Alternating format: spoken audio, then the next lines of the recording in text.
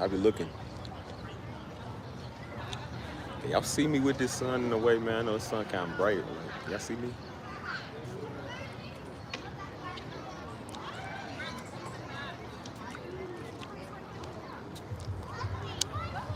Oh, daggone. What y'all think? Y'all think we kind of early or something? And it's crazy how Sunday again, boy. We just went Sunday, dude. Whole another week gone in like 2 days. You know what I mean? It's crazy to me.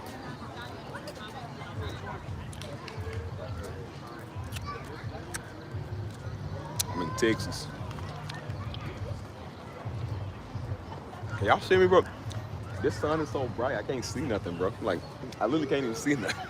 The screen is like river dark. I can't even see nothing though. The sun. It's a good lighting because I can't see myself. I'm so dark. I don't know what I look like. Let me stand back.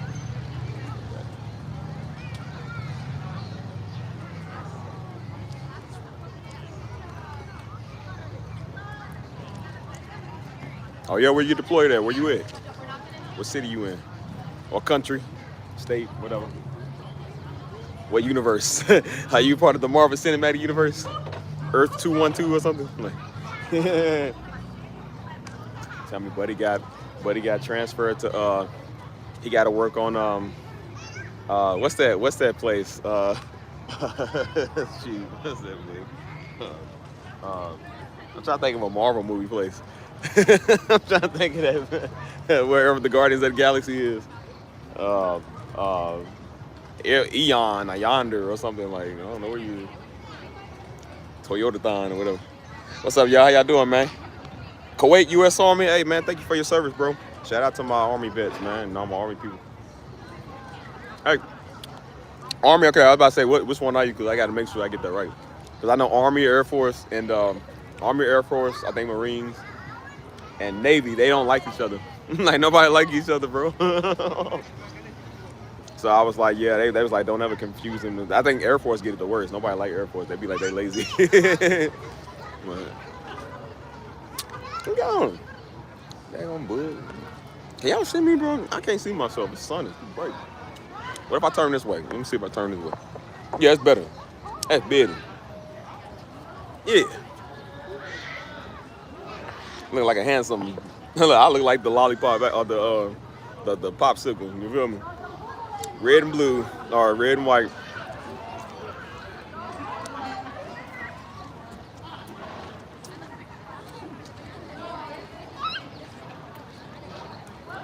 Mm.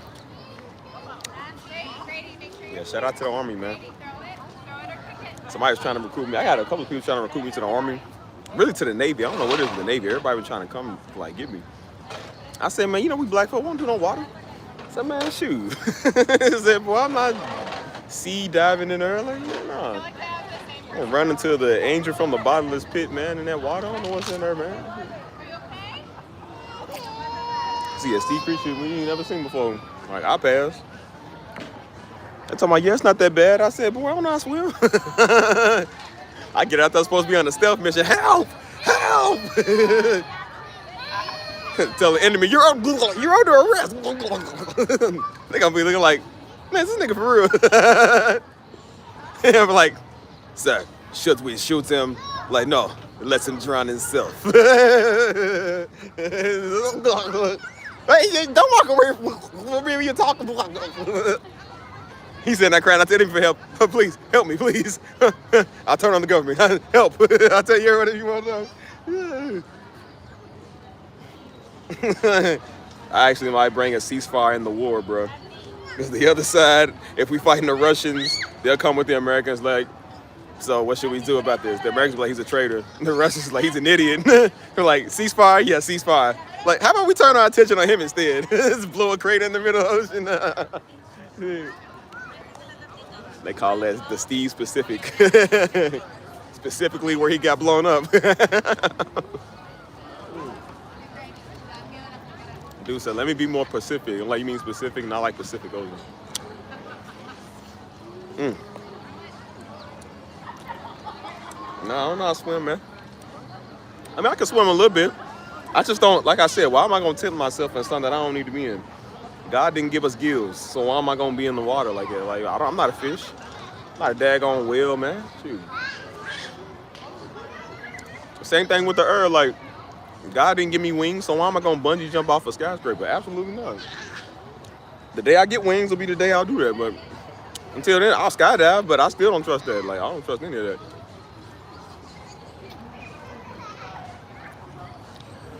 Listen, I love myself. I said, I ain't white. I don't know how to do all that.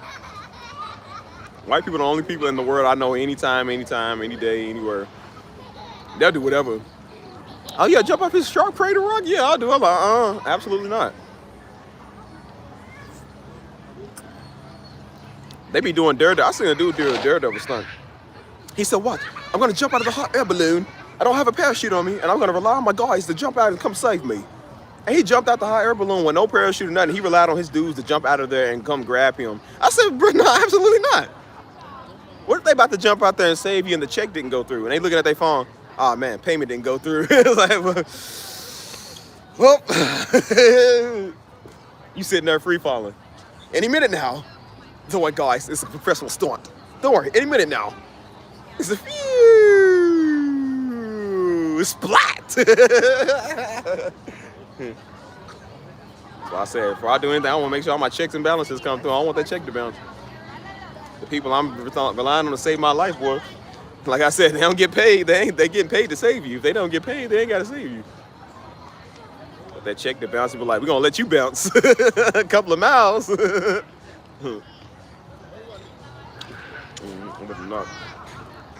I said, I love my life. Hold on. Well, your boy was supposed to have a date today. Somebody playing around. I said, yeah, what we doing? She said, oh, I don't know. Well, I think it was kind of like last minute, you know what I'm saying? So I'm a very non-last minute person either. So he was like, let's just plan for advance. So he was like, all right, we'll plan for advance. She got a busy work schedule. She was like, yeah, she said, I like to know like weeks in advance. Because we still didn't really know where we wanted to go. I said, we know on Thursday. Let's go Thursday. Yeah, it wasn't no like, it's you, it's me type stuff. You know what I'm saying? It was just like, bad timer. Just bad timer. So I said, it's cool, I don't care. Because I had a lot to do today anyways. I went out to eat with some folks from church, you feel me? I'm just out there chilling and conversating and whatnot. And talked to this dude, man. He a new believer. He just found Christ like not too long ago. He found Christ like about 2 months ago. I'm talking about Buddy's gung ho, man. I had to calm Buddy down, man. Buddy's like, I'm ready to die. He said, don't worry, I'm ready to die for the name of the Lord. I said, all right, bro, because he was thinking like, hey, man, like now. I said, no, bro, I don't mean now. I said, hey, man, just calm down, bro. He's serious. He said, it's an honor, man. It's an honor to die for God. I said, hey, that's a good brother right there. I told him, I said, you're right, bro. It's an honor to die for Christ. I said, but it don't mean like die right now, bro. Like he was acting like any day. I said, all right, bro, like we get it. We love to have the mindset we got to go. But I said, it don't mean you're going to go like immediately, dude. Because he was like, what's the point of like, he said, what's the point of doing anything in life, man? He was like, I love God. He said, we love God. So, he said, everything's rigged against us, with the world and stuff. And so I kind of told him, I started spitting knowledge to him, didn't even know him, man. I was telling him what Daddy was telling me, you know what I'm saying? And so I told him, I said, bro, look, I said, my pops always told me, I said, you playing like you got 50 years ahead, like 60 years ahead, but you live like every day your last, you know what I'm saying? And so he was like, yeah, it makes truth. And so I told him, I said, because he was kind of paranoid. He was like, well, nah, like, what if this goes on? And I said, bro, like, you living out, I said, that'll keep you from living out of faith. You'll start living in fear. He was like, bro, that makes so much sense. I said, yeah. I said, I had to break it down to him. I even told him about like how Jesus was like, back in the day, they had to pay their taxes. And Jesus said, give to Caesar what's due to Caesar.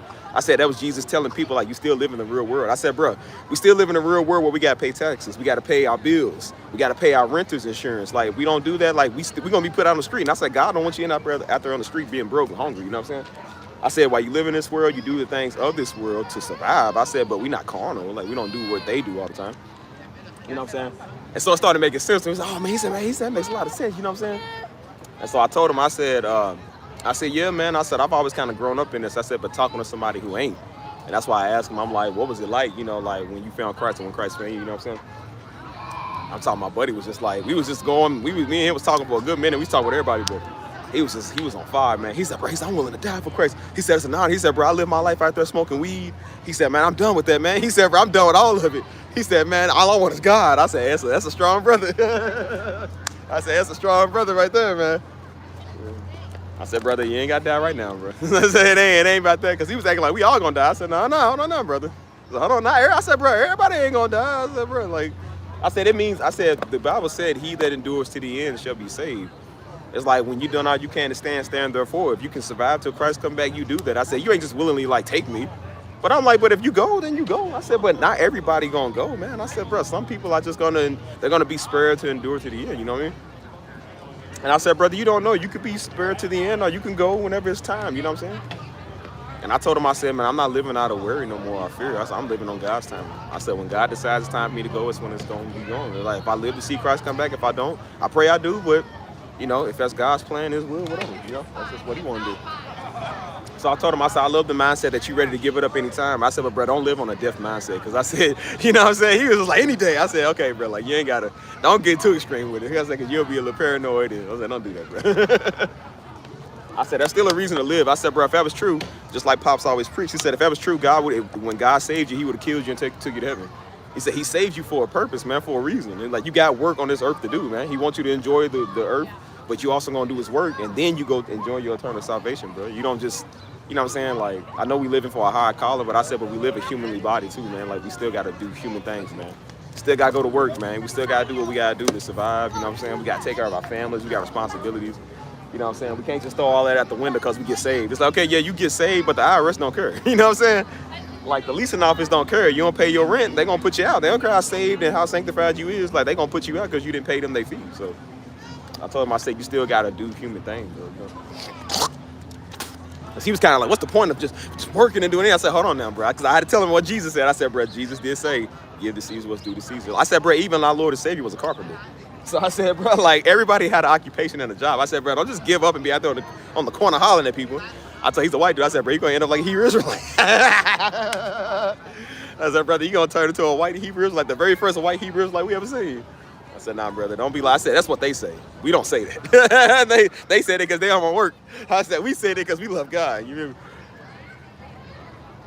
Yeah, I said, nah, I said, look, bro, we're going to fight to the end. And I said, and God forbid, but if we get taken out at that time, man, we get taken out. I said, but, you know, I said, we go out, man, let's go out happy. Let's go out laughing. I'd even told him, I said, bro, I was even telling some of the homies we was talking today. I said, bro, at least people, I said, at least nowadays you'll go out. They got technology that kill you fast. I said, you know, God forbid, but I said, but if you go out, they like shoot you. I said, that'd be so quick you won't even know it. You know what I'm saying? Most people don't even know they got shot. I said, if you got caught in an atomic bomb radius, you wouldn't even know that you got hit because the heat would vaporize you for your mind registering. I told him, I said, do you know back then what they had to endure? I said, man, they was getting hacked with saws, dog. I said, the prophet Isaiah, man, got sawed in half. I said, he wasn't put to sleep. I said, he was alive for that, man. They cut that man in half, dude. They got his hieroglyph on the wall where they sawed him in half. I think they sawed him in half in the Coliseum or something. You feel me? I said, I think some of them was boiled. I said, there was only like one disciple that only died from like old age, man. I think the rest of them all died, bro. Peter was crucified upside down. Another one was crucified. Like, they all, like, bro, like, even the Apostle Paul, man. Apostle Paul got beheaded. You feel me?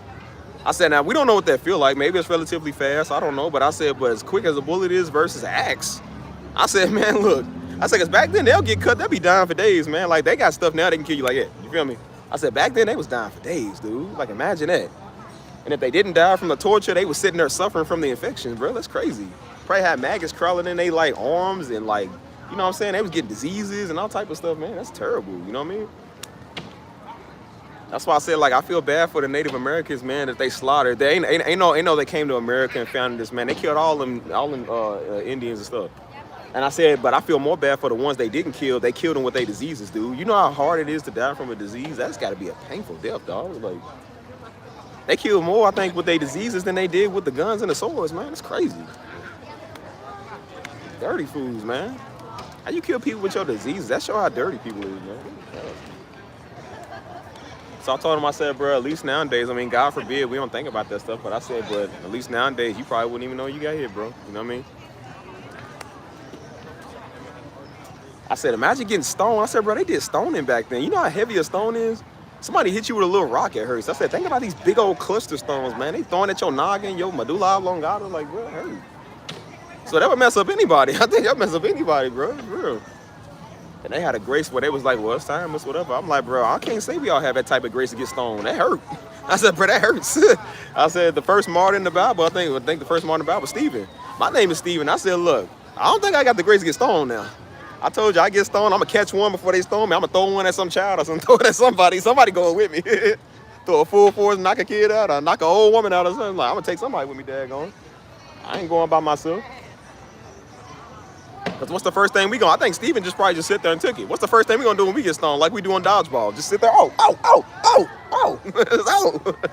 Sitting there trying to matrix it, catch it. Just pow. That's gotta be a very slow, agonizing death too, man. Yeah, man. Dudes probably get hit with boulders or something like that. That stuff hurt.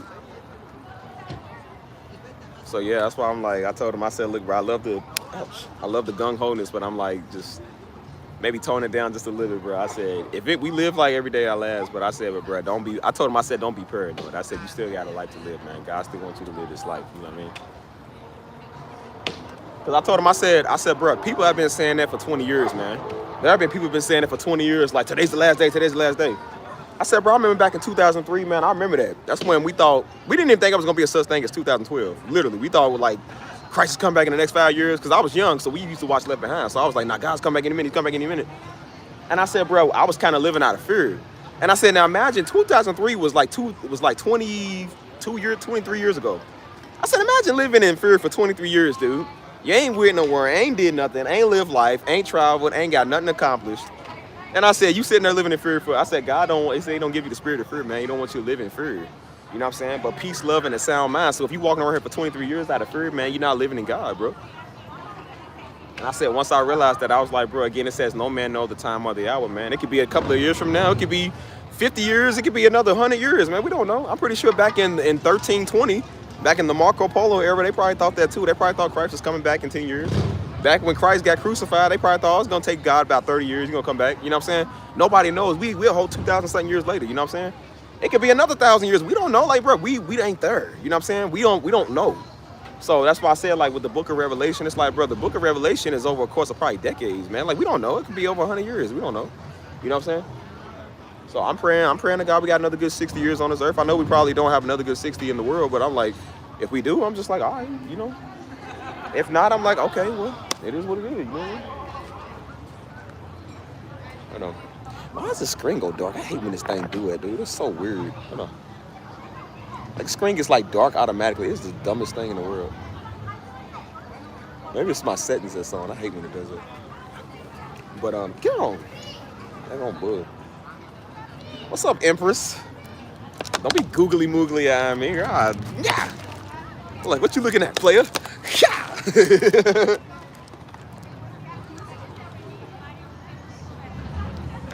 Yeah, but like I said, buddy, man, he was, you know. But I told him, I said, bro, I was the same as you. I said, bro, when I first found Christ, and when I first started living for Christ when I was younger, I said, like, I was the same way. I said, bro, I wanted to tell everybody about Christ, man. We was in the hood, man. I wanted to go outside and tell everybody, you know what I mean? I said, I used to carry my Bible with me everywhere, man. Just tell everybody, you feel me? What's up, girl? How you doing?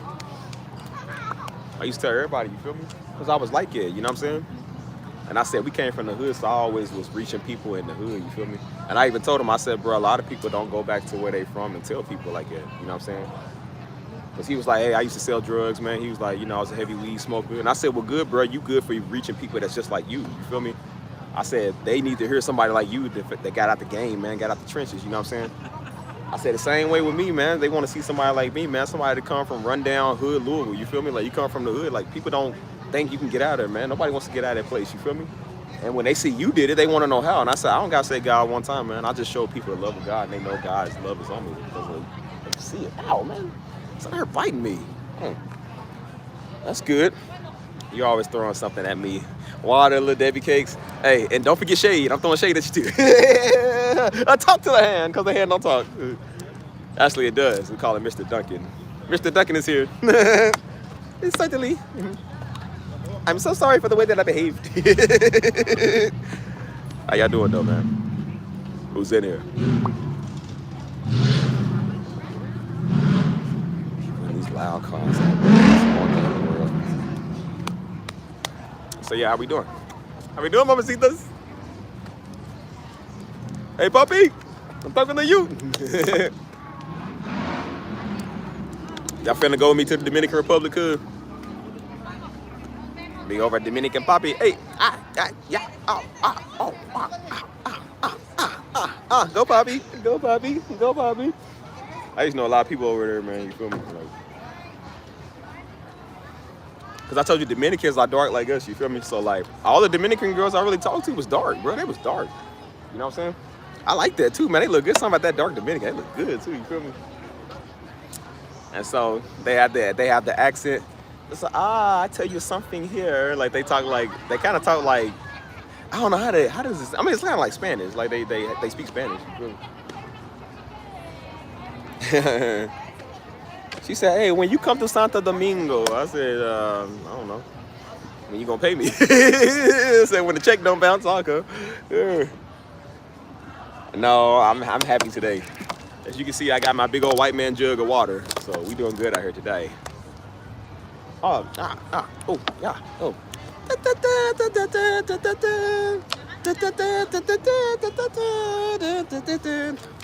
Well, my Johnny Bravo, he's like, hoo-ha, hey, baby. Hey, bro, I gotta calm down. I've been goofy on this live for like the last, 3-4 days? I gotta calm down, man, because I'm gonna get like a noise complaint, bro. I be doing too much, like, be doing way too much. People be out here like laughing at me and be like making fun of me. I don't know. Steve, you ever had Jamaican jerk chicken? Yes, I love Jamaican jerk chicken. As much as I love Jamaican women, I love their chicken too. Shoot. That's why I said there is no woman in the world that I want probably more. I don't mind any, sure, I really don't. But I don't think there's a woman more in the world that I want more than a Jamaican or a Dominican, bro. Honestly. A Jamaican, a Trinidadian, or a Dominican, those are my favorite women in the world, dude. It's just their culture, man. The way they talk, the way they look, the way they style, you know what I'm saying? And the way they cook, bro. Like, and that rhymes too. I didn't mean to rhyme, but bars on top of bars, man. That's why I said, like, I need to know my Jamaicans that know about us, man. You feel me? I was talking to one Jamaican a couple of years ago, man. She was cool. Like, we still cool, but I ain't said it to her in a minute. But she live in Florida, man. You know, Florida's heavy central over there where they at. And so I was talking to her, man. She was cool, man. And she was beautiful, too. Real beautiful. I think her name was Danny something. And so I don't think she had the accent, though. But she was really, I think she was mixed with, like, Asian or something, too. Because she had, like, I don't know, maybe it's just a Jamaican thing. She had, like, the eyes and stuff. She was, like, really, really pretty, man. And so I said, I got to get me a Jamaican to give me a yardie. Got to get me a Jamaican with some braids or some dreads. Live. Me fuera, way. I'll be watching your live streams. Yes, husband. You make me your wife, I'll give you husband. Me, I go to Jamaica. Me, I go to Santo Domingo. Me, I want to make her to go to rice and cookies. You ever been cussed out by a Jamaican? I ain't never been, but I would kind of be interested. Like me, I want to go to be the whites with the bees, with the whites, with the bees, with the I said, girl, are you beatboxing or are you cussing me out? I seen one Jamaican woman, man, she went off on a talk show, but it was so attractive though, because the way she went off. She's like, you don't call her through me live stream, but she was talking so crazy. I didn't know what she was saying, but it was so attractive because she was talking crazy. I said, man, I think I'm in love. The patois. The patois is for y'all. You don't want a Jamaican women. You treat me poorly. Look, I treat everybody poorly. I treat my white friends poorly too. Y'all think y'all niggas is the only ones that's immune. I treat white people terribly, Mexicans terribly. I treat my own people terribly. My own family I treat terribly. Girl, I treat everybody terribly. I told y'all what y'all don't understand is that, bro, white people don't like me either. So I'm a few between both of y'all. I'm not for black or white. I'm gonna make y'all come together in racism because I don't like none of y'all. So this family, the coworker asked me if I like Mexican food. I said, of course I do. I love all different ethnic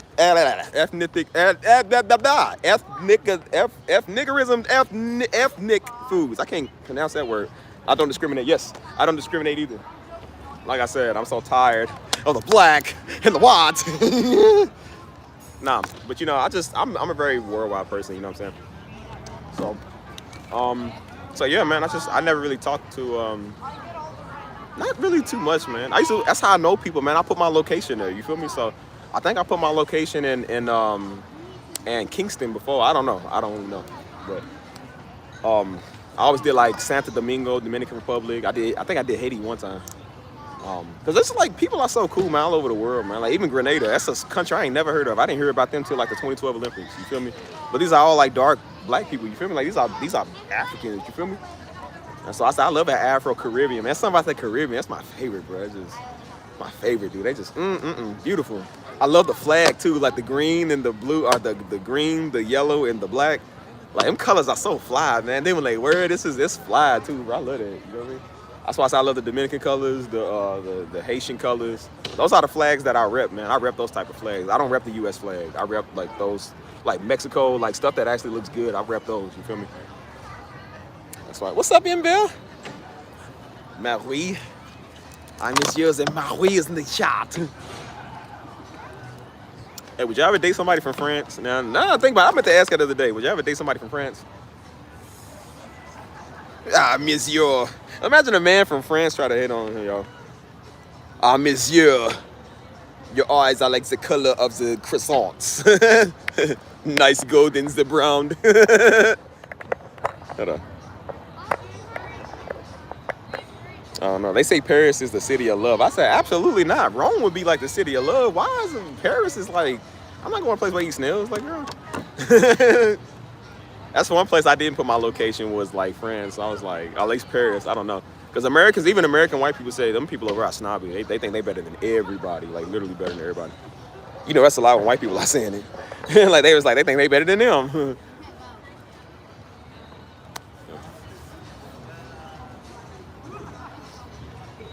Nah, you be talking like Pepe Le Pew, the little skunk from Looney Tunes.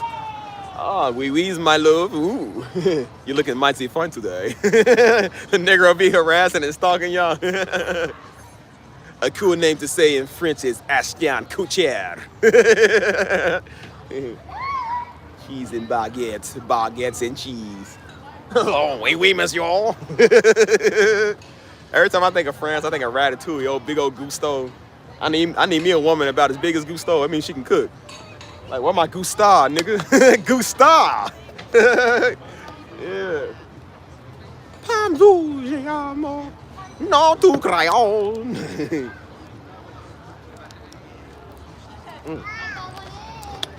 That's why I said I'm gonna take y'all around the world. Steve is sampling.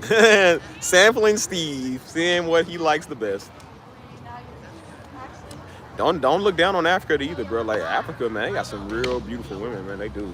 Like they have some real beautiful women.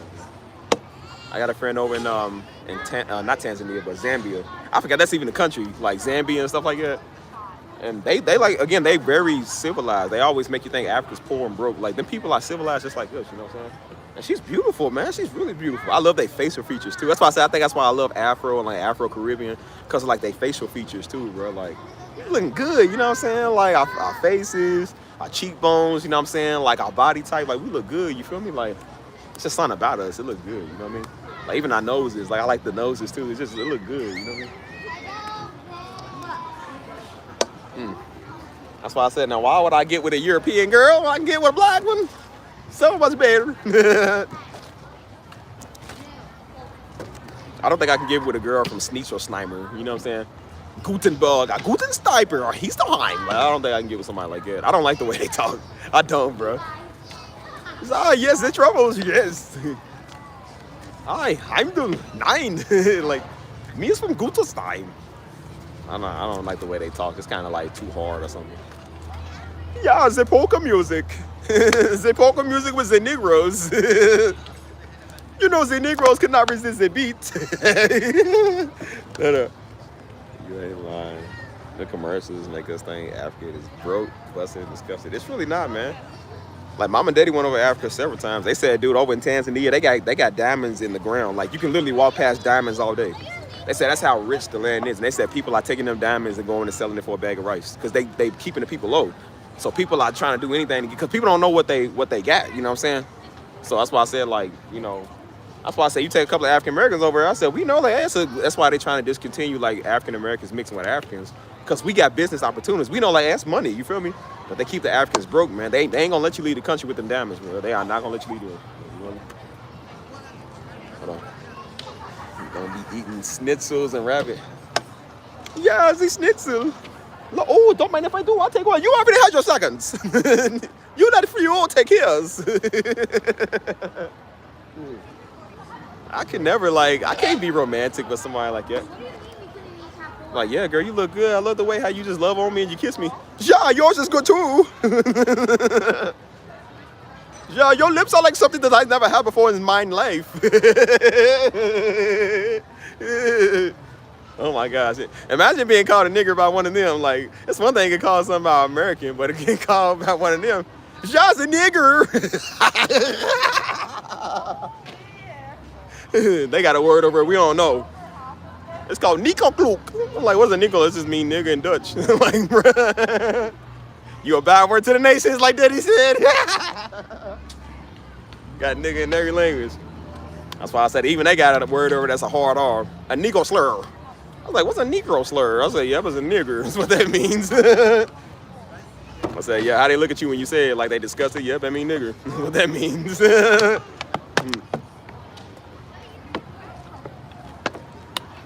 I said, well, you know, that's why your language ain't attractive anyway. Like, neither is you. Can't get with somebody that does polka and the dun, dun, dun, dun, playing the tuba. Those are the only people I know that play the tuba and think it's sexy. It's not sexy playing no tuba. You only play the tuba when you following somebody around, like for money. Like dun da da da da da da da da. Then they fall. Boom. That'll be $60. Yeah. Yeah, imagine getting one of them.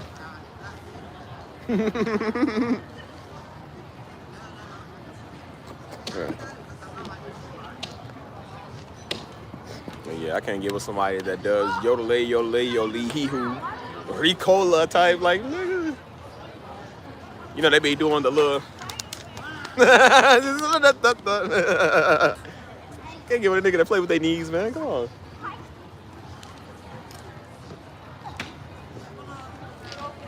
That's why I say you look at the Jamaicans. That's why I say I love African stuff, man. Like, I love they sound, bro. I don't know if it's just me, but I love that African sound, man. Like when they start doing like they love tribal, like they love tribal music. Not tribal music, but like I guess it's just African tradition. When they be in the background, ah, yeah, yeah, yeah, yeah, yeah, I'm on my way, like they got like that. It is beautiful, man. I love that. And so I seen like where they do something. It was like a school over in I forgot exactly where, but like I guess they do like something like traditional dance. And like they do like dance and they start off slow like oh yeah yeah yeah and then they start like breaking it down. I said, bro, I love that, man. That's beautiful. I love that stuff, man. Like it's like yeah yeah yeah. And Africans got something that's like they got a beat what we ain't got. Like even Mama and Daddy went over. They said they Congolese type music. They got a beat we ain't got. It sound like it's off beat, but it's not. It's just how their rhythm goes. You know what I'm saying? So that's why they stuff like do do do do do do do do do. They got like an extra beat in there that you can't catch. You like, what is like, bro? What is that? You feel me? Like. It's like, ah, yeah, yeah, yeah, yeah, yeah. That's why I say I love Afro beats. That's all. Oh, and then they stuff is like really happy sounding. You know what I'm saying? So it always sounds happy. So you don't know what they say in the background, but they probably praying on Abdagon, the water god. You feel me? But it sounds beautiful. You don't even know. That's why I say I try not to chant their stuff. But I be sitting there like, ooh, yeah, ooh, like, ooh, yes. Yeah. Yeah, shout out to my Afrocentric people, man. Shout out to them, you feel me? So that's why I say I try to rep more of those type people, you feel me? Like, I'm not repping no American nothing, man. Like, every time you see American, who you think of, man, these little snobby Trump people. That's exactly what you think of them. You don't think of an African that came from Africa to America. You don't think of a Polynesian American, an Indian American. You think of them Negroes, man, you feel me? So that's why I tell everybody, man, represent your culture, you feel me? It's the only country in the world, man, where a nigga get mad because you fly somebody else's flag. It's like, dude, that's what makes the country great is that you got all ethnicities here. I don't know about you. I don't want to live in a country with only one race, dude. I don't like that. Like, I couldn't live in China. There's only Chinese people. I can't live in Mexico. There's only Mexican. Like, I want to be around somebody that's all type people, man. I don't want to live around all niggas. It's called living in Louisville. So I'm like, I don't want to live where there's only one people, dude. I want to live where there's multiple, like, cultures and stuff. You feel me? I said, I love all cultures. That's what brings us together because we all from all over different parts of the world. You feel me? So that's why I say I got love for Russians, man. I got love for Cambodians. You feel me? I got love for Haitians. You know, I got love for everybody all over the world, man. Even Snitcher man. I got love for them. Well, if that's even a race, I don't know what race you call them, but a Snitcher Heimendal, like I got love for them. Oh, Heineken bottle, I got love for you, feel me?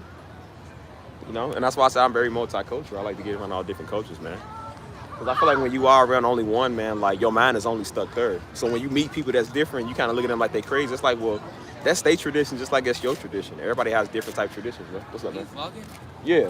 Live stream on YouTube. Oh, live stream? Yeah, live stream, yeah. Can I flex my watch? You flex your stream for the people. It was $5. You said that like that's like a whole 40 bands or something? No, it's $5. I'm old money. You silly. Yeah, YouTube live stream, yeah. How much people? I got 5 in here now. It's kind of early. Usually I get about 20 or so. Yo. Yeah. They be watching from all over the states, the world, channel? stuff like that. What's up? What's your YouTube channel? Simply Steve. Yep. I be out here all the time, so y'all probably gonna see me a lot. I'll be out here all the time. All right. I remember you. Y'all too, man. I remember. Anyways. That's why I said I love like Congolese music, man. You ever heard like African Congolese music? Like they got this beat, man. It's just like do, do, do, do, do. Like it's those Zamoon Food type beat. Like it's beautiful, man. I love that. You feel me? That's why I said they are people. They don't even need like no instruments or nothing. They just out there singing and chanting and just doing da da da. Ah yeah yeah yeah yeah yeah yeah yeah yeah. Ah yeah yeah yeah. And they just out there making noise just like with themselves. They got the most beautiful harmony in the world, dude. That's why I said, how can you not see these is like people of the Bible, man? These is God chosen people, bro, for real.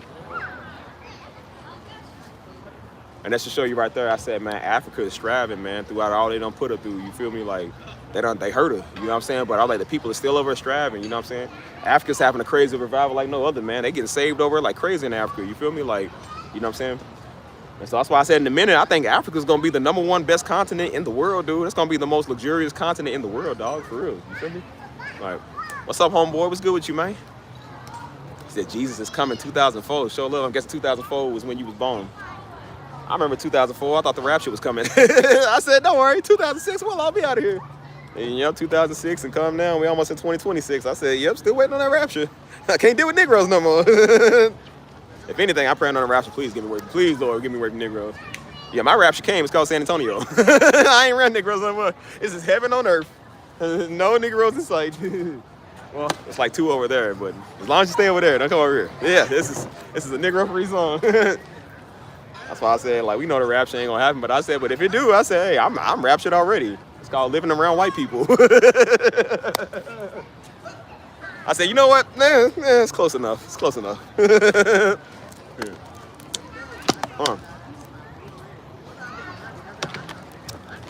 Yeah, shout out to my black, man. Shout out to my Africans, my Haitians, all my tribal people. You know what I'm saying?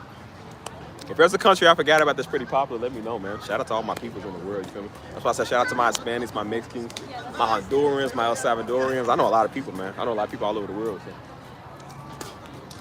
So yeah, that's why I said if you see my friend roster or everybody that I know, like I got a little sample of everybody, man. Everybody cool, you feel me?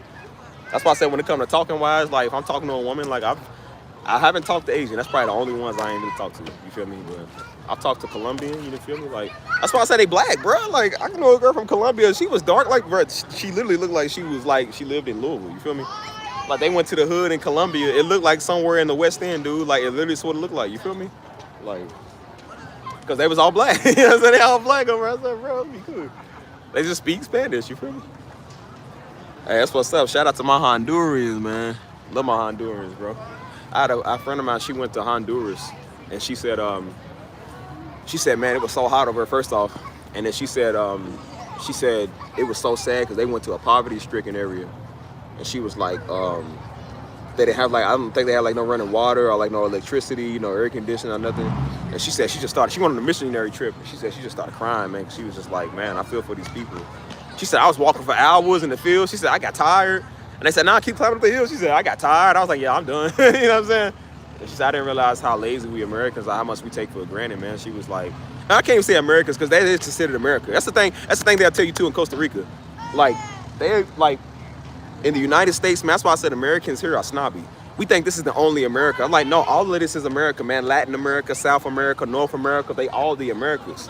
So down there, they'll call it the States because this is really called the United States of America. Not just America only. This is the United States of America. That's Latin America, and then that's South America. It's all America. Dude. Like even Canada is America. You feel me? And I said, you know, we the only ones that think we matter. You know what I'm saying? And so that's why I said we be doing such a disservice, man, to them. Like that's disrespectful, man. You know what I'm saying? And so I'm like, no, those are Americans too, man. They just not North Americans, but they Americans. You know what I mean? Garifunas? Is it Garifunas? I don't know how to say that. Yeah, shout out to Black Asian. Hold on. Are you a Black Asian? Shout out to my Black Asian. I had a boy, man, he went crazy for some Blasians. All that man talked about was Blasians, dude. That's all he talked about. I said, bro, you talk about them more than you getting them. Just go get them. He was like, you remember the ones we seen back in 2012? I said, bro, how many years ago was 2012? I said, bro, I told him, I said, dude, do you even know if they was of age? Because that was 2012. Everybody looked kind of young back then. I said, bro, we was about, how old was I in 20? I think I was about like 17, 18. And he was talking about these 3 Asians we seen at this one outdoor concert we went to. And I said, bro, that was, first off, that was like over 10 years ago. And I said, second of all, I said, bro, how old was they? You don't even know how old they was, bro. Yeah, nigga talk about that like it happened yesterday. I'm like, bro, that happened like over 10 years ago. I said, now, if they was 15 back then and 10 years later, I said, okay, they are way above the age. I said, but bro, like, why you talking about, I don't talk about a girl over 10 years. I don't talk about a girl over 10 days ago. I'm like, bro, nigga don't talk about a girl over 10 years ago. He said, bro, they was cold. I said, I didn't know they was the only exclusive Blasians in the world, bro. Like, come on. I said, bro, just put yourself out there. Reddit got a community for everything. I'm pretty sure they got a community on Reddit for Blasians, Black Asians, or Black Arabs, or whatever, you feel me? I said, bro, just get on there and see it. Dating apps got it. I said, bro, you can always choose your preference. He just talks about it. I said, brother, you doing a lot of talking, man. You doing a lot of talking and no working. Now, I ain't never had a Blasian, but that's one I would like to say. I like, you know, I need me like a Karachi Chan or something, man. You feel me? Like, oh, they beautiful. Even the singer Shansia, man. Shansia is Jamaican and Korean. Like, she's beautiful. Oh my gosh, she's beautiful, dude. Like, super beautiful. And then she talking like that, like they have the accent. I love that, man. I'm gonna teach you some patois. Yeah. So, girl, you better stop it. You gonna make a nigga fly to Japan. Oh, I said Japan. Jamaica, that's what I meant to say, Jamaica. Look, I forgot my places and my states and countries. Say United States of Japan. Shoot. Anyways, who's here, y'all? Let me know who's here. I'm just sitting there talking. Such a gift.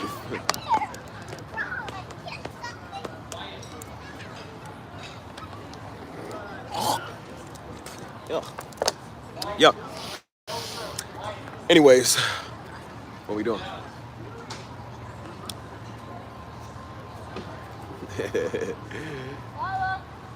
Yeah, don't mind me. I'm just, hold on.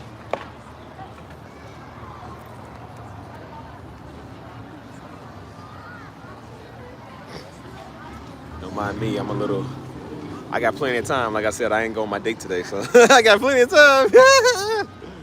I got time. I got time today, cuz. Like, I didn't have time yesterday, but I got time today. I feel great out here today, too, so. Why am I telling y'all? I didn't like y'all going on a date. I ain't telling y'all who I'm talking to, man. Man, y'all business. Why y'all asking all the questions? Y'all would love to see who I'm with. Watch me talking all this black empowerment to get with the whitest of the white. Get with the whitest white girl in all of Montana. I was like, no, this nigga did. We be making like low-key racist TikToks about how she love her Mandingo. I was sitting there like, yep, that's me now. Like, you can't talk about Black Lives Matter, nigga, or you with All Lives Matter on a platter. Like, bruh, come on. Over in the kitchen making Ku Klux Klan crunch cakes. Now on the scale of making Willie Lynch mini dishes. Hey, man.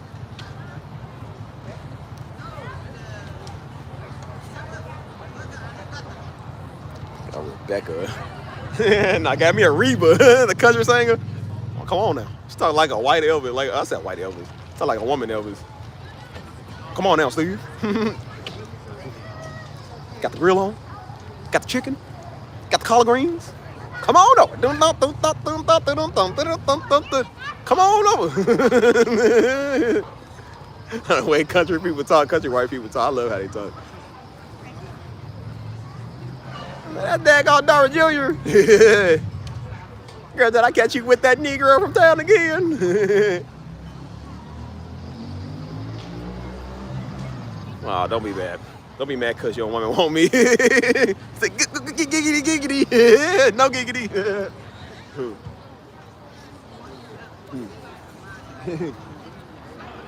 Like who else but Steve Meyer? Hey, Steve Meyer, Steve Meyer. You never really know what he's gonna do next. Hey, Steve Meyer.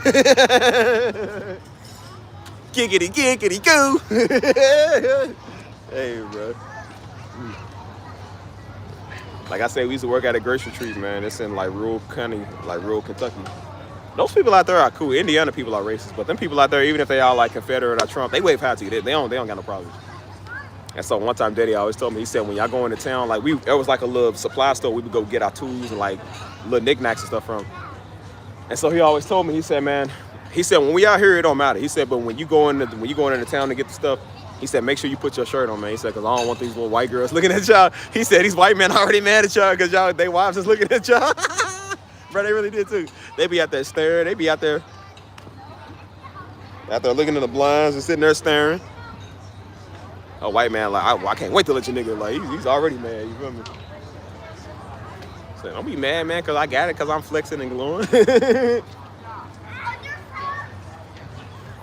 He said, yeah, man. He said, don't mind these white women out here. I say, hey, man, stop. There was sometimes I'd tell Daddy, like, Daddy, chill, man. Come on, like, stop. I said, they're good people. Come on. They could be Hebrews, too.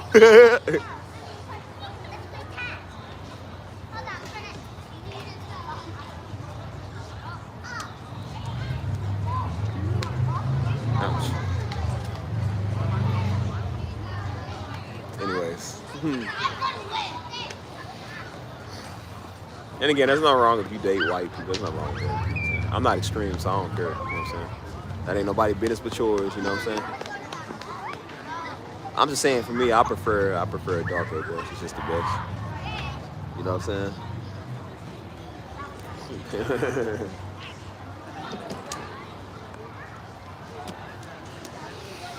Oh, man. Anyways, what's good with y'all, man? Okay, like, y'all don't want to say nothing. Y'all just sitting there watching me. Y'all ain't gonna be watching me for 3 nights in a row and not talking. Come on, man. Y'all be killing some of the momentum, man, in these streams. And I be like, hey, y'all come talk.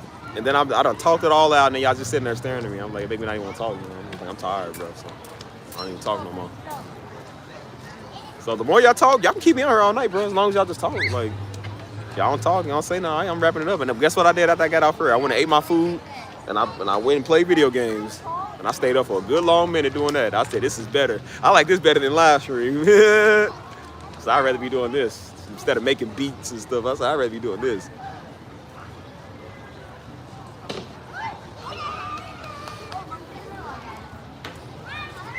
So I love my chocolate thunder. So girl, don't you wanna, don't you wanna. Shoot, nothing wrong with it. Like I say that's some fine Mexicans over there walking like, yeah.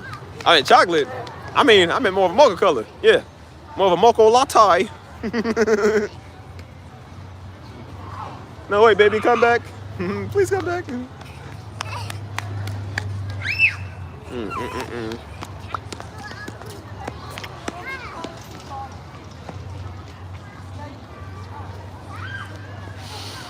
Oh. Come on, y'all, let's start a conversation. Let's talk. What's up? What it do? What it is? What's up? Get off of me. Dang. They're gonna bugs on. What is this, like bugs something? I keep like shooting or something. Let's talk, people. What it is, huh?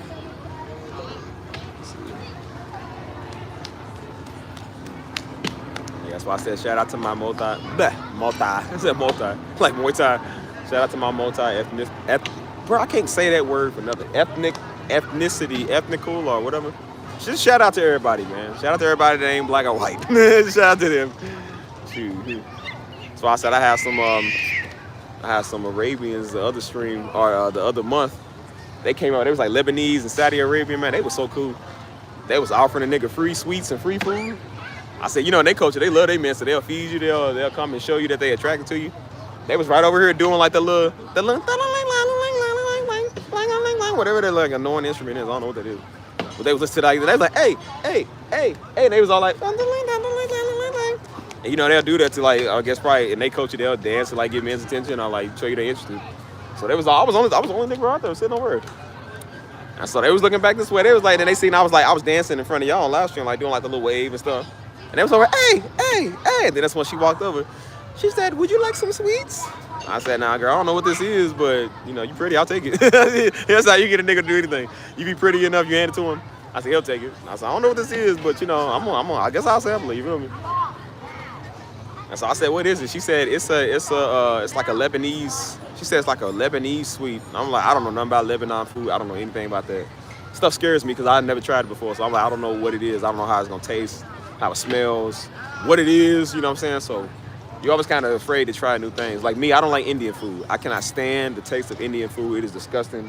It stinks the way they make it. I don't like it. Like, that's one Asian food I will not eat, dude. I do not like it, bro. Like, I stick with Chinese food. That's it. Chinese and barely even Japanese food. Like, I don't like all of that stuff, you know what I mean? So they gave me all these sweets. Then they had like cheesecake was like the only original thing they had. They had like some chips and cheesecake. And then it was like some type of like beef cake or something. It didn't look that good. I'm not gonna lie, it didn't look good. And so I was like, I was nervous to try it because I'm like, I don't know what this is, man. And I said, I don't know what y'all made this out of. I said, look, y'all, people be nasty. Like, bro, I don't trust nobody cooking. If I ain't see you make it in front of me, I don't trust nobody. So they was like, yeah, did you like? I said, I ain't even tried. They gave me so much stuff, bro. Like, they just kept coming. She came a second time, gave me some more stuff. And then she said the two little girls come over to give me some more stuff. I was like, bro, they just give me all this food. I'm like, bro, dang. This is like it's an offering for their man or something. Like, here you go, honey. I'm showing you that I like you. And I was like, dang, bro. And she's like, yeah, she wanted us to come over and give you some more stuff. I was like, she, huh? I said, she? And so I told her, I said, how old is she? They was like, oh, that's my mom. They was like, she's like, and you know, she's a little older. She didn't look that older. She looked good. I said, what about them? She's like, they're about 19. She said, the other one's like 20-something. I said, I'm 20-something. I forgot I'm 30. I was 30 at the time. I said, I'm like 20-something. I was like, yeah. I said, I ain't never had a Lebanese. I had like Saudi Arabian, I think, before. But like, not like a Lebanese or something. They are beautiful. Oh my gosh, bro. People are beautiful. That's why I said the world is so big, man. Like I said, I don't know how I feel about like their food and customs and stuff, because I don't really do that. But you know, attraction wise, yeah, like, but I can't eat your stuff. You know what I mean? Like unlike Italian or Mexican, you feel me? Like, we all know they food, so it's like, okay, we used to that. You feel me? But somebody that's like Indian, I don't like Indian food. I just don't like it, bro. It's just nasty. I had it like 2 times and it was disgusting. So you need other vaccine. You need certain vaccines when going to other countries. I don't think a vaccine gonna help you from food that just, well, even if the food is 100% healthy, like, it has some type of yogurt with like nuts on top of it. I was like, it did not smell good either. It didn't. She said that's a dessert. It didn't smell like a dessert. I'm like, I don't even smell good. And she's like, oh, you like? I said, yeah. What about Indian tacos? No, I don't even know what those are. What is it? I've never had any of that stuff. Again, I don't eat that because, again, I had it one time and I just didn't like the smell, man. I don't like it.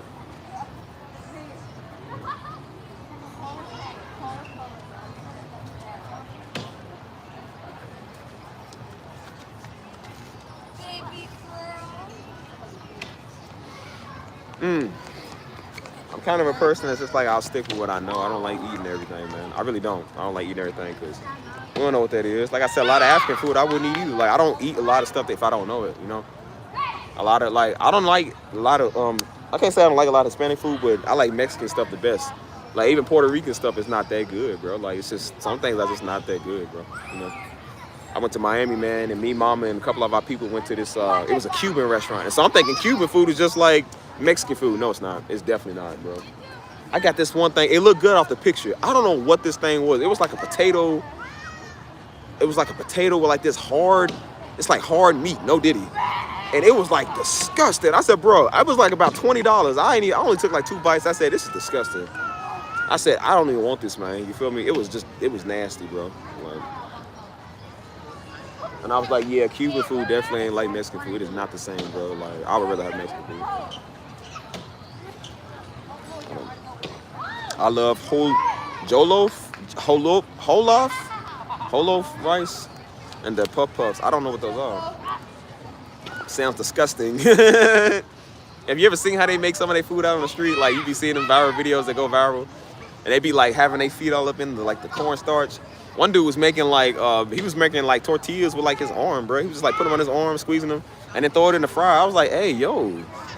I said, bro, that's like disgusting, bro. They be making like these mysterious goop scoops and like it don't even look good. I'm like, bro, look, ugh.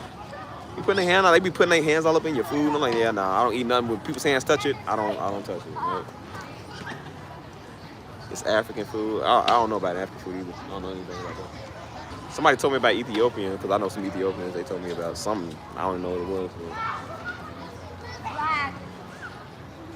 I don't know. I feel like I'd be scared, bro. I'm gonna stick to my chicken. I'm gonna stick to what I know, bro. Cause I don't know. I feel like what if you get food poisoning too? I remember one time we ate this Chinese food. It was back like 06, man. We went to this Chinese restaurant and they had a lot. It was like a big old buffet of Chinese food. We all got sick, dog. Like, I don't know what they put in that food, man. Stisha got sick the worst, man. She was throwing up for like a whole day and a half, dog. I didn't throw up, but my stomach was hurting like bad, dude. Like, we all felt sick. We don't know what it was we was eating, man. Like, we ate some other stuff we ain't never really ate before. We probably ate cursed food. Ain't no telling, bro. Like, ain't no telling, nigga. I mean, Stisha threw up for a whole day, man. And some. She was just sick and sick and sick and sick. Her being sick made me want to be sick. Like, it was disgusting. I was like, yeah, you can't eat everybody's stuff, man.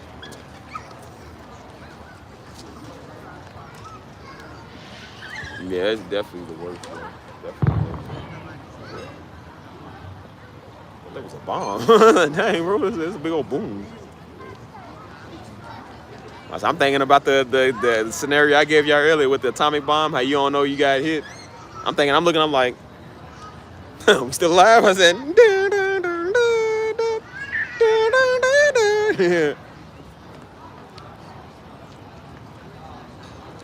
Sesame Street? Is that what they say? Sesame whale? No. I ain't never ate whale before, but I'm sure with a couple of seasoned salt and some Frank's hot sauce, it's gooder than the mud. Like, anything good with Frank's hot sauce, with seasoned salt. You know, Negroes put anything on anything, bro. We like, I don't know, we eat a whole tire, bro. We put some hot sauce on that tire, delicious, boy. Tire ain't need no extra seasoning. It wasn't too ripe, wasn't too hot. Like, it was perfect. Niggas eat anything. Seasoned salt or hot sauce, put it on there. That's why I said I'm trying to train myself to eat dog food. Cause I said, we ever get in a famine, boy, shoot, I need to buy a whole bunch of kibbles and bits. Oh, a bunch of steakums, bacon strips. I said, boy, bacon strips ain't nothing but real bacon. They be giving dogs real food. I said, boy, I'm about to be bacon strips for a bacon strip. Shoot. Ain't nothing kibbles and bits. That ain't nothing but our old time Captain Crunch in the morning. We just pour a bowl of that, pour some milk in it. Ain't nothing wrong with it. It was the same thing as Lucky Charms, bro. All you do is just pour. Hey, I'm convinced kibbles and bits are just Lucky Charms in dog form.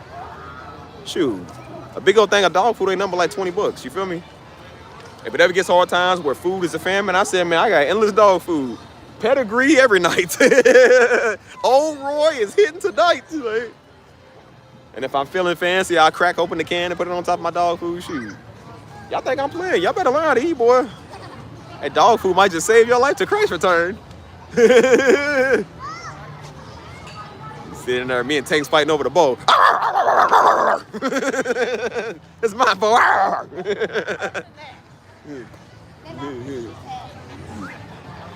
I said, you had your turn. Move over. Oh my God, dude. And if all else fails, I'm gonna use Tank to. If there ain't nothing else to eat, I'm gonna plump Tank up with the kibbles and bits, and then when it's time, I'm gonna eat him. I'm gonna prop him in the oven. I'm a old yellow here. I'm sorry, old buddy, but you know, I need to survive.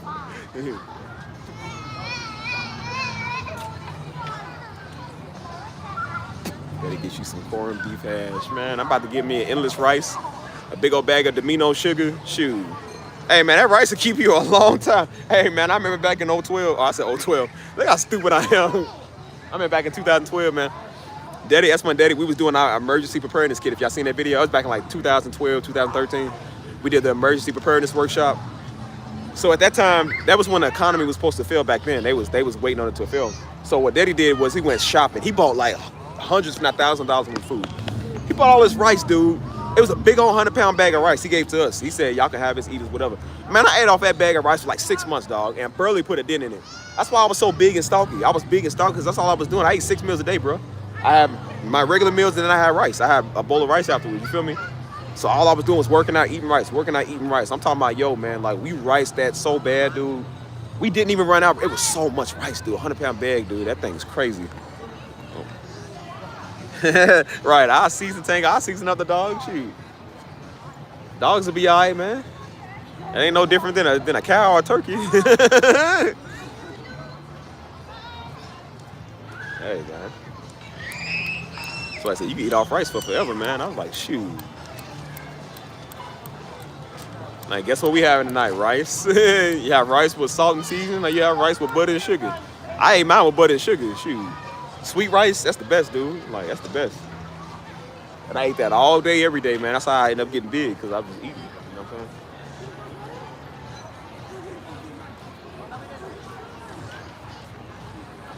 So I say, I better start eating them Meow Mix, kibbles and bits. Like, shoot, you better stock up on that. Ain't nothing wrong with it, man. Ain't nothing but like off-brand generic cereal. That's pretty much what it is.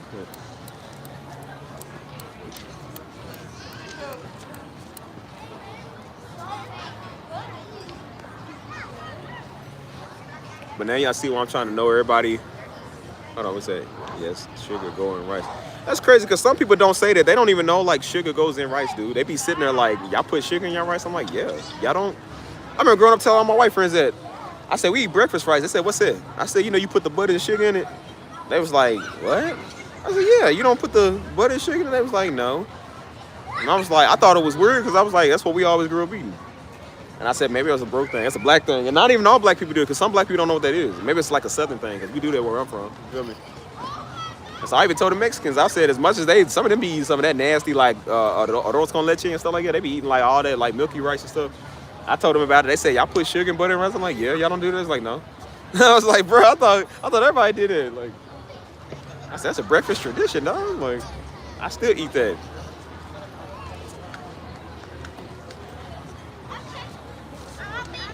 Bread do go crazy. That's why I said I still eat a whole bunch of that. I still got rice and sugar in the crib, man. Like, I eat that all the time. You put sugar in our grits. Some people put like pepper and salt in it. I don't know. I don't think that's good with pepper and salt. That seems nasty. You gotta have it sweet, you know what I mean? I like my cheese grits, bro. My buttery grits.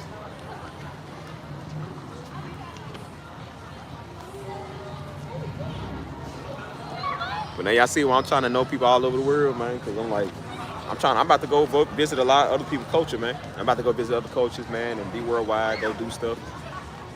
And I'm like, God forbid, but I said, when the world goes to hell, I said, I need somewhere I can lay low, man. Steve did a lot of talking crazy. I said, hey, man, I need to make sure I'm safe. I talk crazy to Negroes and white people all day. Yeah, I'm in the Himalayas somewhere you can't find me. Location unknown. Up there in the Tibet mountains, like, yeah, I dare y'all niggas come find me now. I know the niggas ain't. The white people will, but I said the Negroes won't. Because they ain't got no money. They ain't leaving. If it's in the city, they ain't leaving. Like, yeah. So I be out there with the Chinese people. I said, man, shoot. Be on top of Mount Everest. The Negroes' worst fear stirs. Climbing to get to white snow. Yep, they don't want to do that. Yep. It's too cold. White people, they daring. They'll go 55 days looking for me. I said, Negroes give up within the first 2 hours. Like, nah, he know what he did. You know, if I see you again, you know what's up. Like, so, yeah. I was even thinking about like going places over like Russia and stuff, man. Like I like over there, you know what I'm saying? Like I like some of their scenery, you feel me? I just love all areas of the world, you know what I mean? Like I don't think there's a place in the world I wouldn't go, like, you know. So I don't know, I want to see a lot of that, you know what I mean? Definitely want to see a lot of that.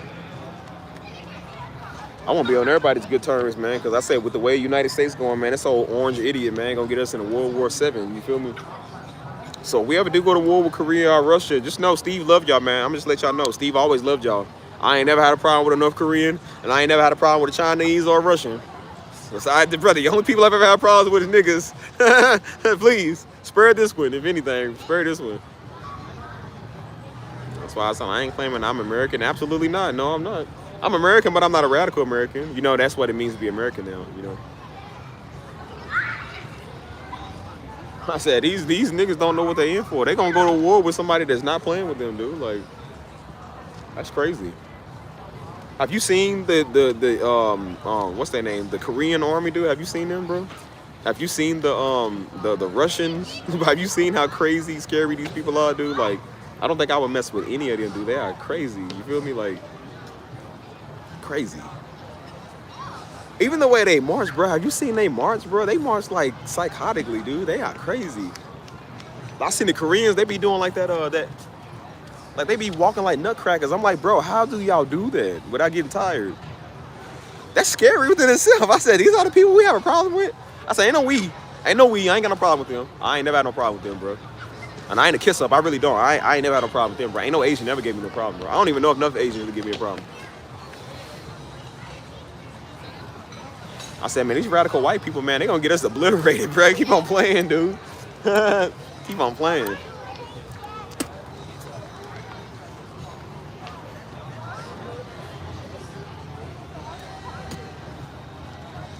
Imagine if they all came on one accord and wanted to wipe us all out, bro. That's crazy.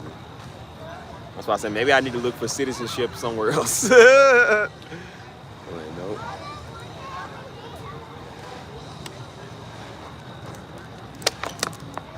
We don't know what's gonna happen in the next few years, man. We don't know what's gonna happen in the next few months in this country, but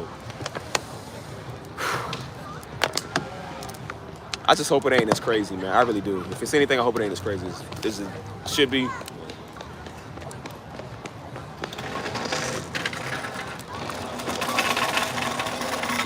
Hold on.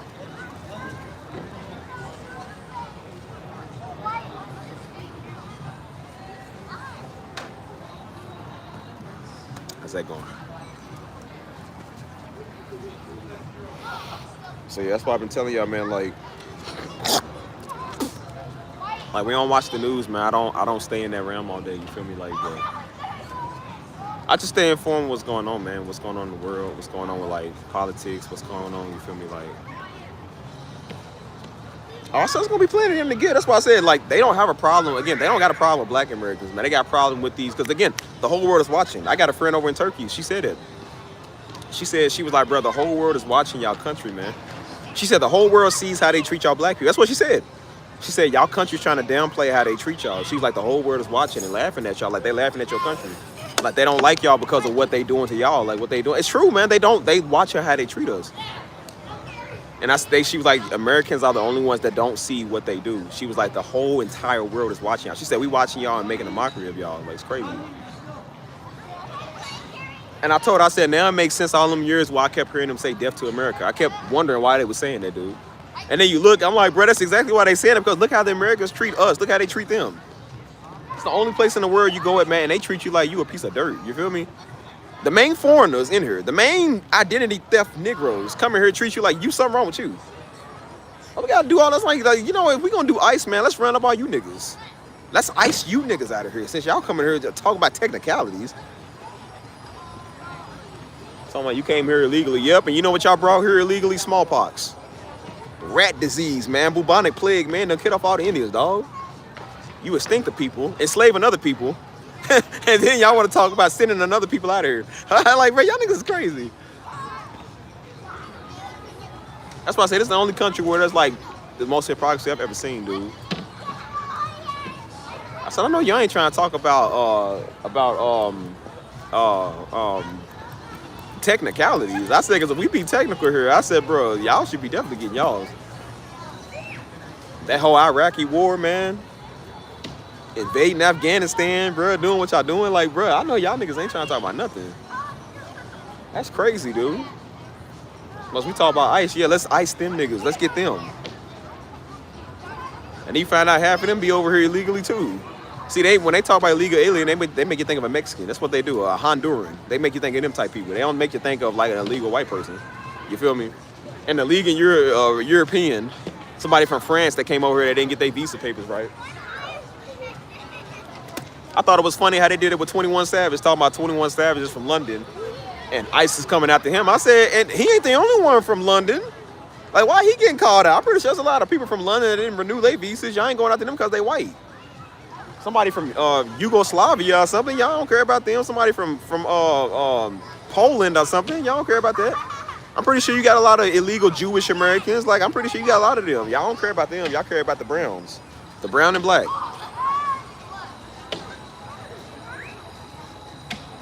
Be honest, man, I think ICE was created for y'all, bro. Honestly, Homeland Security was created for you niggas. Like, I said, as much as they want to talk about this whole black fatigue stuff, I said, boy, we got a white national terrorist in this country, dude. Even the FBI knows it, man. They know that these niggas are planning a big domestic terrorism. They know that, but they not gonna do nothing about it because, again, they white. They don't care. They don't care about that stuff. But they trying to label Black Lives Matter and any black organization as a DEI terrorism. I said, bro, this is the craziest. That's why I said the most hypocritical thing I've ever heard in my life. Not the marching Klan army that you still got out there. Not the little box boy truck dudes that's hopping out of box trucks harassing people. Not the one to lynch a nigga crew. Like, they're not them people. Not the ones in political suits sitting there making laws. Not the ones that got a Klan mask on their face because when you take it off, these are our cops, our judges, our school teachers, lawyers, lawmakers. Not them people. Not the ones that want to go back to burning crosses and burning Negroes. Not them type people. You want to label Black Lives Matter organization as a terroristic thing. I'm like, y'all niggas is crazy. Negroes got the right to talk about Marta Salvatrucha. Man, what has MS-13 ever done that bad as what y'all done did? Man, please. I ain't worried about no MS-13 member. I'm worried about your nigga members. That's what I'm worried about. Your white members is going to do something crazy. That's what I'm worried about. Why is everything else a terroristic threat? We blamed the Iraqis. We mad at the Iranians. We mad at the Asian people. They didn't want to brought COVID. The Mexicans are here illegally. They the drug dealers and everything else. Y'all ain't talking about mad. Y'all definitely mad at us. But y'all ain't mad at the, like, that's crazy, man. That's why I said when Trump said that, he was like, let's start killing people that hold these drugs. I said, you know, you don't kill a lot of your people because y'all the ones that got the most drugs. I said, does he not know what he's saying? Does he not know what he's saying?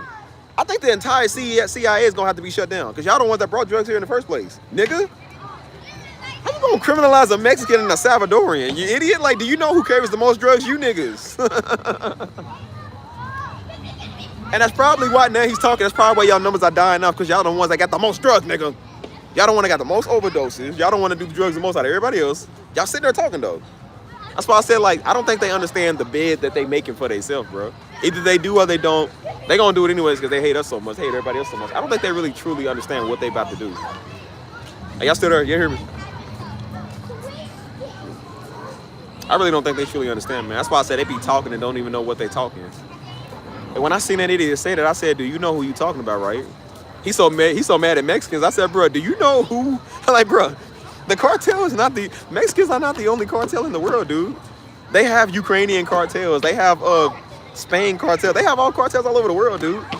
These are people of all ethnicities, dude. They have white cartels, man. They carry drugs like everybody else, dude. I said, bro, do you know what you about to do? Like, I said, he's trying to wage war on, like, everybody, man. Like, this is crazy, man. And then he's going to end up waging a war on his own people. That's why I said white people ain't going for that either. A lot of them is not backing this Negro. That's why I'm like, bro, this crazy. It's country crazy, man. Just the way they abuse everything, man. And I said, y'all worried about the wrong thing, man. You're worried about the black drug dealers and the Mexican drug dealers. Well, worry about your white drug dealers, man. Worry about that. Why you worry about us? I had a white friend, man, like, she's cool, but I'm just like, you realize, again, I don't think I know a white girl that ain't never did cocaine, bro. They all did it. This girl used to have drugs all the time, dude. She was on, like, almost all the drugs, except, like, heroin and, like, that like, meth and stuff. Like, she never did that, you know. Wouldn't be surprised if she would have. But all the, like, mushrooms and speed and all that ecstasy, all that stuff, you know, that's the stuff white people do. I don't know a nigga that do speed. I don't know too many niggas that do ecstasy and all that stuff. I don't even know that, you know. No, white people, they love the shrooms. It's something about them shrooms they love, man. They just love that stuff. And she's like, they love getting high. She love getting high all the time. And I told her, I said, you know what's funny? I said, imagine if they got a radio call talking about they got a local drug dealer, somebody that's holding dope.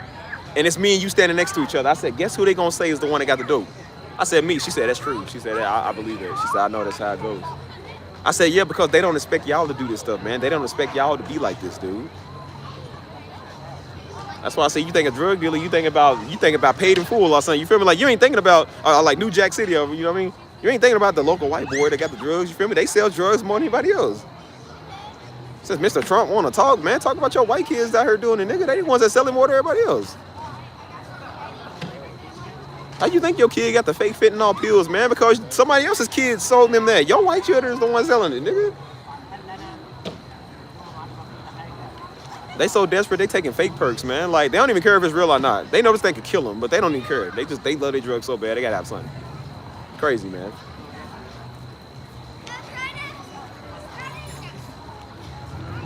Hold up.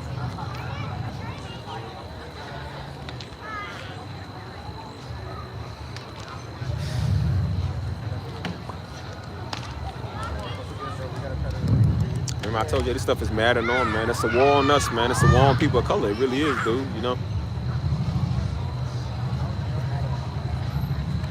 And remember when I told you when you got offended people, it's not just these little weird Hebrews on earth, all little weird internet weirdos. I said you got offended people everywhere. Some of these white people stay offended too, man. They so busy worried about us being offended. They don't even see their own self, man. You feel me? Like I said, just like we call it the pot calling the kettle black, I said it's the bread calling the whale white. Like, it's pretty much how it is, dude. They so busy stuck on us, they not seeing what they doing, man. And I said they destroying their own stuff and destroying their own communities, dude. But they so worried about us. Ain't enough niggas to be in y'all white communities to destroy nothing, man. Like, come on, dude. You ain't never seen a Negro go to an all-white community and buy it all up, throw them all out and evict everybody. We ain't never did gentrification, bro, because we ain't got the power to do gentrification. That's real racism right there. As much as they want to base it off of not liking somebody for their skin color now, because now they talking about DEI and stuff. Like, boy, it ain't no racism. I said, boy, racism is having the power and ability of economic control, man, where somebody live at. You being able to take a whole community and say, I don't like them niggas over here. I'm going to throw them all out and build a snack room over here. I don't like them Koreans. I'm going to make it hard on them. I'm going to make them go over there. Stay out of my area. What do you think white flight mean, man? I mean, all them white niggas left. What do you think the red line of the red zones was, man? That was where niggas couldn't go at. And they want to talk to you about color and racism. That's why I said, I'm glad y'all eating y'all words now. I'm glad you eating your words now. And now people are red zoning y'all out of their stuff. Now they don't want y'all in their communities. They don't want y'all in their organizations. They don't want y'all in their movement. Now they want to talk about not like. I said, you can't talk about not liking somebody for their color or economic control racism. I said, because y'all niggas are the worst. Negro still got the power to keep a Negro down. They sitting there talking about some racism based off of color. They talking about white people are experiencing racism too. I said, you don't know what true racism is, man. What Negro hung y'all from a tree yet? Who set y'all on fire yet, dog? Who stopped y'all economically for years and years? What Negro put drugs in your community for y'all to fail, man? What black folk or Mexican put a system in play to make sure y'all couldn't endure? That's why I said y'all got the system working for y'all. Y'all Negroes still in out there on dope. You still end up out there on pills, man. That's the difference between us. I said, it was already known that's hard for us to make it. I said, but y'all got it made for y'all. And y'all still end up on dope.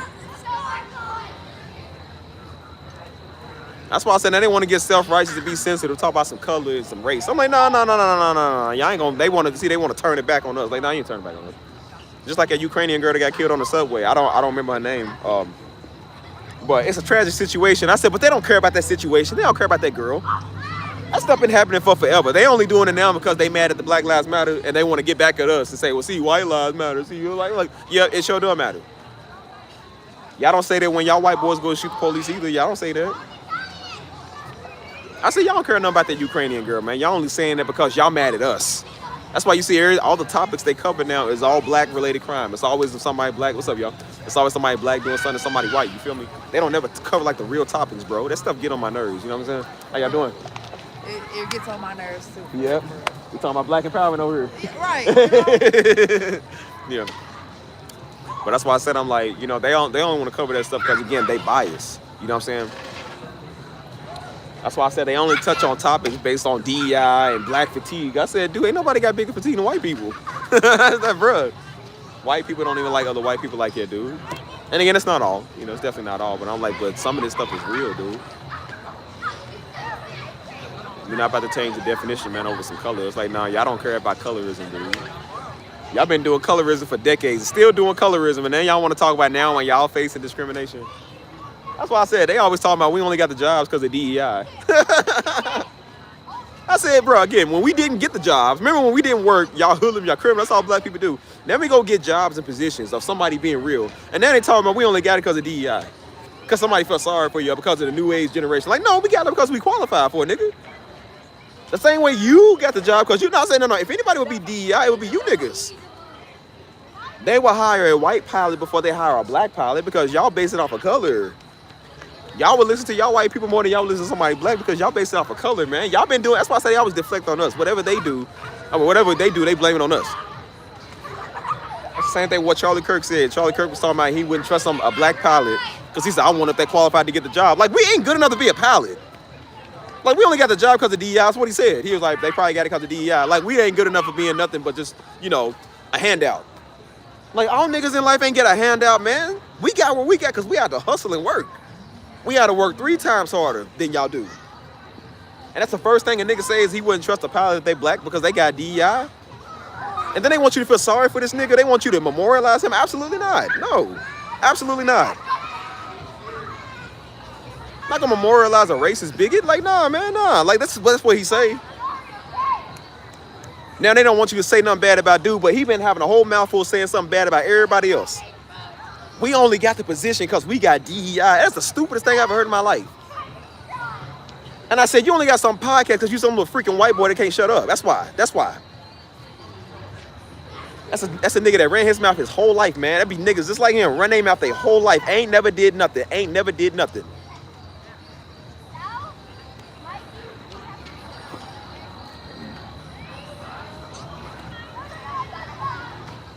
I say, y'all the ones that be getting a slap on the wrist, dude, with the judicial system.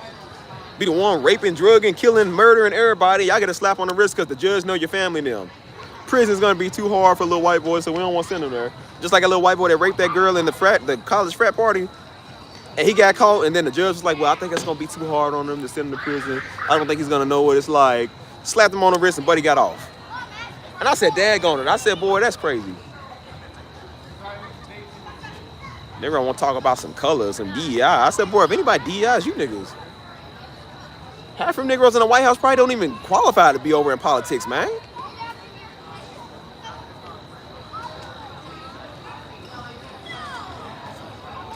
Yeah, they're the best at it, dude.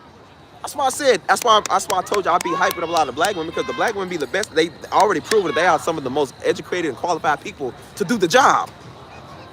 Everybody, that's why you think when it comes to security, they want the black men. The black man is the face of security, man. Everybody can respect dude, man. Ain't nobody gonna try dude, man, because they scared like he's the face of authority. The black woman is a smart, educated one. They would rather talk to her because she knows what she's doing. She's good with people. That's why when they talk to them, they say she's funny. What black women are funny. They relatable. They have a sense of humor that everybody's like, oh, I like her. You know, like, I like her. She's cool. You feel me? And it's not no bragging points, but it's like we outrank them in certain stuff. Because no freaking DEI, man. We got what we got because we had to work.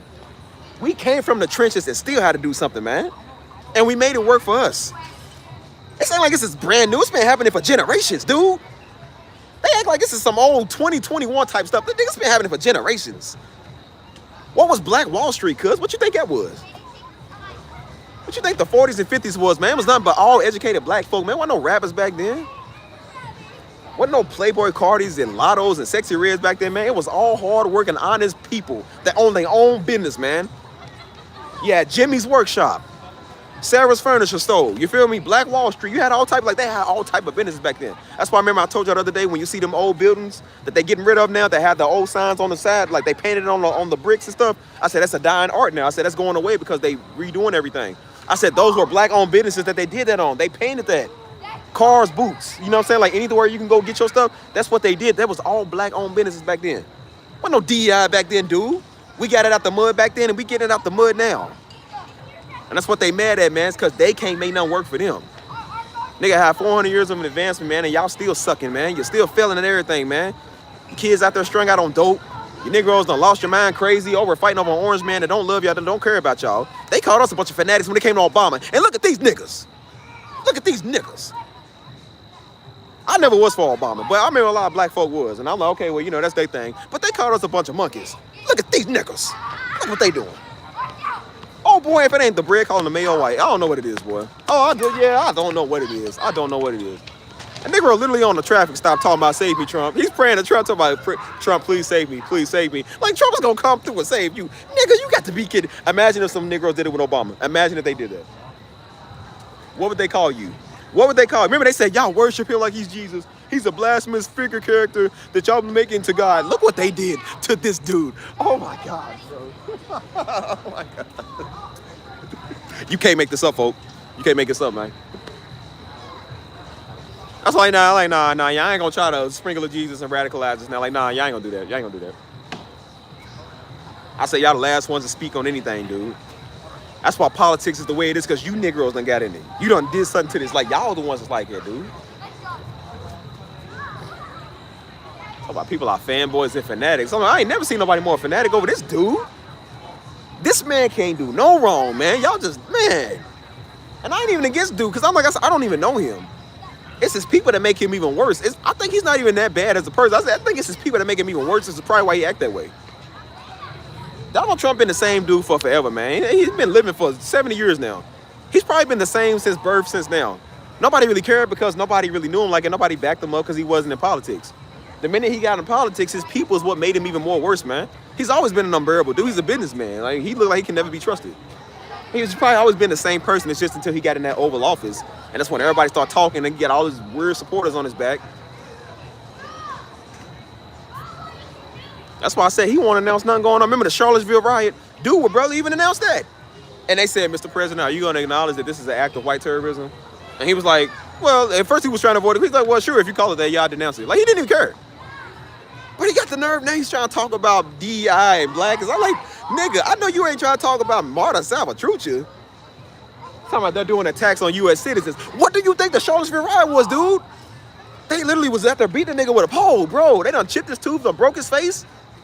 I mean, this is crazy. And I said, y'all won't call yourself a terrorist, man. That's crazy.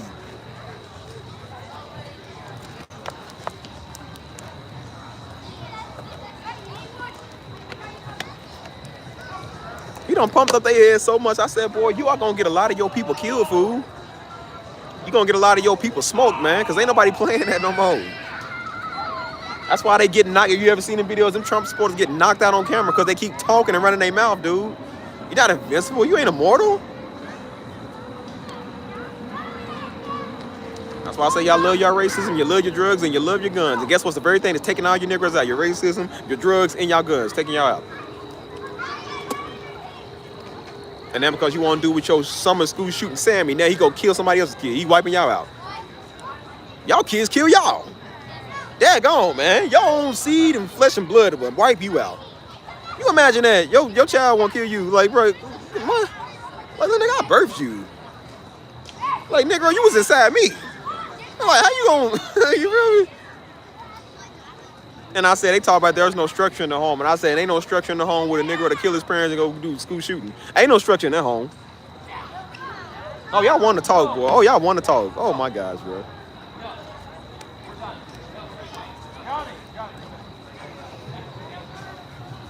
That's why I say, y'all going to be real shocked, boy. You keep messing with these Latinos, keep messing with these Negroes. You're going to be real shocked, dude. That's why some of them want to be ICE agents, boy, because they bullies.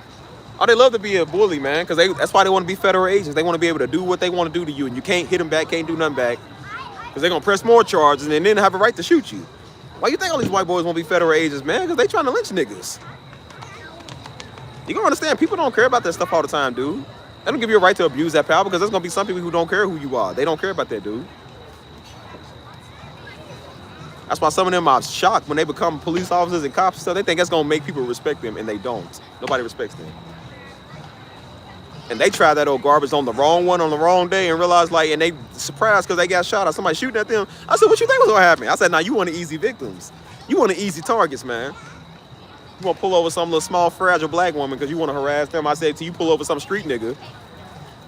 I'm like, you do know black women can be gangsters, too. Some of them ain't stupid either. Like, some of them are really, like, from the streets, dude.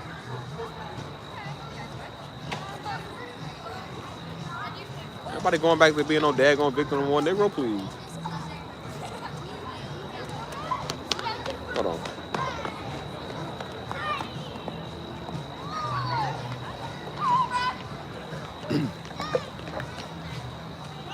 That's why I said, like, some of them, man, I'm like, you know, y'all need to stop speaking on stuff y'all don't know, man.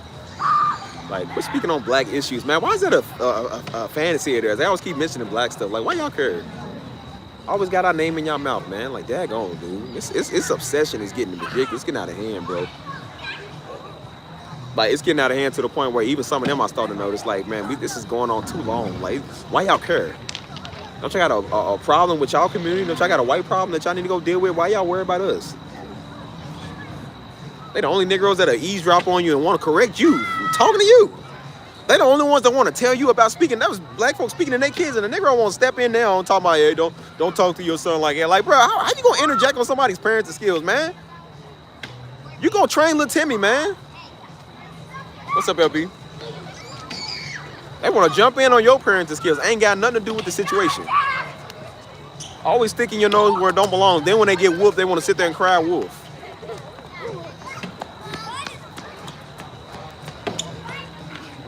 I think it's mighty funny how some of these white folks try to tell you how to handle a situation. Like, you got some right to talk about how to handle a situation. All y'all BLM, y'all just out there tearing up stuff and setting stuff on fire and looting everything. And then guess what they kids do when their favorite hockey team loses? Guess what they kids do when their baseball team loses? Go set stuff on fire and loot and tear stuff up. They have a riot, they call it a college party. That's what they call it. Oh, it's just kids being kids, a college frat party. They're shutting down the block. We have a block party. We ghetto. We hoodlums. When a nigga TP in the house, man. A nigga know toilet paper costs money, man. We ain't wasting our good toilet paper on somebody's house. We ain't egging nobody's house, man. Them eggs is gonna last us about a whole month, man. That's enough scramble to last a nigga for a whole month. Why we gonna waste stuff that we bought? Niggas is cheap. They not wasting their stuff. They kids go egg stuff, TP stuff, set stuff on fire, throwing fireworks in people's houses.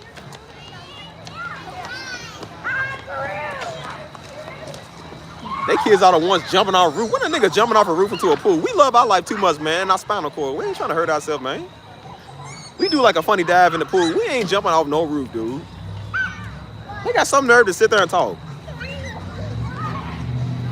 Oh, it was just a wild frat party. We do something ghetto. See, they staying up all night playing loud music. I'm like, and guess who your kids play when they go to these parties? All the Wayne them. All Chief Keefer and them. That's all they play, dude.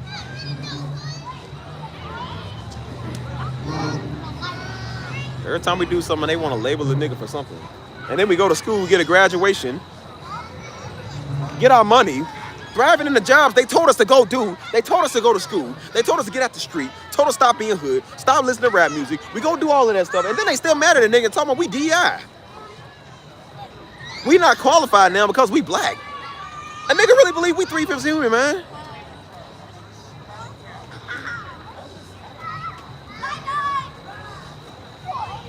That's why I said the fact they memorialize a nigga, man, that talk down on people all day, bro. All that nigga did was talk down on people all day. Dude have some of the biggest white supremacy talking points in the world, man. All the nigga did was talk down on people.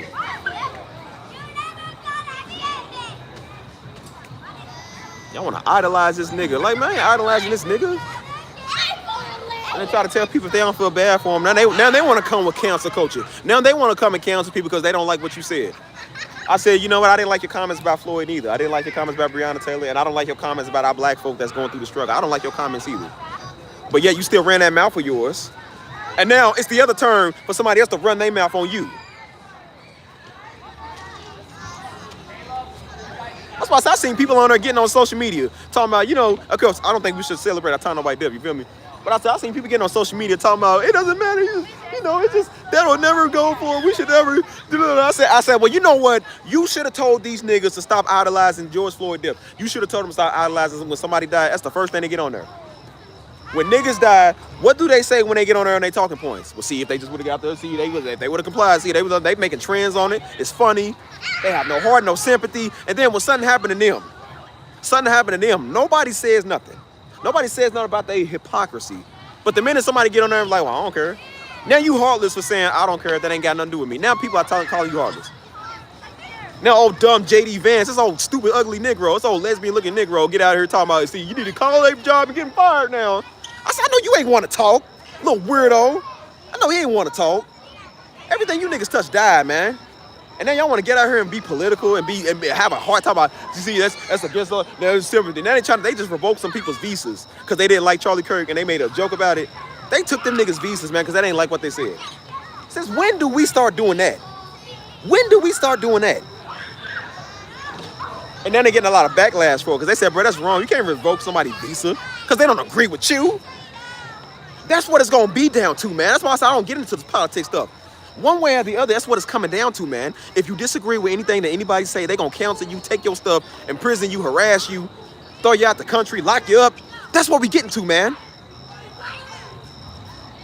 I ain't bowing my knee to Charlie Kirk, nigga. He wasn't even a politician. Dude was a podcaster. He bowing down my knee to no nigga, man. If it ain't Christ, I ain't bowing my knee to nobody. That done made this dude God righteous, man. Man, please. Devil sure is a lie, boy. Who falling for that? Yo, people, that's who falling for that. Bro, the nigga even said, they clip. That's why I said be careful what you say. Because people go back and clip what you said. Dude is literally on there talking, man. He said, yeah, I think that he said, unfortunately, some people are just gonna, he said, we need a lot of the stuff that's going on. He said, some people's deaths are inevitable. He said, some people just gonna have to get killed. That's what he said. He said, some people just gonna have to get killed, whatever. Look how the words ate him. Look how the words ate him, dude. And now people are going back laughing at dude because you talk too much, man. Why you think people gonna feel sorry for somebody who literally just said that some people need to get killed? He said that, bro. So who's going to feel sorry for Buddy?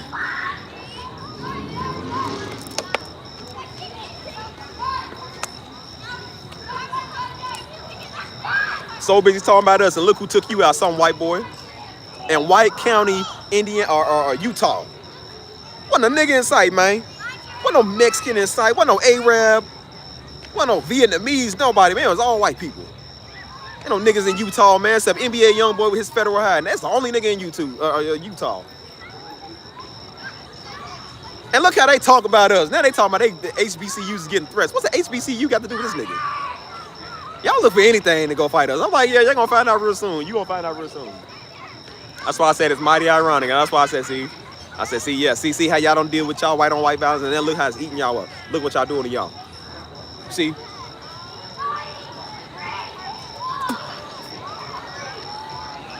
You get some old bozo out here, man. Some old gorilla white boy looking nigga. You get out here making a rap with Charlie Kirk. That's the weakest rap song I've ever heard in my life, dude.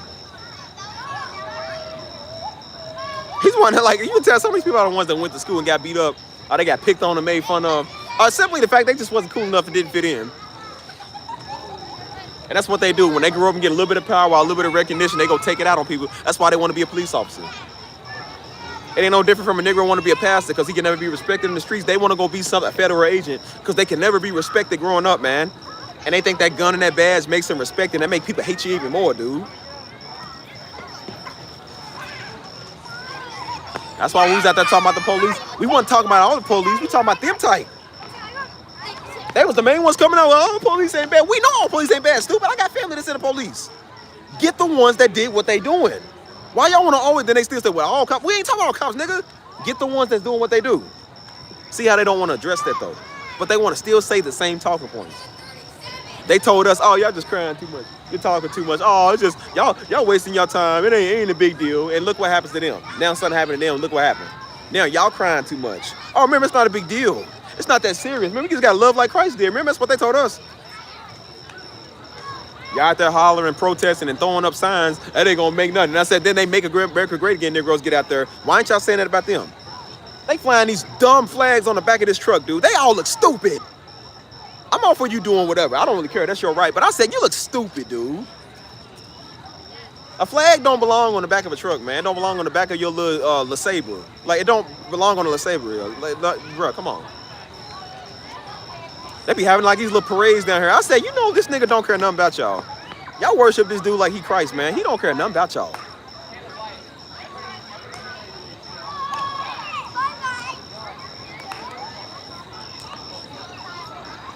Crazy, man. So I said, who's gonna feel sorry for people like that, man? And that's why now that a lot of them got a drug problem, nobody cares, man. Nobody's caring about it. That's why I said, be careful who you make enemies, man, who you don't like.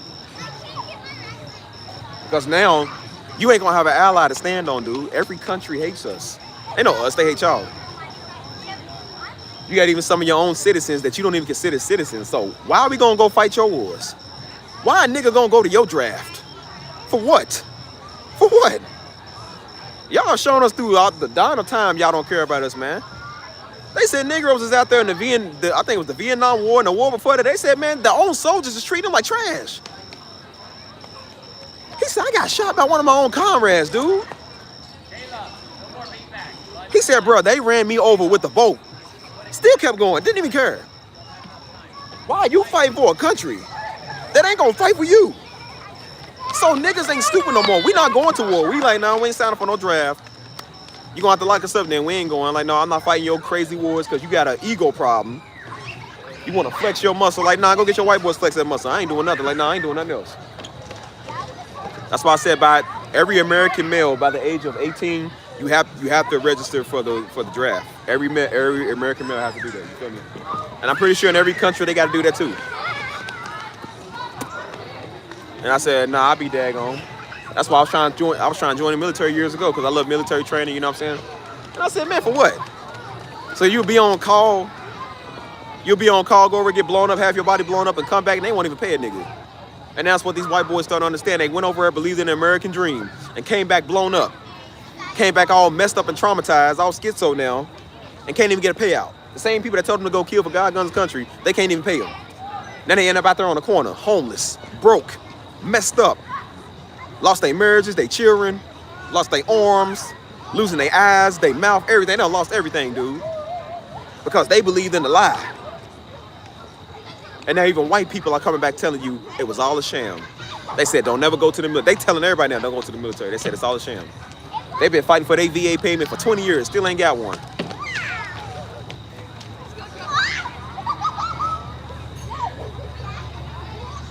Crazy. But I told you, that's some of their judgment though. See, that's what they thought. See, that's what they thought they was gonna do. They thought they was gonna go over and Call of Duty fools and come back a U.S. hero. No, you ain't. No, you ain't.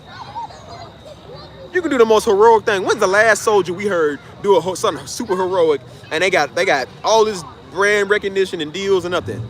You know who's gonna take the credit for that? President Trump.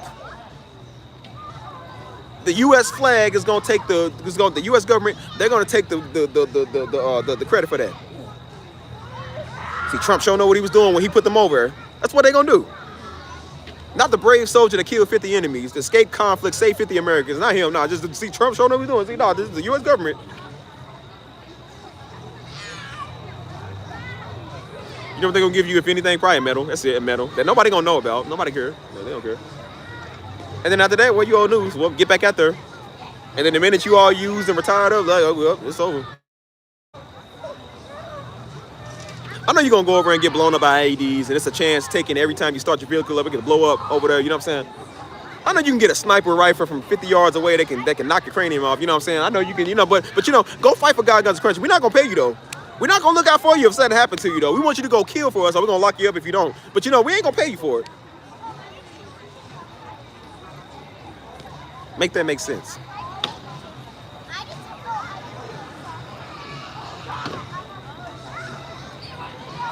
And that's why I said, this is why I'm big on people about taking care of your people. Just like I take care of y'all. If I didn't take care of y'all, there would be no community. If I didn't love y'all, there would be none of this. There would be no Discord, no YouTube, no nothing. Y'all would not tune into me and watch me ever again. If I was rude and obnoxious and a jerk to all y'all would not see me no more. There's a reason I take care of y'all, because y'all good people. Because you take care of your people. That's why Daddy was so big on taking care of your people. Because your people are your support base. So if you're not taking care of your military, guess what they're going to do? Have a coup against you. They can all just say, you know what? We don't feel like going to war. What, you going to lock them all up? You can't lock all of them up. You ain't got a backup army. They talking about they want to fire all the generals and all the military personnel that didn't like, I think, who was that? That Trump and some other military guy that didn't like they little stand up or whatever they did, they speech. And then they talking about they think about firing all of them. And I said, guess what's going to happen when you fire all of them? I said, then you're going to make everybody hate y'all even more. And then because people love those guys, they're going to be like, you know what, we ain't doing our job. No, we ain't coming in. I ain't going to show up to the Pentagon. I ain't going there today. Nope. Well, so what? What if the Secret Service decide, like, I don't feel like showing up to work? What if all the bodyguards and all the army. Like, I don't feel like showing up today. It ain't my job. I don't feel like doing that.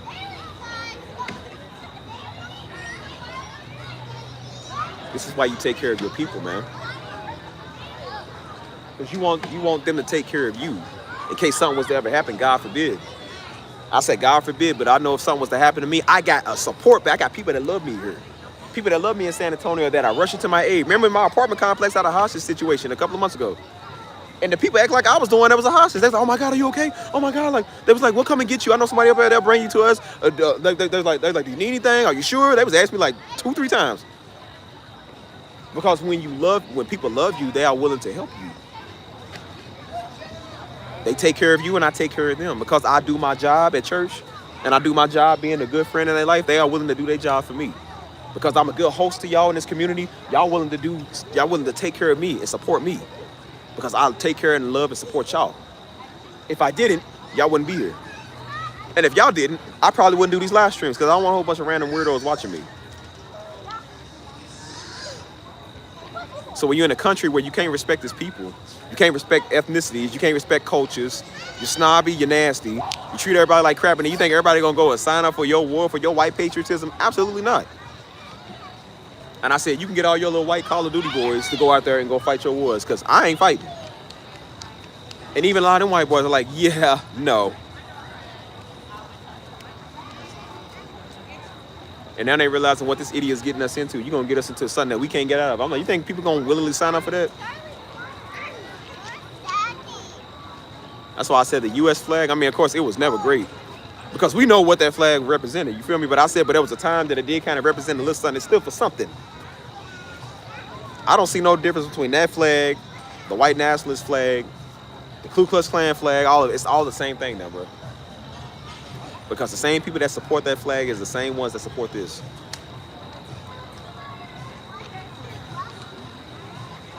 That's what that represents now. That's why nobody really wants to wear it no more. You feel me? I used to love wearing like the U.S. colors, you know what I'm saying? Like a little American flag on something because I like the colors. And now I just changed up my red, white, and blue for the Dominican Republic. Or Haiti or something. Like I wear those type of colors, nigga. I'm just like, I like the flag better and the colors look better. The lingo's better to me. I'm like, you don't even want to. I got a American flag tank top that I've been having for like over 6 years. I still ain't wore it. Don't even know why I still got it, man. I don't even know why I still got it. But it's brand new. I got it from H&M. I never wore it. I think it's a size too big anyways. I got a size too big. But then I'm just like, I ain't wearing this tacky junk. Like, bro, I don't wear this. Because then I look like one of them. I'm not a patriot. That's what they do, especially us black folk try to sell us the old patriot dream. That's why you watch these old stupid movies and they get, I told you, man, they watch these old like heroic movies and we always the first ones got to step up. They did it in Transformers, man. Talking about I can't offer nobody a ride back home, but if you're with me, why the black boy the first one step up? I found my own way home, sir. Who's in the background? The rest of the black people, yeah, they get you all like this whiff of patriotism. Yeah, nah, it don't work like that. Why we gotta be the first ones to step up? Absolutely not, no. I told you, man, that's how strong it is. I watched the movie. It's one of the most beautiful movie scenes I've seen, man. It's a movie called 1917 or 1918?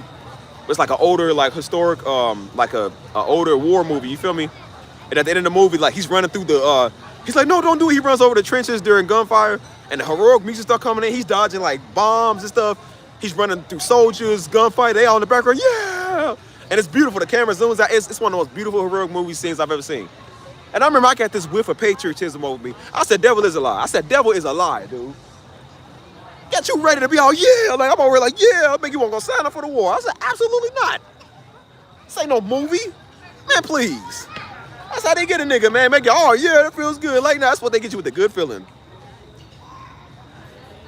The devil is a lie, boy. I ain't running through no bombs and guns and bullets and stuff to warn the other side. Boy, please.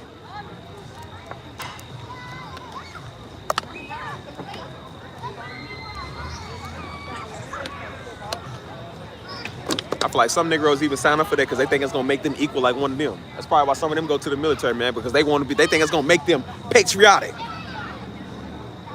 And then you come back to your hometown and still get caught a nigga, man. There was people that went over to the war, went over and fought, and still came home and got lynched.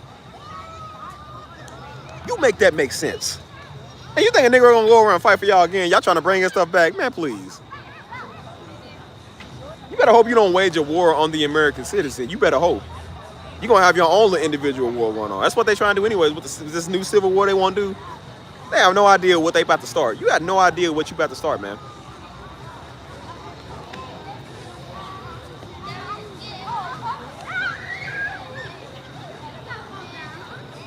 Stuff is crazy, man.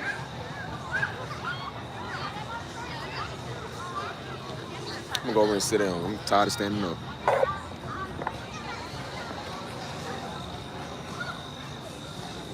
That's why I said, that's why hypocrisy, man, it gets on my nerves. Because I'm like, boy, y'all show talk a lot, man. You show talk too much.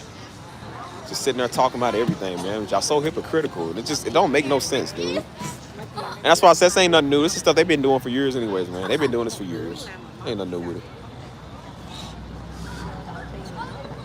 It's just now they getting caught out with it. They starting to get caught out now.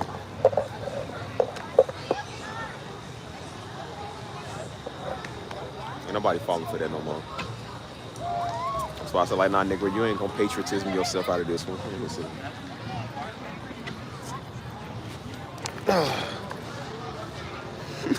That's why I say, y'all niggas be worried about the wrong things, boy. Sure worried about us, boy. This obsession with y'all gonna be y'all downfall.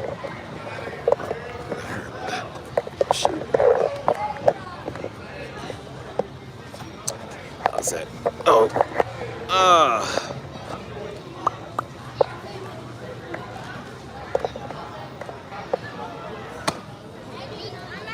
Still crazy, bro.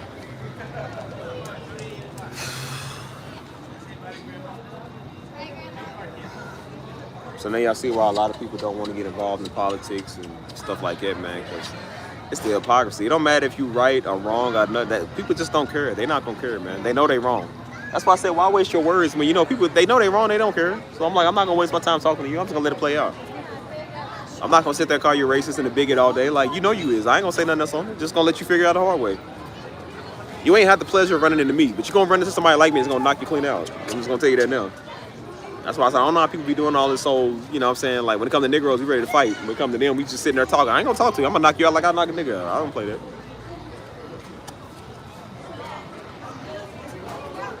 Y'all playing a war with the wrong people. I said, bro, don't nobody want war, but I said, y'all want to come here with that stuff? You gonna find out, bro.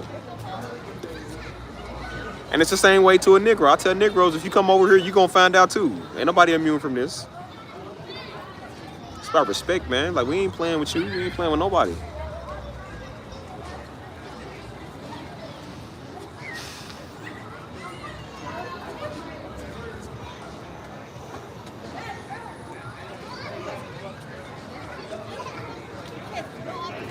Crazy.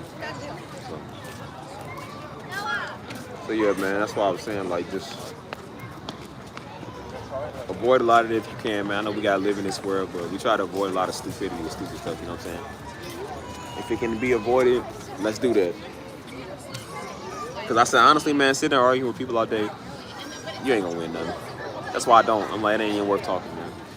Honestly, some people, they just stuck. They dumb. It's just how they gonna be, so I'm not gonna waste my time. You ain't ready to see it, so I'm not gonna make you see it. You know what I mean? I got better things to do with my time. That's why I get a lot of people away from me. I said, you know what, man? Any of y'all Negroes that ain't serious about nothing, man, get away from me. I told everybody that. I don't care about your feelings no more, man. That's why I try to tell these other floozy females. I'm like, look, girl, if you got a problem with me, don't talk to me ever again. Don't come over here. I don't care about your feelings. I don't care about your problems. Negroes won't be in your life and they won't be a victim to you. Like, hey, we're gonna stop this victim stuff right now, man. We're not in the victim season. We're not doing that no more.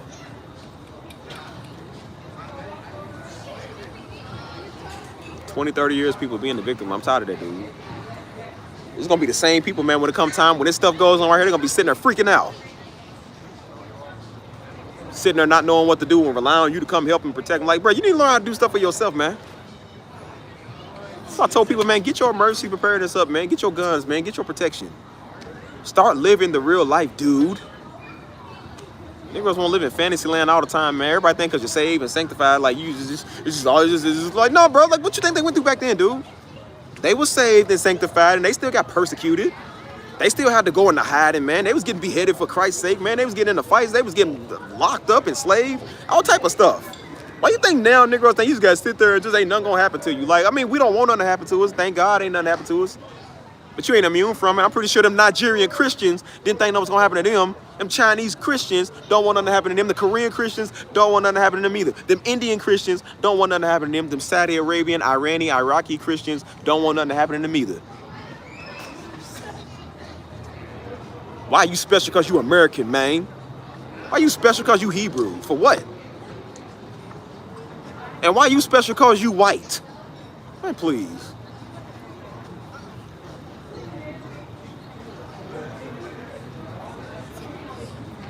Got people I don't want to think about that. I'm like, well, I want to tell you, man, it's the world we live in. What else you gonna think about? I said, I know why you ain't thinking about it, because you too busy thinking about me. You too busy thinking about somebody else's life. Be the same ones want to tell everybody to repent. You need to do this. I'm like, bro, because you ain't worried about your life. Worry about you. You worry about you, you will be prepared for what's coming. You know why I'm prepared for what's coming? Because I ain't worried about every other Negro. I don't like Negroes to begin with. That's why people are mad at, because you said you don't like niggas and weirdos, and now they mad talking on you. And I said, well, you keep talking on me, I'm prepared for something to go on. I've been prepared for years. I ain't on YouTube talking with and being around a common weirdo, man, please. You know what's coming on with this world? I ain't got time for a stupid, sensitive weirdo and they feelings all the time.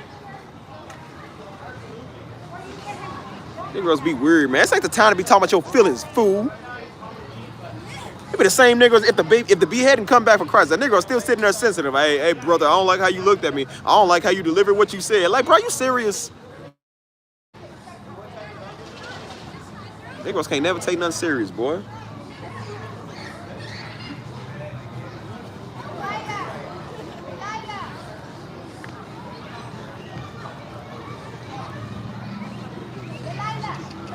That's why we tell the fools, man, worry about yourself, man. Worry about your family. Make sure your family's safe. Make sure your family's safe when this stuff going on, man. Why you worry about Junior and Darby and everybody else, man? Nigga worry about Kenneth Copeland, Rob Parsley. Worry about Jakes. Worry about Marvin Sapp. Worry about Joel Osteen. Everybody from here to there, the Potter's house. Worry about everything else other than you. Yo, wretched, nasty, Sims Negroes. Like, so stupid. You worry about the wrong thing, bro. Worry about yourself, man. The Potters them house gonna be all right, man. Jake's gonna they gonna be all right. Marvin Sapp gonna be all right. Whether he gotta close the doors or not, he gonna be all right. Everybody else you talking on, Darby them, we good. I'm straight. I'm gonna be all right. Can't say the same for you though. Why don't you make your priority you? Much as Negroes won't get wrapped up in conspiracies. Like, man, what's the conspiracy got to do with anything? What's the conspiracy got to do with your life? You still broke. Whoever the U.S. government do, you still broke. You still ain't got nothing. You still ain't moved out the hood yet. You ain't accomplished nothing, man. You don't run no business. You ain't set up an inheritance for your children. So what you worry about what the government doing? What the movies do with the Illuminati? What the Illuminati got to do with you, nigga? You been a loser since '89. What does the Illuminati got to do with you?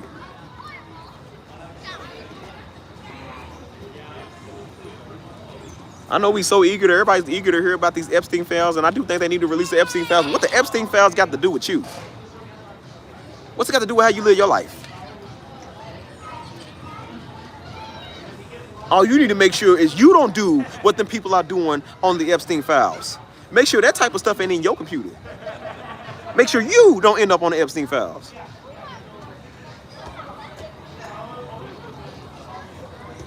Told you, everybody worry about everything else other than themselves, man. Every daggone celebrity, every pastor, every YouTuber, content creator, you always got their name in your mouth, man. What does that got to do with your life? Your life still sucks. Been sucking for 20 years and you got your name, you got somebody else's name in your mouth. Remember that black woman I watched? The one that show you about the financial game, that show you about the business, the biblical business? She literally just did a video the other day. I was watching it and she just uploaded it and somebody already on her negative. Your title's misleading. All Christians aren't rich. Some people are just broke. I'm like, oh my God, man, that's a defeated nigga. Like, bro, we always get these type of people over here. Just always defeated, upset about everything. This is a positive, calm-speaking black woman, and some idiot is on her mad about something. You can't make this up, dude. That show you right there. Some people just gonna be mad about some stuff. You can't satisfy everybody, man. Some Jamaica's on her mad talking about her title is misleading. And that shows me you didn't watch the full video. The video went number like 12 minutes, dude. You couldn't watch the video and understand why she named it that title. And I said, you know why she named it that title? Because people like you. Dumb idiots like you. I said, and she was like, well, see, nah, all Christians ain't gonna have money. She ain't talking about all Christians. She's talking about the ones that want to learn. And I said, you know what? Yeah, I said, you're absolutely right. You are the Christian that's not gonna have no money. You are the Christian that's never gonna exceed in nothing. Those are those ones that just, you know, it's good, it's a good day, just pray and go to bed. Like, you ain't trying to live in the best abundance that God's giving you. Maybe you don't care about nothing. Other people do. It's a woman that done get out the struggle, teaching so many people how to get out the struggle, and the Negroes on her negative about the title. You see what I'm saying? People just sensitive over everything. It don't matter what you say or what you do. Somebody's just gonna be mad about any and everything. You feel me? It's always mad about something. Stuff is the most obnoxious, annoying thing in the world, dude. A millionaire. This woman's a millionaire. Teaching people how to be millionaires. Biblically. Remember what they kept saying, wealth of the devil? She's teaching people how to be biblical with their money, which is why they doing so good at it. And a Negro on her mad about the title. You stupid jamooks, man. That's why I can't stand a nigga. I can't stand a nigga if I've ever seen one. Can't stand them. Them was the same type of people that hold you down. Them was the same type of people that held me down when I was in Louisville, when I didn't believe in my own music. I'm one of the best when it comes to music, and I didn't even believe it was that good, man, because I listen to these type of jamooks, man. These old type of tap dancing Uncle Tom niggas. Always keep you down, man. Always make you feel like that whatever you're doing ain't good enough. It's impossible to make money. It's not a reality. That's why I said the number one people I get away from now is people like them. People that run their mouth like that. YouTube definitely showed me that. If it's anything doing, YouTube showed me that, how stupid niggas are. And I said I get away from people like that.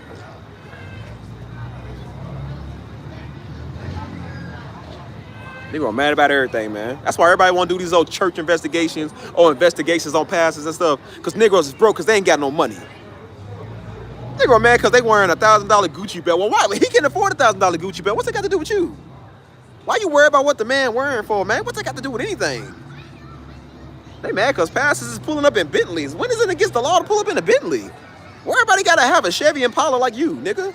A Nissan Altima. Why can't people have some of the best, man? That old envious, greedy nigga stuff, that's the stuff I don't like, dude. I remember I heard Moneybagg Yo say that, man. He said, y'all was my son say about a nigga that winning, man. I was my son say about somebody that winning, dude. Don't matter what you do. You do the right thing, they mad at you. You do the wrong thing, they mad at you. Like I said, we was out there selling dope, out there doing wrong, white people hollering at us. I said, then we get out there and get jobs, get legal money, and now we doing better than them, and then they still mad at us. Our own freaking people sitting here mad at us because we got something now. They the main ones that hate us more than white folk do. Woman is sitting here teaching you how to get some bread, man. A Negro sitting there looking like, I don't like your title. That's the same thing with me. I'm sitting here like, not even, I don't want to say teaching, but I'm sitting here like just sharing knowledge, encouraging people. And the Negro talking about they don't like my delivery. Did you get the message out? Not you idiot. And I said, that's the talking monkey that ain't worth being done on this channel, dude. I'm gonna worry about somebody's delivery. Like I'm sitting here like training people. I don't want to say training, but I'm sitting here like just showing what I know. You got people that's just like me, man, encouraging. We all encouraging over here. And some freaking talking ape don't like how you say stuff. Don't like how you deliver it. And I'm like, well, you know what? It sucks for you. And they didn't like the way that Jesus delivered his word either. They didn't like the way that Jesus did his stuff either. But he was sitting there enlightening people, healing people, reaching others, doing community service and community works. And somebody still has something negative to say about the man that never sinned. The man that never did nothing wrong. The man that gave everybody eternal salvation and glory. And they still have something to say about dude. Still have something to say about it. That should show you right there. Don't be surprised if your family talk about you. Don't be surprised if your friends or your ex or your spouse or somebody talk about you. Don't be surprised if your own people don't like you. They always gonna have something to say about you. Whether it's white people, whether it's black people, don't matter. Somebody gonna have something to say about you, man. You ain't did nothing to hurt a soul. You don't even know a Negro personally, and they so sensitive over everything. Them be the same people that be trying to give you spiritual advice. Be the same people trying to give you life advice. And that's why you be stuck at some 9 to 5 that you never liked. Stuck there for 20 years, 60 years working for a retirement that you ain't gonna get.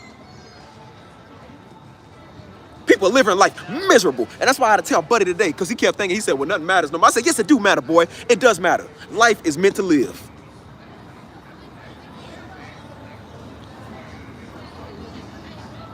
They be thinking like it's all over. I said, no, it's not all over. It's not all over till God says it's all over.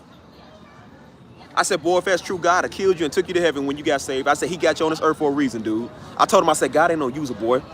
I said, God uses your gift and he blesses you for doing the gift. I said, he ain't no user. I said, boy, stop listening to people, man. I said, find out what makes you feel special. He said, I feel like that I'm good at encouraging people. I said, well, bro, do that. You're good at that. Do that. God will bless you for it. You never know who you're going to encourage, man. You can encourage somebody that's financially wealthy. You have no idea. Especially in San Antonio, you ain't got no idea. Listen to some Mississippi Negro, man, that ain't never got out the hood, ain't never got the trenches. Same people in them comments trying to correct somebody is the same people trying to give people life advice and spiritual advice, and that's why you suck. That's why you're battling, don't even know why you're battling. Struggling, don't even know why you're struggling. Can't hear God for yourself because the nigga always in your ear trying to talk about God for you. It's like, you don't even know, man. You can't even talk for yourself, you feel me? Nobody wants to be around type people. That's why I tell people, think for yourself, man. Listen to real wisdom and think for yourself. I tell people, don't even listen to me. I'm not wisdom. I ain't no pastor, no evangelist. I ain't no prophet or no teacher. I'll just talk from my own experiences. It might work different for you. This is how it worked for me. And most people can relate because they can understand that, man. I'm not forcing y'all to listen to me, man. I ain't never forced nobody to listen to nothing that I said, boy. I told people, I said my channel was based off of how I do stuff. I said it might work differently for you, but if it works the same way as it worked for me, then let me show you how it worked for me. What's a nigga got a problem with my delivery? I never told people they had to listen to me. I never told people they had to watch me. A dumb jigaboo ape come over here won't watch me. I didn't tell them to come over here. If it don't work for you, then don't listen to it, idiot. Go find what work for you. That pastor might work for you. That other one don't. See, Pastor Darby work for y'all. It might not work for somebody else. That might not be their thing. Okay, that's fine. It don't work for everybody. We don't force that on people, man. Just a nigga always mad about something. They want to come and show you how mad they are. That's why I said, Negroes can't discourage me. If it's anybody, well, I think white people would discourage me before a Negro do. Negroes can't discourage me no more.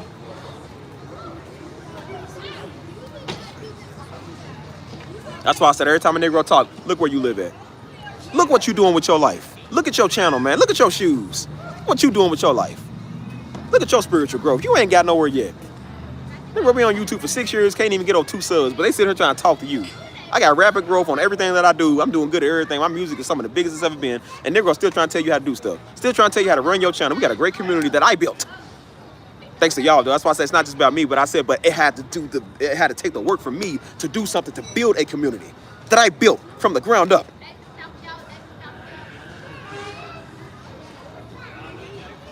I recruited y'all to come be a part of that, and the Negro's trying to tell you how to run it because they don't like how you do stuff. And I told them, well, where your channel at, cuz? Where your community at, cuz? Where your money? Where your 401k? Where your FICO score at, cuz? What you done did right in your life? That's why Darby could talk, because he did stuff right in his life. You ain't. That's why I don't listen to nobody in life. If you don't know what you're talking about, I don't listen to you no more. That's where I got in the first place. That's why I said I'm 30, 31 years old, finally learning stuff for the last year and a half, dude. I've been around niggas for 29 years, and they never learned a daggone thing. I always been told that old cliche stuff where it don't matter. Yes, it does matter, dude. And that's why we spent our whole life thinking that nothing mattered. God was sitting there trying to bless us, man. God was sitting here trying to make my gift abundant, man. But I kept thinking it didn't matter because I was around people who told you that it basically didn't matter. It's crazy to go work full-time for yourself. That ain't no job.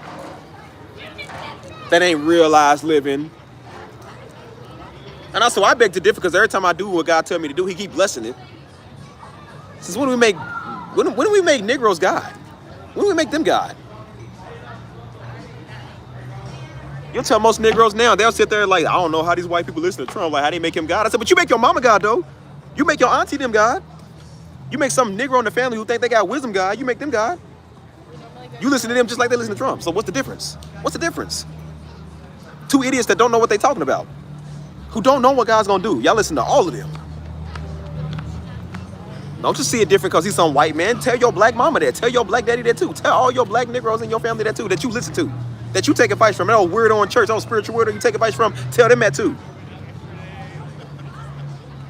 Don't none of them know. Not a Cambodian, not an African, not an African American, not a Negro, not a white person. No, nobody know what God gonna do.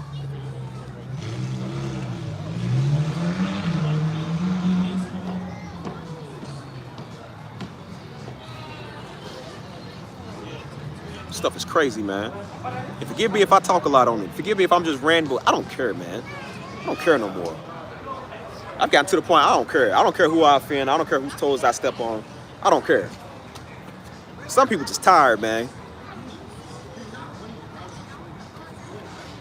Sitting here living this whole life, man. God is sitting here trying to bless us while we still here on this earth that's worth living on. He's sitting there trying to bless us, man, and make us abundant. We sitting there thinking it's a sin to get 20 bucks. Man, please. That's why I notice we feel bad if we take money. If people want to donate money to us, we feel bad like I don't want to feel like I'm begging. You ain't begging. They the one that offered to give it. They the one that offered to give. That's God using them to give you something. And we sitting here looking like it's wrong to accept it. It's wrong. They're like, no, it ain't. No, it's not.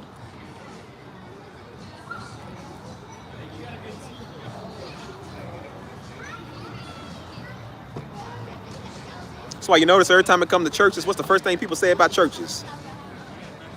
They just want your money. Why is that the first thing you think about when you're at church? And so does McDonald's, and so does Burger King, and so does the places where you get Jordans, so does your shoe stores, so does the IRS, the government, so does Chick-fil-A, so does Burger King. Everywhere you go, man, want your money. So why is it different when it comes to church? You go everywhere else where they want your bread, so why is it different? Like, why is it the only one place that's got to be free? Like the lights magically stay on by God's word. Like, nah, man, it's stuck on money. Nigga always want something free, man. Always want something cheap. Word of God ain't free and it ain't cheap either, dog. That's them providing a service, man. Being a pastor is a job. Working in church is a job. Do you have any idea what it's like running a ministry? No, you don't, because you ain't never ran one. See, when you run a ministry like we do, we understand what goes on behind the scene. We understand the job that it takes, man. And I said, you know why Negroes speaking on it? Because ain't nobody giving them no money. They can't raise an offering for themselves. Ain't nobody passing on no collection plate for a bum. You ain't never got a love offering, so that's why you mad. That's why you talking. You sitting there running that mouth, boy. I said, you know how to stop this? Let them start getting an offering. Let people start taking the money for them and see if they keep talking. See if they got a problem with it. See if that same church that they talking about raise up a love offering for them. See if they still run that mouth. We can solve all this talking right now. Let it be you in them shoes. It's mighty funny. Everybody talking about Marvin Sapp, but he was talking about close the doors. I said, well, you know what? Let it be you. They got to run a mega ministry. You have any idea how much money it costs to run a mega ministry? They said only about 10% of a mega church gives. Only about 10%. People think this stuff is free. This ain't free. This stuff costs money, dog. This stuff is not free, dude. Everything that you do is a service, man. It's a business. Them lights ain't free, man. His time ain't free.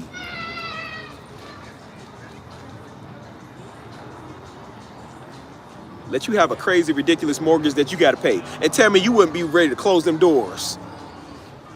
You would close them doors if you realize that money had to come out of your pocket. See, a nigga always talking until something got to come out of their pocket. Then when they got to come out their pocket, then that's when they want to sit there and see, y'all, I can't be the only one pulling the weight. Like, neither can he. It ain't all up to the pastor to take out of his pocket. That's what Daddy was doing. When Daddy first started the ministry, of course, we wasn't a big ministry, so the funds wasn't really like it. We came from the hood, so niggas are stingy, they ain't gonna give nothing. So he didn't mind taking out his pocket. Daddy took from my mouth first to give to the church, to make sure that Negroes had a place to sit up under the word. He took from our Christmas presents, stuff that could have went to us, our school money, that could have went to getting us new clothes, and spent it on the church. He took from us to make sure that the church had. And then it got to a point when we got homeless, he got tired of it. He said, nope, I'm done. He said, I'm done. When it cost him 15 grand of his own money to move the church up to Indiana that people didn't even want to be a part of, he said, I'm done. Lasted 3 weeks, he was done. And he told Negroes, he said, y'all Negroes gonna take care of me and my family, or I'm done dealing with y'all. He said, I'm done preaching to y'all, I'm done messing with y'all, if y'all cannot support me and my family. And that's when we started the payroll up. That's when we started bringing in the finances. Because Negroes just sat there and thought that everything free. Oh, nah, it's cool, cuz, you know, your Darby got it. Like, no, you don't got it, you got it. That's why every time, yeah, Pastor, good word. Yeah, good word. Yep. And then guess what? How the lights gonna stay on? How is the building that we all come here to congregate gonna be here? That wasn't free.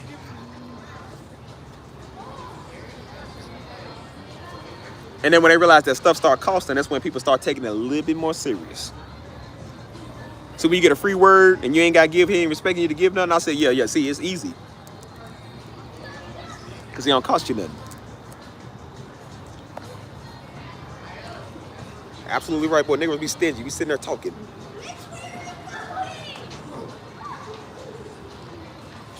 And I said, man, that's why they all think they called to be pastors until they got to open up their ministry and they got to deal with people just like them. Now it's not funny.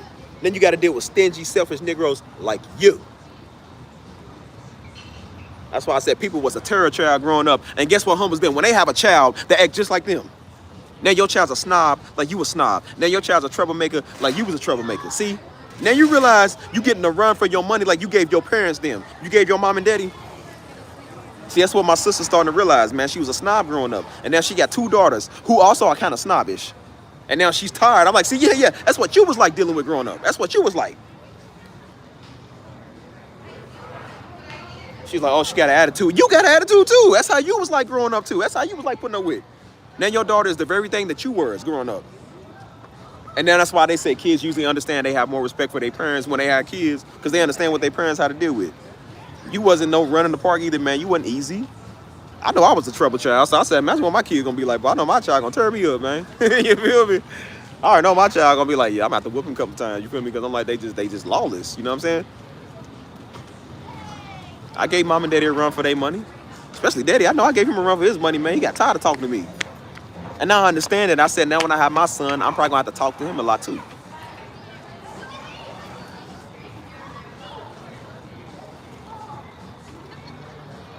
This whole envy stuff, man. That's why I said this envy, putting people down all the time. It's crazy. That's why I told y'all, man, don't listen to people no more, not even me. I'm not called to preach to y'all. I'm not called to even give you advice. I just talk on my own personal experiences. I speak from that. If it resonates with you, then it will hit you. If it doesn't, then it won't. I ain't never got I make little Cash App jokes and PayPal jokes. I play around, but I'm not serious. I've never made or begged anybody for a chunk of change, for a piece of nothing. If you feel led to send a super chat or to donate something, that's up to you. If you don't, I ain't gonna beg you for your money. I got other sources of income. I know God gonna take care of me either ways. Whether you are used by him or somebody else is used by him, or maybe he uses what I'm doing, I'm gonna be taken care of. So I ain't begging nobody for their dollars, man. There's plenty of dollars in the world. There'll be somebody from overseas that use their currency to bless me. The same way that I got a dude from Australia, man. He come here all the time. He in Australia using Australian currency to bless me. I don't need your U.S. money. He's gonna take his Australian currency and turn it to U.S. money and bless me. God gonna use anybody all over the world to look out for me. Whether you do it or whether somebody else do it. The job do it or whether he just decides to do it, use somebody to do it, somebody gonna do it. He using my hands to do it, to bring it in. So if that's all he do, that's good enough for me. I want your money. It's a good word. A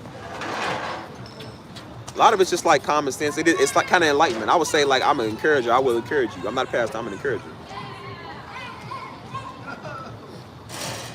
And I said, if it ain't for you, then you ain't got to watch it and you ain't got to be here. Don't take what I'm saying then, fool. You don't like my delivery, don't take it. Whatever, I don't care. Somebody else does. Somebody else needed to hear it. Most Negroes didn't like how Darby preached. They ain't like what he said. Well, everybody else do. A couple of million people seem to love it. They love what he's saying. That's all that matters. We care about a couple of 200 idiots that care what they say. 200 idiots versus 200 million people. I would take the 200 million.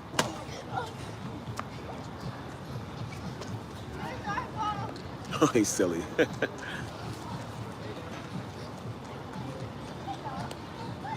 That's why I said I'm gonna take advice that really works. And when I listen to people who know what they're talking about, I'm gonna take their advice every time. I'm taking a word over weirdo. Look at your life, man. Look what you done got. You won't sit here and spread knowledge to people, man, please. Even Pop said that. He said, we don't always need somebody that got knots all over their head to preach to people. He said the best testimony is not having a testimony at all, man. Especially trying to talk to this generation. Some of these people are clean. They ain't never did nothing. They feel like that's why they always say the older generation. Like, well, you might have been out there and been stupid and knocked yourself up a couple of times. Everybody ain't like you. So now they need people that's like them to preach to them, to tell them something. You ain't got to have a testimony about getting knocked up, going jail, going penitentiary, man. You ain't got to have a testimony. Like I said, I got shot. I don't want people to have a testimony about getting shot. Just don't get shot at all. It's unfortunate, like I said, that a lot of people have been through stuff in their life, like I said, to where they've been violated. You know what I'm saying? That something happened to them, they've been assaulted. But I'm pretty sure they want somebody to not have the same testimony as them, to not get assaulted like they got. You don't ever want somebody to go through the same thing that you went through. Why I want my kids to go through the struggle like we went through, man? Why I want my child to get staples like me and my father got? Why do I want that? I don't want that. I want my child to not have none of them type of sins in their life ever, man. I don't want to tell people, hey man, go get a bullet first and then come talk to me. It's like, nah, man, like don't get one at all. I'm gonna teach you how not to get one. It ain't necessarily about just running the streets. Just don't be in certain situations and crowds that you feel like that's gonna be uneasy. Don't be in the middle of a crowd on ground zero no more. Don't ever get caught lacking, cuz that's the way I say it. Don't, when you go out to a restaurant, if you go out with your woman, don't ever sit with your back face towards the door. You need to be the security, man. You need to see who's coming in there. See if something's going on. You gotta scan the area, man. You can't have your back faced. Somebody coming there and rob you, you don't even know because you got your back turned. If you ever go somewhere where there's people, I said stand by the nearest exit. Stand by the nearest door. See, when I went to these clubs before, I said I wasn't stupid. Because I'm like, bro, stuff pops up in here all the time. Guess where I was? Always by the door. Where the bar girls be at, I said, if I need to hop over here and hop out and run out the back door, I said, I'm doing whatever I got to. The nearest window I'm jumping out of, I said, I'm always making sure I'm safe. I ain't never in the middle of the crowd because I say, when a fight break out, guess who's stuck right there? You. Guess who got trampled? All the little white girls that's in everywhere they ain't supposed to be at. Guess who's receiving blows like the niggas, the white girls, because they standing right there where they shouldn't be standing at. And Negroes is running them over. And I said, see, had you stood over at the wall, I stood over there where the door is. See, you could tell when something about to get too hot. You can tell like something don't look right. It's called being in Louisville. See, when you're in Louisville, you can tell like something ain't right. It don't feel right. You don't never be in ground zero, man. Somebody starts shooting you standing right there. You ain't gonna die from no bullet. Niggas gonna run you over. They're gonna trample you trying to save themselves. That's why you're standing right there by the wall. Stand right there by the exit. If you need to get to the car the fastest, you somewhere where you can be at. You make sure you protect yourself, man. Don't never stand in a crowd of people, dude. That's my message to people. I said, see, when I got shot, I was on IG Live. In the middle of ground zero in the crowd, dude. That's something I said I'll never do again. I made a promise to myself. I said I'll never be caught lacking again. I won't put myself in them type of situations. See that voice you heard when it was time to go? See, you knew it was time to go, but you still stayed there? That's that voice. Don't run from that voice. Whether it be the Holy Spirit, it be wisdom, or just be your own common sense telling you, hey man, don't be over here. See, when the niggas come out, it's time to go. Yeah, don't stay too long. When all the Dodge challenges and the Chargers come out, yeah, in Louisville, that means it's time to go. Somebody's about to die. It's time to go home, or at least leave from here. That's when it's like, yep, it's about that time. Let's get on out of here. You feel me?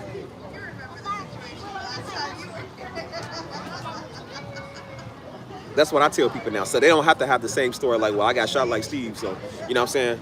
I can finally come listen to him. Like, bro, listen to what I'm telling you ahead of time. Just don't. See, I spent a lifetime of dealing with people, man. I've had a terrible ex, man. I've been in terrible relationships. I've dealt with bitter women. I've been bitter myself. So I'm telling people that's getting into the game, don't do that. When somebody wasting your time, don't waste your time, man. Your time is more valuable than your money. Don't go down that route.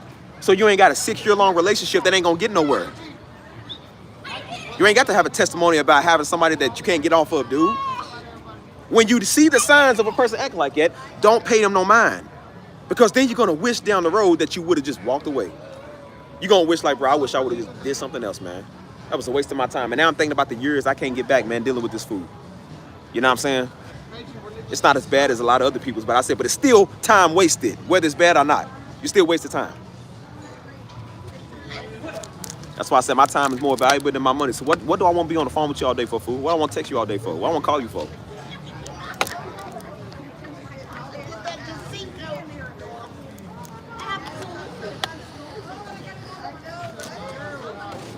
I said one thing we got to start doing as a people, man.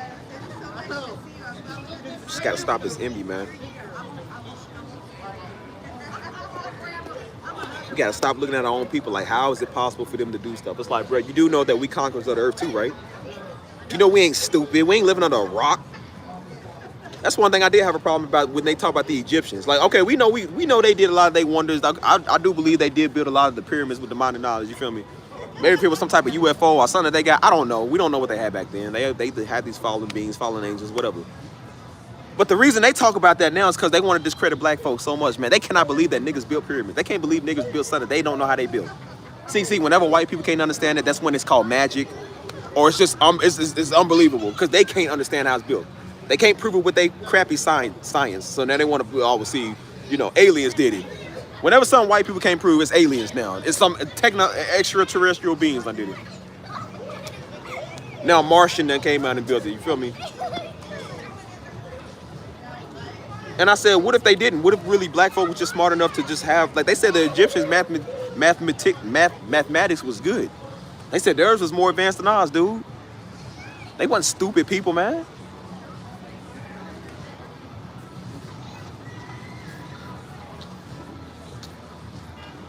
Have you ever wondered why they got this obsession with Egyptology, man? Because they can't believe that Negroes built stuff. Notice they do that now. They always want to discredit Egypt from being even Africa, man. I remember being a kid, that's when they started doing that. When I was young, they kept saying, they was like, no, Egypt is part of the Middle East. I said, no, it's not. No, it's not. I even told Stisha that, man, because Stisha used to kind of be a little whitewashed too, man. She used to kind of be slow, and Stisha used to kind of act like a white girl sometimes. She used to do that. She said, no, Egypt is kind of considered the Middle East. I said, no, it's not, dude. I said, Stisha, look on the map. Where is Egypt at? In Africa. The Middle East is even considered Africa, man. That's why they call it the Middle East. They trying to discredit it. How you gonna take a whole continent that's in Africa and call it the Middle East? Nigga, it's in Africa. Bruh. She said, no, because, no, it's not different. It's not different. Egyptians are Africans. Libyans are African. Sudanese people are African. Zimbabweans are African. Kenyans are African. So why is Egypt any different, dude? It's connected to Africa. So wouldn't that make them African? The Bible even says Egypt was Africa, dude. It said when Christ ran from Herod for 2 years, where did he go at? Africa. I'm pretty sure it was Egypt. It was, I'm pretty sure it just wasn't just anywhere in Africa. It's probably Egypt where everybody went to in Africa. I'm trying to discredit stuff, man. Like, girl, they black people, man. Stop doing that stuff.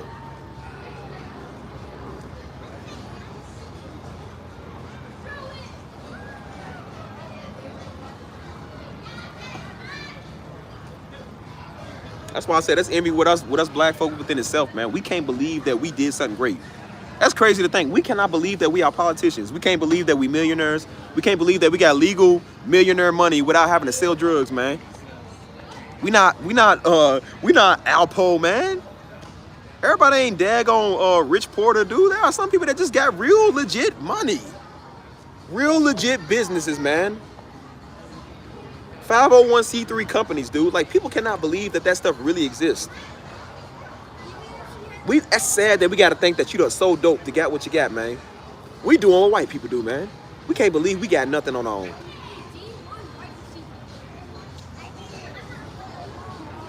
That's why I say that's the stuff that's envious with us. We always looking like, what, they can do it too. Like we sitting there like, well, how hard is it if other black people are doing it? Like, we dumb. Like, we like, if it's easy for us to do it, then it's easy for anybody to do it. I break that stereotype. I hate that stuff, dude. That's right. We the first ones to do it. That's why I said white people know they ain't gotta do nothing. They know we gonna do it first. Ain't no white people talking about no passes, man. It's only Negroes talking about passes because they can't believe in the revenue that passes are bringing in. That's why they always got a downfall video or an exposing video on a mega church or something. Like, why is that the first thing you thinking about, dude? That church don't care about you. They can't believe in the money that this pastor bringing in. They talking about pastors are pulling up in Bentleys and Mercedes. What's that got to do with you? They pulling up in BMWs and Rolls Royces. And so do your celebrities. So do politicians. Like, why are they the only ones that can't do that? If you got a VIP to live like a millionaire for one day, and they pulled up in a Rolls Royce limo, would you not take it? Why you mad because you broke, man, driving a 74 Pontiac? Like, just because you might be driving, that don't mean everybody else got to be like you. That's why they always say, oh, well, I'm content. And I'm like, no, nigga, you just broke. You broke and realized that you ain't going to make no money, so you are okay with being broke. You had to make yourself happy because you a lazy Negro that don't want to go get no money. You ain't happy. You just settle for where you are. That's as far as you're going to go out in life, and you don't want nobody to get further than you. And any Negro to get a BMW, you already questioning them. Now they got dope money.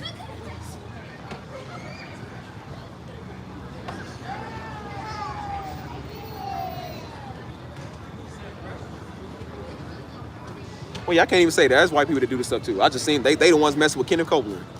Like, why do you care what Kenneth Copeland doing, man? Dude, do you hear what I'm saying? They talking about they've been investigating dude for over 20 years, man. Dude was talking about he been investigating him since the 1980s. The 1980s. Do you know how long ago the 1980s was? Some of y'all are 80s babies. The 80s is almost 40 years ago, dude. And 40 years a Negro still been watching the dude and ain't got nothing on him. 40 years you've been investigating him, talking down on dude, and he's still thriving. His ministry growing, still bringing them crazy money. You see what you do when you're a loser? You waste your time trying to expose people. Look what you do. 40 years of nothingness. That's why Negro been investigating me for a whole year and a half on this channel. Think he ain't gonna do something with a video. Ain't did nothing yet, boy. Still doing better than you. Do better than you ever do. You gonna waste your time worry about the downfall of Steve. Even if I do got a downfall, it ain't gonna be nothing to do with you. Still going to be better than you, boy. You wasting your time, homie. What are you gonna accomplish? Okay, what are you gonna accomplish when you do that? What is your goal to do? To make people stop watching? There's always gonna be people that watch. You're not gonna get rid of everybody, boy. It don't matter how much everybody don't like Trump. There's gonna be a lot of people that still watch Trump, that still like Trump. You're not gonna get rid of everybody, boy. It don't matter how much you don't like Darby. There's gonna be more people that watch Darby than you. Don't matter. Whether it's good or bad, positive or negative intentions, people still gonna watch. Don't matter.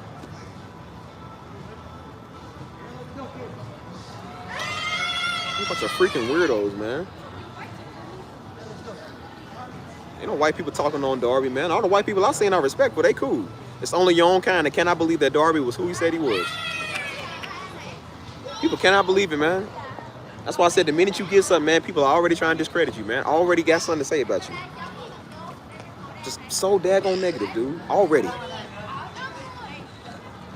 That's why I said over here at A Steve, we do things the proper legal way. And we accomplishing legal things in legal life, and Negroes are still looking at you like you done did something wrong. Now, it used to be you out there doing wrong, you're corner, you sell drugs, whatever. Now, I don't like your delivery. I don't like how you said that, A Steve. The way you come off, the way you talk, it's just so like, niggas, so what? So what? Is that like, they gonna find everything bad about something, bro. This is so stupid. It don't matter what you do, man. Mr. Beast is one of the most positive, popular people I've ever seen, dude. I mean, the man got stupid money, man. The man's so bored, he giving away money, literally. I seen where dude gave out so much money, man, in his own drive-thru. He got his own restaurant. He did a video, bro, where he gave out so much money to his restaurant. The line was backed out all the way to the highway. They had to have the law enforcement come and direct people, dude. It was so many people. He was giving out free burgers. They ran out of burgers. He started giving people free money. Giving people iPads, iPhones, free money. He gave somebody a car, man. Just cause the boy's stupid rich, man. He got it like that. And people still on her mad, dog. How you know why? Because they didn't get free stuff. They wasn't in Vegas that day to get free stuff. The man took his $1 million money and built wells over in Africa, and people calling him a white savior. I said, well, you know what? At least them people got free water. Like, oh my gosh, bro. You're doing positivity, and they still mad at a nigga, bro. Jesus fed 5,000 of these fools, man. Healed so many people, his miracles couldn't even be recorded. And still got something bad to say about dude. Like, it's crazy, man. Oh my God, it's crazy. Gonna always have something to say about somebody winning. Don't matter what you do, man. Always got something to say. Crazy. And it really be like that too. Crazy. Sad thing is, guess who Jesus got done in by? His own people. Oh, the Samaritans love Christ. The Romans, I'm sure they love Christ. Every land he went in. The Phoenicians, all of them. I'm sure they love Christ everywhere he went at. The Africans. I think, didn't he do works in Asia? I'm not sure. I'm pretty sure he did. Everywhere Jesus went at, he was loved. His own people was the one that looked at him like he was crazy. He fed these fools, and they still didn't like him. And that shows you, when you come on this channel, we got ethnicities over here. We got Dominicans and Haitians and Jamaicans. We got Hispanics, we got white, we got all type Africans, we got all type of people over here. We got good black folk over here, and guess who's the ones that's the only ones that ever come over talking crazy mad about some Negroes? I don't even think I'm even enlightening people, like helping people that much. And people are literally telling me all the time they watch my videos. They're telling me all the time that they applying what I'm saying to their life. They telling me all the time they enjoy these live streams, man. They enjoy what we do. And some hating, envious, pocket watching Negro is over here mad about something. Mad about the views, man. I can't help that 150,000 people come here and watch me. I can't help that 5 million people view my channel. Are they over here looking at what we doing, man? Well, how am I supposed to help it?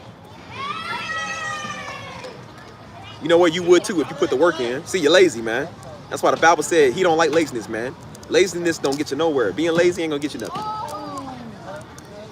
That's why they content lazy. That's why they content is always talking about people, dude, because you're lazy. You ain't interested enough to do nothing on your channel that's worth daggone getting views. I didn't get this channel talking about people, man. I got this channel talking about myself. Putting in work with these live streams, man. Coming out here, this is a work. It's a service. You don't get this stuff overnight, man. You gotta work for it. If our Lord and Savior got talked about for feeding 5,000 people and healing probably millions of people, I'm pretty sure they're gonna talk about you too. That's why he kept saying, that's why Jesus kept trying to relate. He's like, if they hated me, they're gonna hate you. He's showing them like, bro, even when he did community service works, they still was mad. Even when Mr. Beast did community service works, people still mad at him. Even when Darby reached the hood first before he reached the millions of people on the internet, they still mad at him. Don't matter what you do, man. They still gonna be mad at you. They mad at you after doing wrong and they mad at you doing right. They don't care what you're doing. You're just mad at everything. You know who's more hated more than the annoying hood rat girls? The nice ones, the ones that's quiet that don't bother nobody. They are some of the most hated, dude. All because they get the recognition that the ratchet girls want.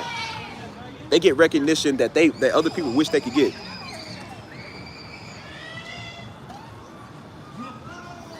They gonna hate you no matter what you do, man. That's why I said I don't mind being hated, because it's about a bunch of freaking apes that I don't want anyways. I'm only hated about some freaking apes. I don't care about the love of an ape, man. What do I care about Planet of the Apes season them? I don't care about the nigga. When I'm loved by the good and the plenty, who needs the love of the apes and the Mindy? I don't need them. I didn't really care about a lot of flack that I got on the video, man. I told you, I said, bro, I still got 13,000 likes on the video versus the 200-something dislikes. 13,000 likes on the video versus 200. The love is always going to outweigh the bad, dude.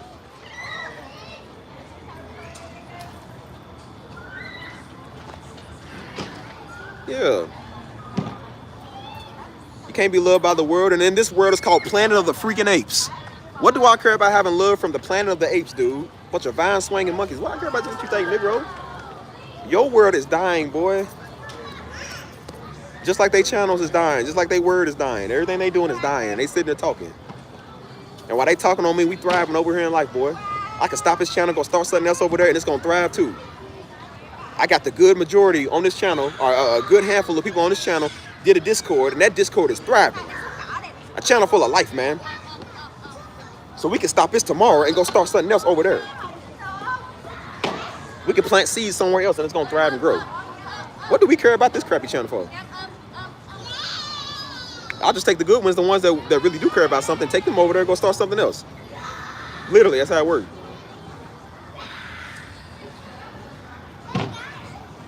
Stopping what we doing because we got a weirdo. And that's why I said with common weirdo talk, man, the guy used the common weirdo to bless you every day, all the time. And that's why we stay blessed, stay on top of stuff. Because we ain't sitting here running our daggone mouth all the time, you freak. We working, we doing, we busy. Ain't got time to be on the internet hollering at people all day, man. Or on the street corner, daggone hollering at people all day.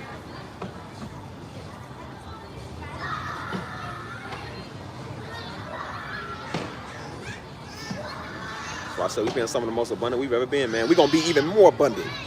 Why you think I've been hustling on the music for, man? Why you think I've been hustling on the music for, cuz? The music is about to be extremely abundant. These fall streams are about to change a lot of stuff, man. These musical streams, I'm about to go big with this, man. Platinum with this, dude. I'm putting my all in this now. It's all or nothing. I'm not gonna let the word of a weirdo or some jamook stop what we doing, man, please. That's why I said the Negro cannot discourage me, boy. I've been running this channel the daggone way I want to run it, and I ain't cared nothing about what the Negro said.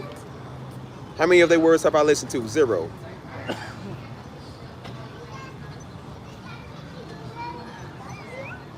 All I do is show people that Negroes talk too much, man. They sitting there talking and they ain't gonna do nothing about nothing. Sit there, run that mouth some more. Yeah, not platinum, diamond. That's why I'm gonna say diamond.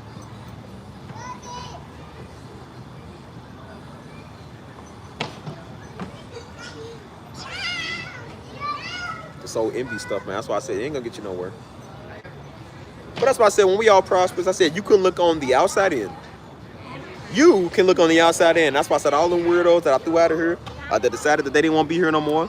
I want to get mad and go start their little thing over there. They old I Hate Steve fanboy club. I said, well, guess what? You can look on the outside in. Still keeping tabs on us. All the people that don't like Destin Ministries, still keeping tabs on Destin Ministries. Don't like Darby, still watching Darby, still watching me, don't like me. You freaks can watch on the outside in, and when we thrive and get somewhere, you can see us thrive and get somewhere. While you still eating a can of Spam, we over eating lobster, cuz we over doing some big things. That's why I said we're gonna do some even huger things than we doing now. So that's why I said let a weirdo talk, man. Let them run their mouth. That's why I said let Negroes be envious in your life, man. I realize why they are. I told you, God uses them type people, man. Every time they talked on Jesus, look what Jesus did. Look what God did. Every time they talked on Moses, look what Moses did. Every time they talked on Joseph, remember? You ain't no chosen one. You ain't all that. Look what they did. Look what God did. Every time they talk. Oh, freaking Haman talking on Mordecai, look what God did in the end. Look what happened, see? Every time you talk, fool, look what people do. Look what God does instead. And look what God is doing now. Every time you weirdo idiots keep talking, look what he's doing. Nah. We need the common envy Negro. We need the common envy Negro. Keep running their mouth. We need you. I realize now why I was like, bro, why they keep coming over talking? Like, why they keep coming over messing with us? You know what I'm saying? And then I realized why. Because God is showing these freaks something, man, because they can't shut up. He's showing them every time they run their mouth, he's going to show them what he's going to do. You don't need the word of a weirdo.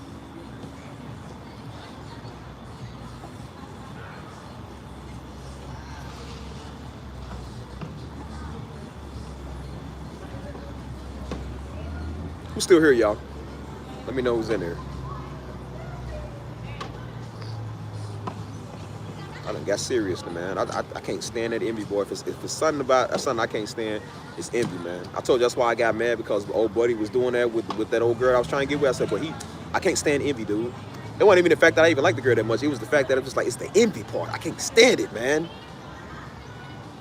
I can't stand a negative Negro, bro. I can't stand an envious Negro. I can't stand it, dude. At this rate, we ain't gonna never have nothing, boy. Keep listening and influencing people like that, boy. We ain't gonna never have nothing, dude.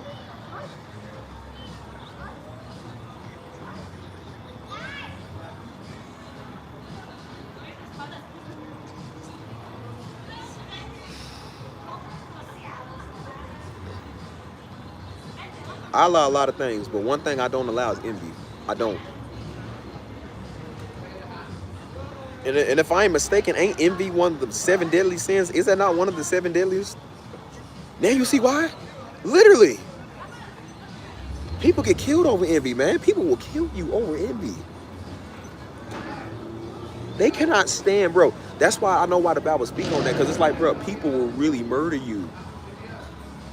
Look what Cain did to Abel, man. The first recorded murder in history. This nigga killed him over the fact that God liked dude's sacrifice better than his. Oh, it's some freaking fruit. He could have just did what Buddy did. He hated him that bad. How much you gotta hate somebody to kill him over some fruit, dude? You didn't like the fact that God liked they offering more than yours. You could have just been like, all right, well, Lord, what you want? Had it been me, I would have just said, all right, Lord, what you want? Like, if it's not good enough, what you want? What you need?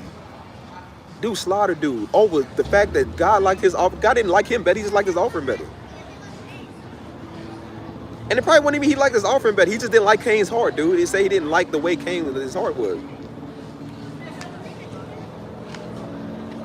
And that show you right there, Negro, instead of dealing with they like, they'll kill you. They will kill you instead of dealing with their own problems. What you think Memphis is, man? What you think Louisville is? What you think St. Louis is? What you think Chicago is? Negroes are dying, man. These girls are setting Negroes up, man, to get robbed because they can't stand the fact that you got more money than them. That's why people would be like, most people, they be like, they was a good dude, they was a good person, they never bothered nobody. But the fact they had a little bit of money and had a little name for themselves, a Negro would find where you at, rob you, and kill you because they cannot stand the fact you get over them, bro. I can't stand people like that. Now you see why I say I don't got sympathy for robbers. I don't have sympathy for people that do home invasions. Somebody kill you, good for them, good for them. I don't have sympathy for that. But you taking somebody's hard-earned stuff, man, that they work for. They money is all they got, boy. They got paid rent, pay bills, take care of their family. You trying to take their dough. I'm not sad if they shoot you. We don't care about you.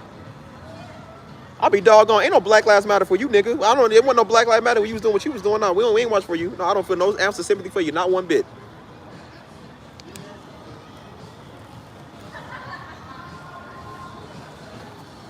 People do some of those wicked stuff and they want people to feel sorry for them. Like, nigga, I ain't feeling sorry for you, man. That's why I say I don't have compassion on people that do that type of stuff, man. Go steal from Walmart, bro. Go steal from Kroger. Why you stealing from us? You feel me? Notice a nigga don't ever want to rob the bank, man. They want to rob you. Like, bro, that's all I got is this. You feel me? Most people ain't got a lot of stuff. You feel me? And you taking their hard-earned money, hard-earned stuff, dog. I seen it where some dude, a while back, he just got killed, man. Because he broke into somebody's house trying to steal their stuff, man. It wasn't over nothing. It wasn't even nothing serious. I think he was trying to steal the TV. I trying to steal like the stupidest stuff. And the homeowner shot and killed him. And guess what his people do? Get on the news. How is he gonna feed himself? He need to feed himself. And I'm like, what does stealing somebody's TV got to do with feeding yourself, nigga? You hungry, man? Go steal from HEB, man. You got these mega markets you can go steal from. Why are you stealing from somebody's house, bro?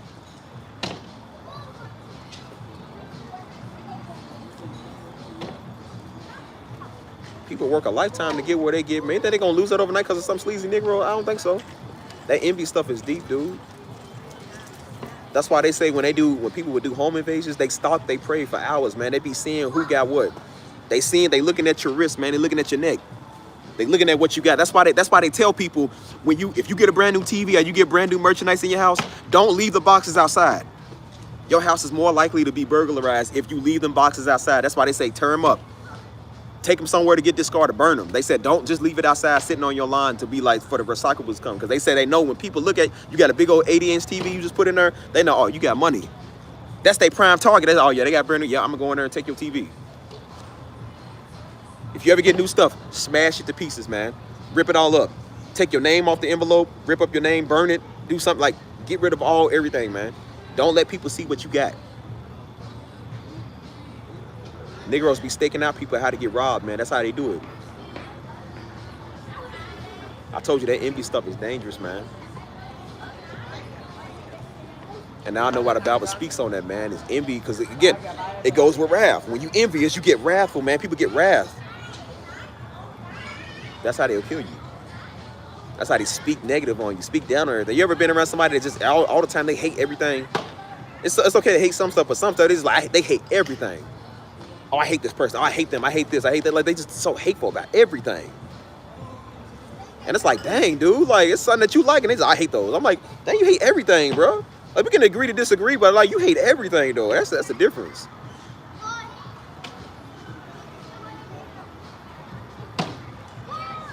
Stuff is mad obnoxious, dude.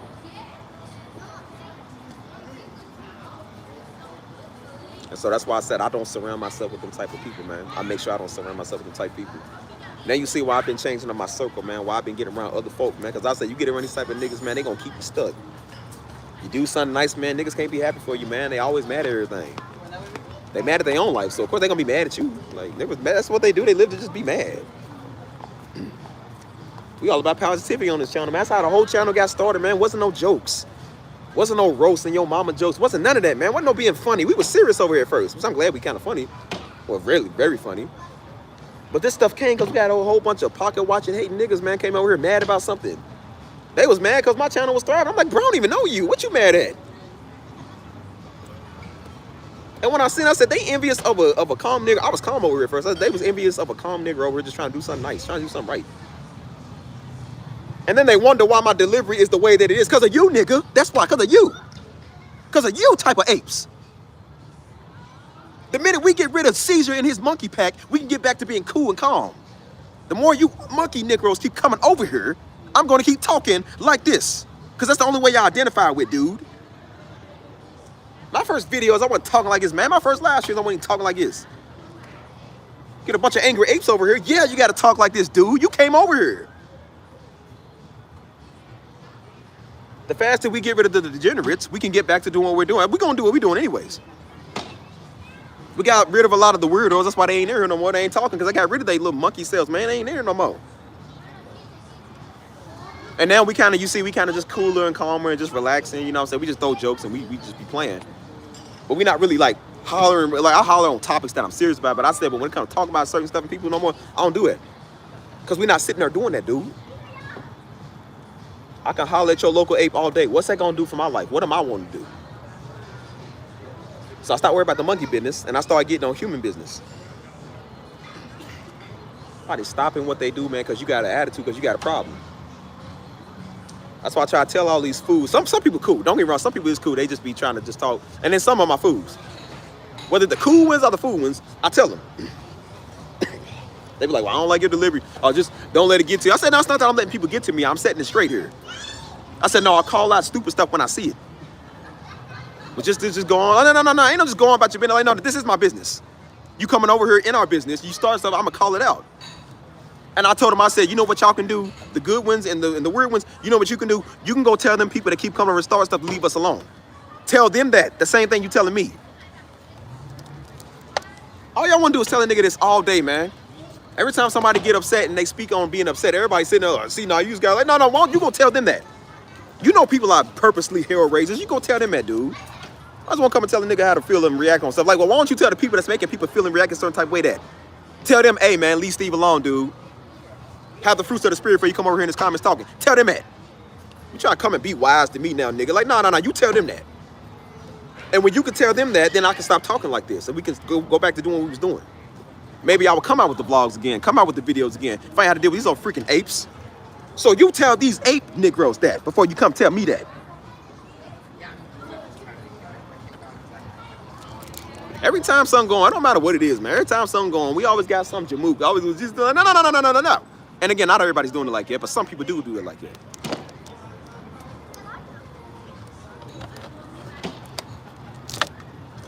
That's why I said we got a whole racial issue going on, and they telling us, well, just don't talk on it, don't see it. Like, how can we not see it, man? How can we not talk on this?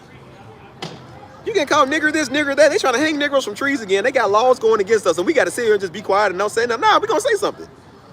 You go tell the lawmakers that, man. Tell them old Klan niggas that. Why y'all telling us this? It's mighty funny, man. They talking to the wrong people. I said they always want to talk to the people that ain't got nothing to do with nothing. Go talk to the ones that's doing it. Once they want to talk about it, they said, well, you know, tell all black folk, well, you know, not all white people are bad. I said, yeah, we know that. And why don't you go tell them white people that all not Negroes is not thugs, dude? You tell them that too. You go deal with the bad police. You go deal with the bad white folk that we talking about. You go tell them that, dude. Much as y'all want to talk, man, y'all talking to the wrong crowd. I'm trying to tell people how to respond and how to react to stuff, man. You tell them that.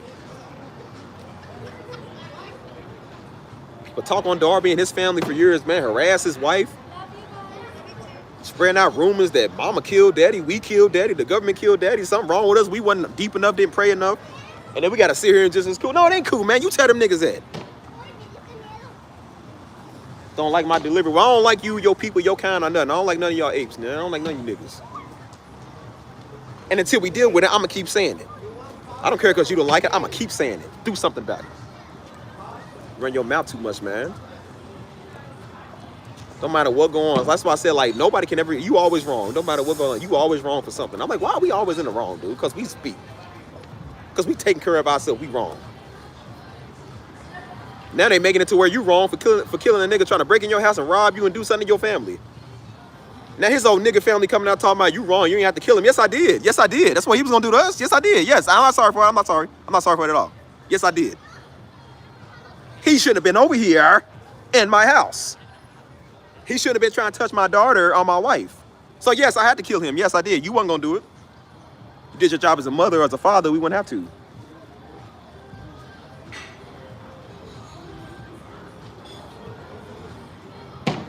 I said niggas won't come and talk after the fact.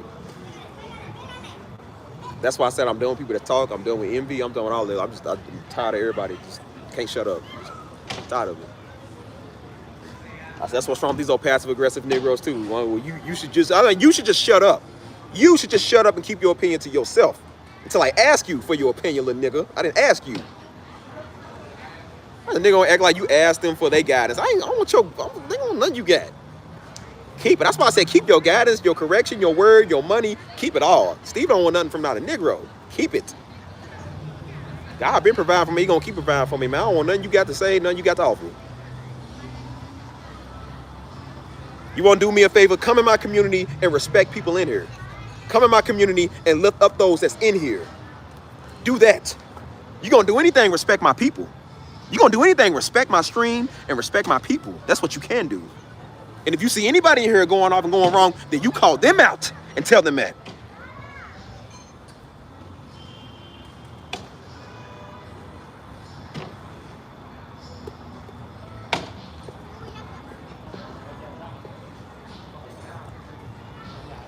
Gotta start laying down the law on some stuff, dude. People just get too comfortable.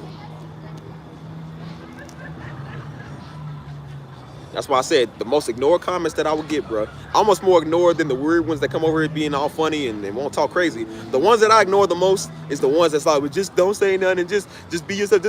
I ignore every last one of those. I said, bro, I cannot stand people that do that stuff. They are worse than the niggas that sitting there hitting you. Because they know the people are sitting there hitting you and they gonna sit there and still tell you. I would never call you. If I ever got into trouble or a fight, I would never call you, dude. And that's why I said if them same type people get in a situation, nobody's going to help them. Because then we're going to tell you, oh, just pray about it. Oh, no, don't press charges because they beat you up. Don't press charges because they took your purse. Like, no, just pray about it. Just, no, it's all good. Don't call the police. Forgive and forget. Remember, y'all just forgive. Let it go. It's in God's hands. Yeah, just let something happen to their pocketbook. They are calling the cops. Family, the cops, they going to come to you and tell you, like, what you want me to do about that? I'm in another state.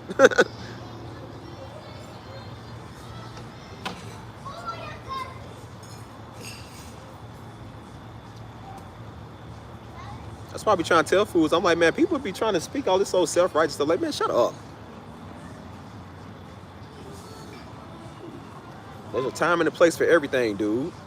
You don't hold people in unforgiveness. But I said, but there's just certain things that come with it, man. I told you, you can forgive dude for robbing you, but he still got to go to jail for robbing you. That's why the criminal justice system is a thing, dude, to bring justice to those that need justice. If that was true, there would be no jails, no prisons, no nothing. There would be no laws, there would be no trials, no nothing. Somebody might forgive you for assaulting them, for whooping them and taking their money. I said, but you still got to pay and account for that. The law is coming for you now.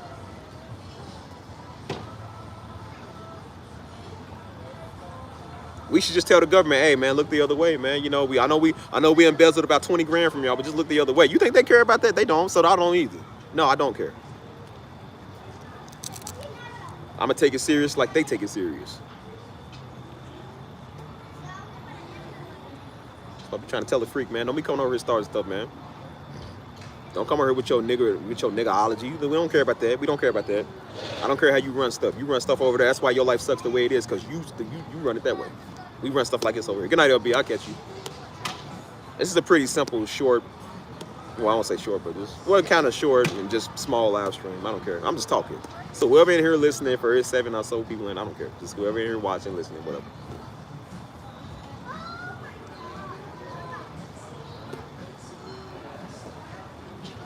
Just tired of stuff, man. That old envy spirit, man, it's just one I cannot take. I just can't take it no more, man. This envy stuff is real. And I said because people are envious, man, they talk and they don't even know what they speaking. If they do, they don't care. That's why I said, I'm like, this is why I feel sorry for a lot of Negroes, because I'm like, they never had a chance, man. You never had a fighting chance. All people did is talk down on you your whole life, man. All people did is just put you down and make you feel bad. That's why I said people are 30, 40 years old, finally figuring out their calling, man, because their whole life they was put down, man. Whole life they had somebody envious of them and didn't even know. That's why I said, I told y'all, don't be no fool because people are talking about modesty. Everything is not unmodest. It's not trampy. I told you, some people just got bodies. They just shaped a certain type of way. You know why they told you that, girl? Because they envious of your body. They envious of how you look. The same way they was envious of our hair. How they told us dreads was dreadful. It's dirty. It's disgusting. You sell drugs. You smoke weed if you got dreads. You feel me? You ain't gonna never. Remember they said you ain't gonna never get hired. You ain't gonna never get a job if you got this type of hair. Remember they told us that, right? Like we was stupid because our hairstyle different. Like how does a hairstyle make us dumb? It's one of the greatest hairstyles in the world, dude. And yet we dumb because we ain't gonna get a job because of this is how we look. And I said, no worries. That's why dreadheads are starting their own business now. Everybody's starting their own business. So we don't need your jobs anymore. We don't need your jobs. We can start our own. Yeah, we can start our own. Yeah, start our own. So that theory goes right out the window. Well, debunk that.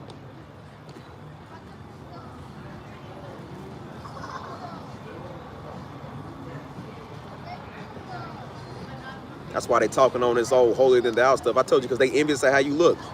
They ain't got no muscles, so they talking about my arms, dude. They mad because my arms bigger than theirs because I look better than them. You look better than them, got a better fall on them, and they mad about that. Like, I can't help that, bro. Can't help how I look. It's just what God gave me. And then I take care of myself, so I'm like, bro, if you take care of yourself, you look the same way. You might draw a better audience into you. Everybody likes a good-looking person. Everybody's going to watch the good-looking person more than they watch somebody that's probably not as good-looking. No offense, but I'm just like, that's just how it looks. That's why they know if they want to advertise a product, what do? Put a beautiful woman on it. Because they know dudes are going to be susceptible to seeing a beautiful woman on a product. If they get Big Bertha to be on a commercial, nobody's going to watch it. But if they get a beautiful woman that's on her, a Nia Long, everybody's going to stay and watch it a lot longer because they know they advertising something to people that see what they like.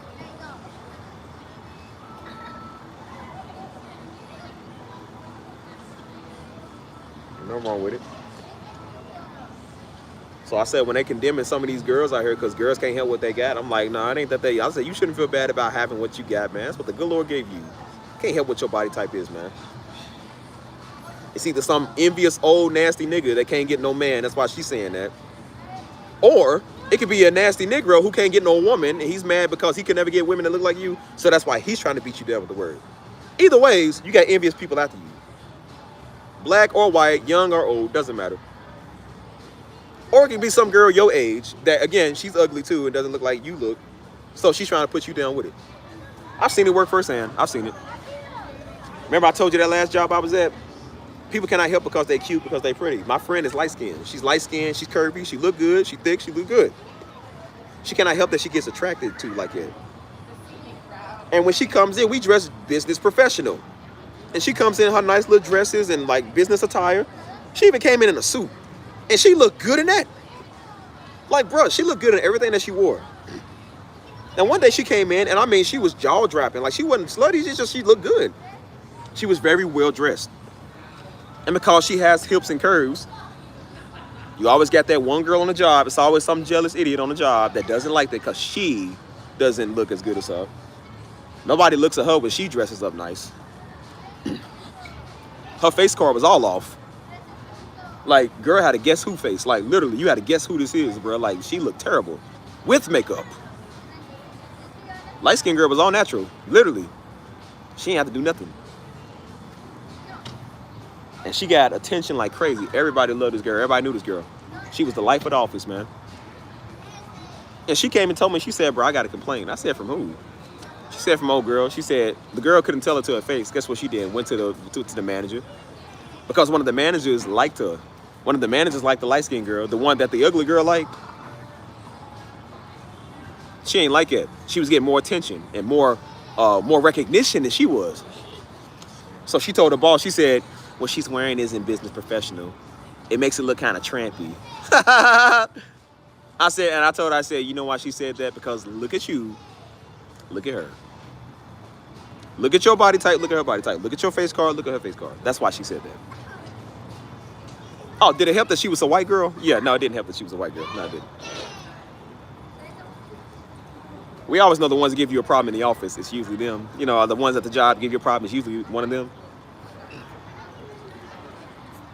And I said, girl, she said that because she's jealous and bitter of you too. You got something she ain't got.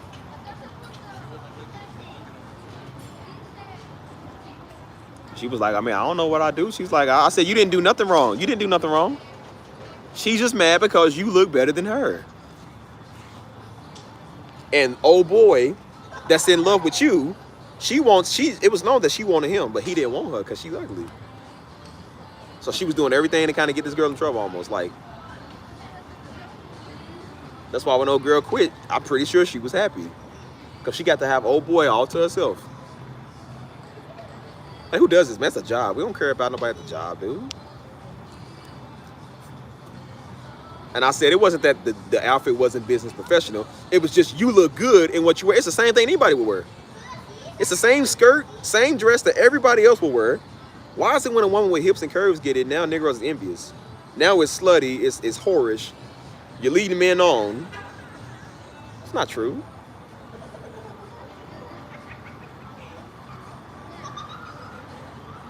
And I said, if you just jealous, man, just say that. If you jealous because a nigga like me got a bigger channel than you, just say that. If you jealous because I got the Darby blood, just say that. If you jealous because I'm good at everything that I do and I'm good looking, just say that. It's not a horn or two. But niggas don't want to say that, so they always want to put a sprinkle of Jesus on stuff and say, nah, see, it's because you're corner, nah, it's because your arms is out. Envy. It's always somebody envious, bro. It's never gonna work. And that's why those are the number one people I get away from now. When I hear people talking them talking points, get away from them. Misery loves company. They do not like happy, thriving people. That's why the first thing I was doing last year, didn't even notice it. I wasn't even watching like a lot of encouragement and like a lot of business on YouTube. I was just naturally like that. I just start cutting people off. I just start getting away from people. And the first thing I heard people say when they started on their journey, they said, bro, I did the same thing. They said, get people like that out of your life. I said, I didn't even know that. I was just doing that just because that's what I was doing. Get people that ain't good for you out of your life. Get away from them. Because I already knew. I said, Negroes ain't going to want to see you thrive and succeed. They don't want to see you happy. They can do everything they can to keep you down, keep you upset. So why entertain them? I would rather not. I'm good.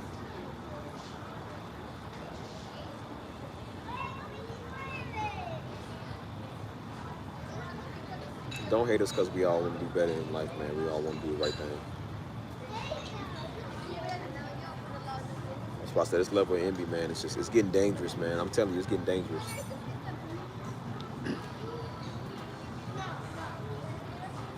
Why y'all think I said I wanted to get off YouTube for a while? Why you think I said I'm getting back in the dating game and the dating scenery? Start to talk around and like go find one. Because again, bro, I told you, the envy so deep it's getting gay. Y'all heard me say that. I done said it several times. It's so deep it's getting gay. Negroes are envious over here, want to have a 1v1 with you. Dude, that's gay. I don't argue with niggas online, boy. That's the gayest thing in the world. Dude, I want a woman. I'm tired of niggas. I'm not about to sit here and deal with y'all, bro. I want a female, dude. Niggas really want you to 1v1 them. Like, bro, that is the gayest thing I've ever seen. That's why they want response videos. They want to know how you react to what they said about you. That stuff is gayer than a bowl of socks, dude. If that even makes sense. I said, yep, it's time to get up off these internets, man, and go do something else. Get that woman in your life, dude. I'm not entertaining no hungry nigga on here. Like, bro, please.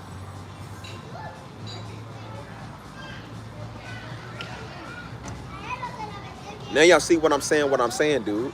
The envy is so real, dude. A Negro is on your crotch all the time. Gay.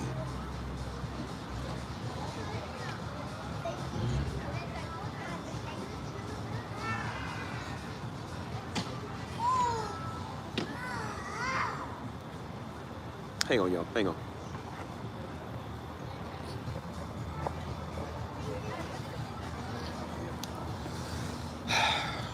Are y'all still there? I'm starving, bro. I'm like so hungry right now.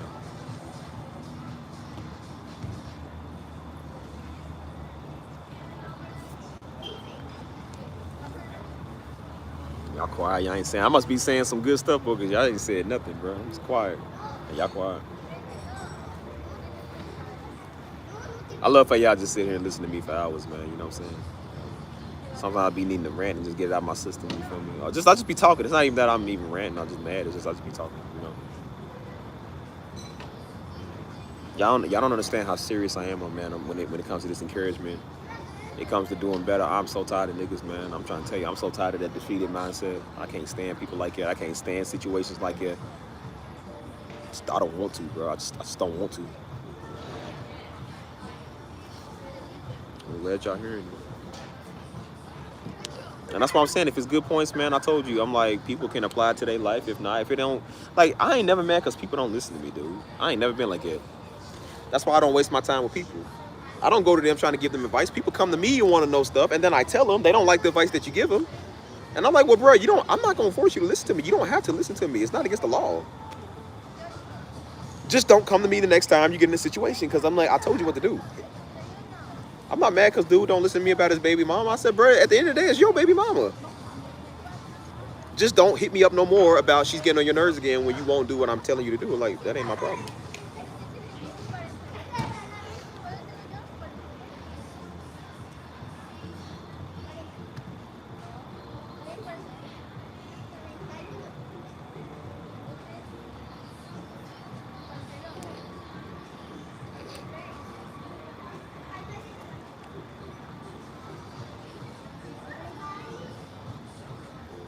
stuff is crazy, man.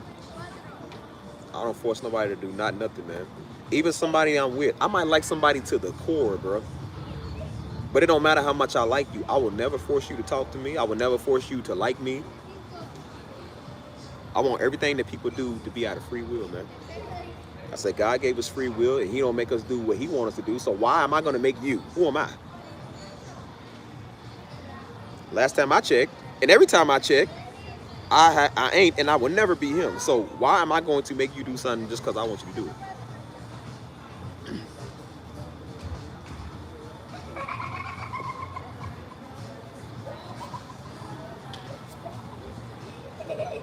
People do need to hear this. And I like the fact that people will sit here for hours and listen, you know what I'm saying?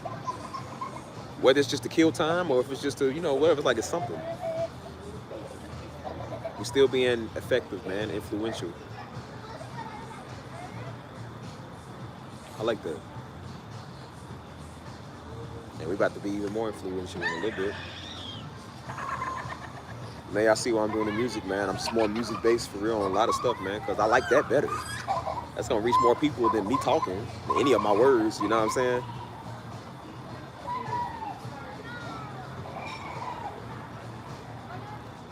That's why I said all day, every day, all I do is think about music, dude. Ouch. I be getting these musical ideas, man. I'm even thinking about my third Unworthy series I'm coming out with, man. I'm thinking of the artwork. I'm thinking of, like, the songs I'm going to do on it. You feel me? Like, I'm already advanced. You know what I'm saying? Because I'm just like, bro, I want to do the music. That's important.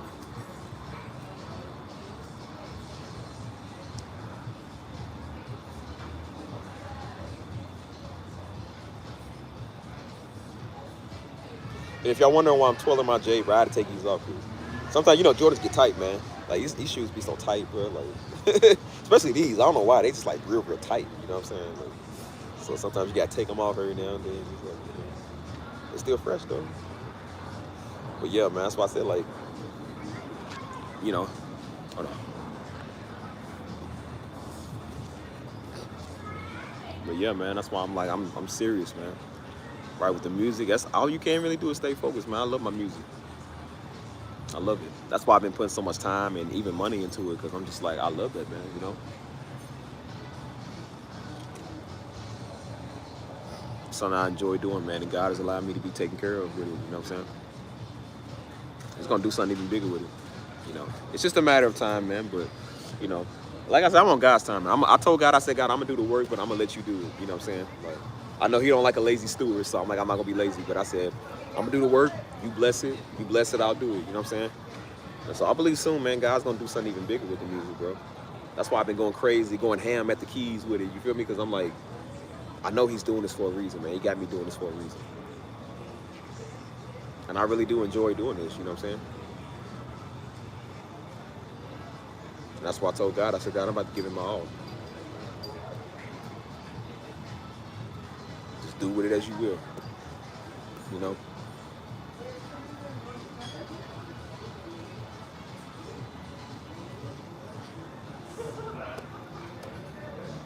Exactly, yes to that.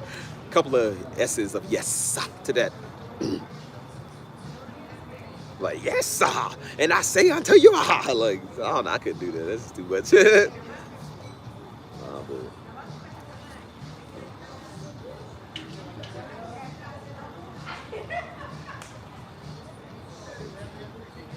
that's why I said I'm excited, man. I got a lot going on and playing, you know what I mean?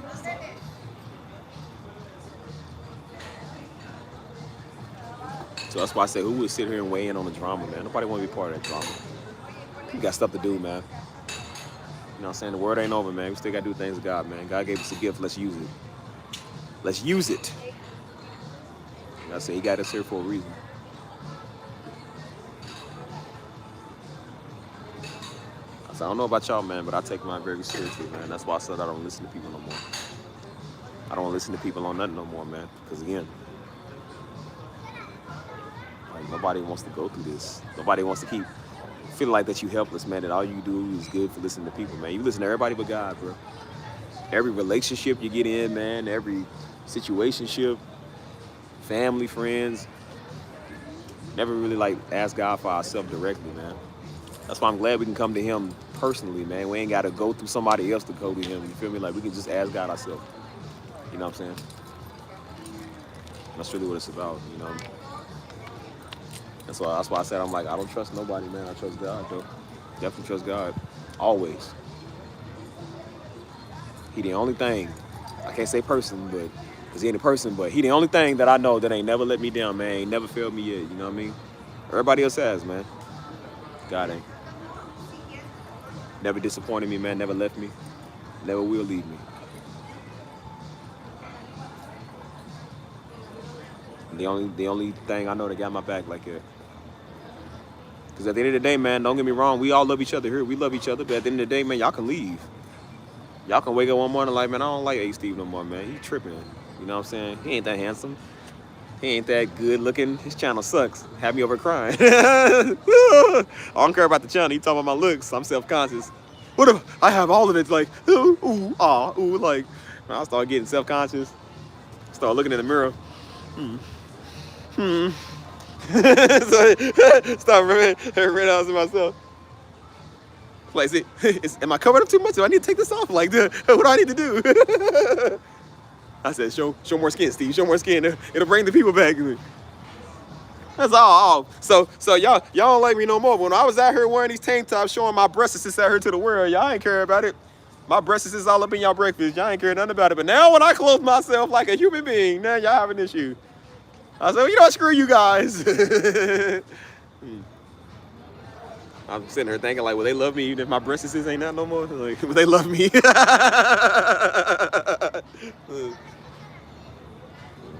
sitting here looking in the mirror. You fat pig, you stinky meat meister, look at you. They'll never love you, Steve. You ain't worth a can of spam. Look at you, you worthless idiot. You're somebody's son, you filthy whore.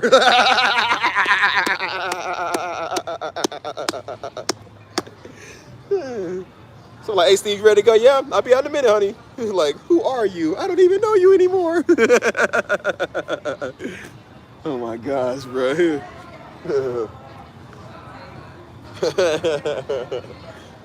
But nah, I forgot the point I was even trying to make, bro. I forgot. Oh yeah, basically I was saying, even if y'all don't love me because of my body or anything no more, I said God does, man. He always gonna love me. So that's all that really matters, bro. Obviously. I said they only love me for my arms, for my muscles.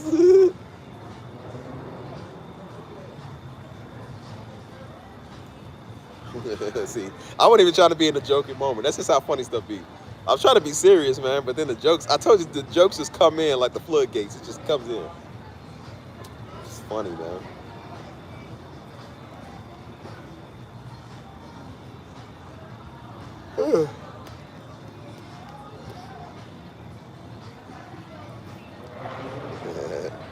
He said, hamburger. Let's see, if I do stuff like this, keep y'all entertained. Will y'all still watch me? Will y'all promise never to leave, nor forsake the channel?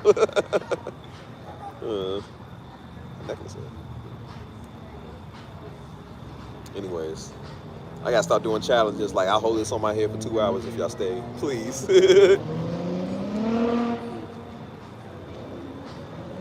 Anyways, yeah, I don't know.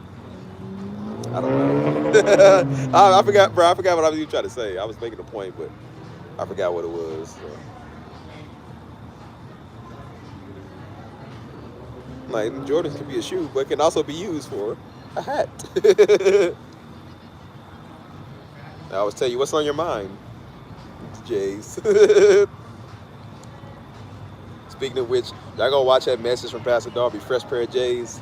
I remember that message in person, boy. That was a fresh message, boy. Fresh pair of J's.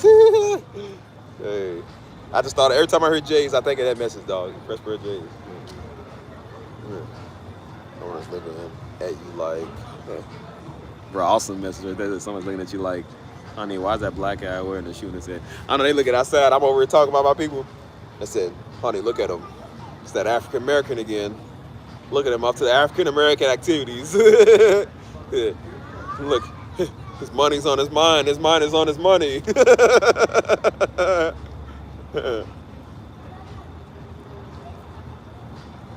Sitting there watching me with a pair of binoculars. What's he doing now, honey? He's just sitting there, menacingly. Yeah. They be the type of people that walk past me on my stream. I walk past him going back to the apartment. I'm like, honey, he's coming this way, and I'm sitting there like, hey guys, like, hey. Like, what's wrong with you? You sit there like, you walk past him like, okay, yeah, whatever. And they walk back into their apartment. Oh, honey, I was so scared. I'm so scared.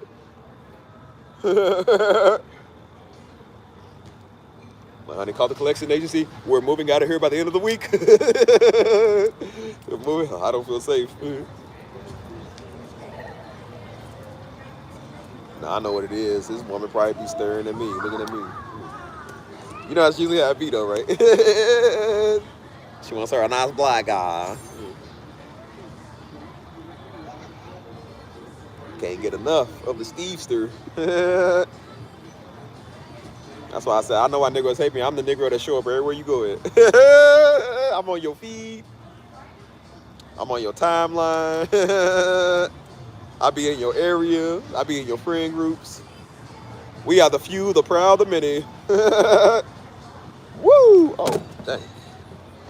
Careful. This is about $200. It's cost some money here. We are everywhere you go at. We're in your houses, your schools, like your politics, everywhere you think of. That's where we're at. Yes, sir. That's where we is. Like, there was Latinos too. I was about to say we in your Latinos. I say no, we can't say that. That doesn't sound right. That doesn't sound right at all. He's in hoopity doo dah what? He's in what? Like, hat, hamburger. Enough of all these Negro talk. Let's talk about the final things. To the victor goes the spoils.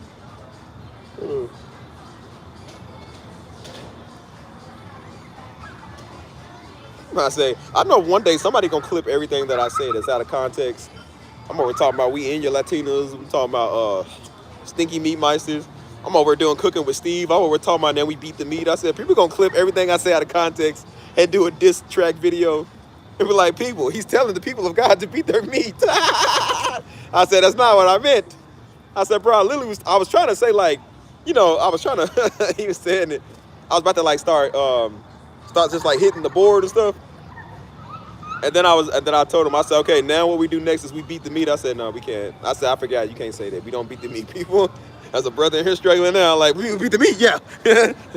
Steve said so. Oh, yeah. Woo-wee, I was just, oh boy. I'm glad he gave me confirmation because, boy, I sure was struggling. I'm like, nah, that ain't what I said, bro. I didn't say beat the meat. If I was to guess, you wear a size 9 or 9.5. We be stalking me. There's a stalker among us. Yeah, it's actually around the size I wear, like 9, 9.5. With these type of shoes, Jordans be like real tight sometimes. So sometimes you gotta, like these are like real tight. These especially are tight. So I think I got these like just a little bit too. I should have got my size bigger. You know what I'm saying? But yeah, about 9, 9.5. Look, she done did a Wikipedia on me, man. A Steve Wikipedia. Wears a size 9, 9.5. Don't like niggas. Loves everything white. The biggest black racist you'll ever see. He doesn't like black people more than white people. How's that possible? My bio literally said, can't stand them coons. Hot hamburger.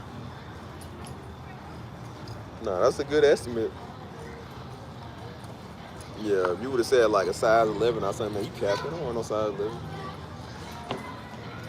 Most men usually wear around like a 9 or 10. I think that's about like most of our average size. Oh, somebody hit me up. Who is this? Oh, that ain't nobody I'm going on a date with. Don't matter. Yikes.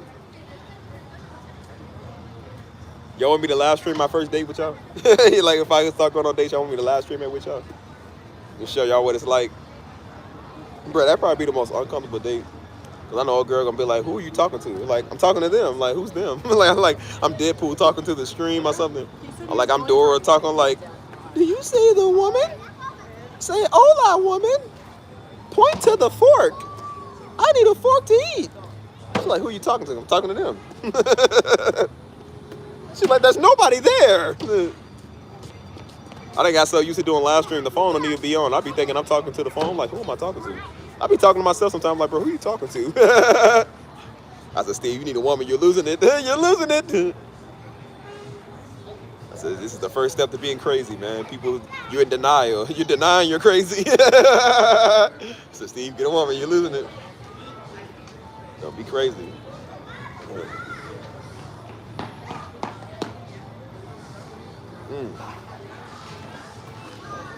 Listen, guys, it's not fun being crazy. You don't want to be in the loony house. Nah, because I do that, man. It'd be a bunch of jealous floozies on here. She ain't that cute anyway, Steve. Yeah, she's ugly. She's hideous. Be the cutest girl in all of San Antonio. I'd be like, she's ugly. She's hideous. Yikes. Her hair.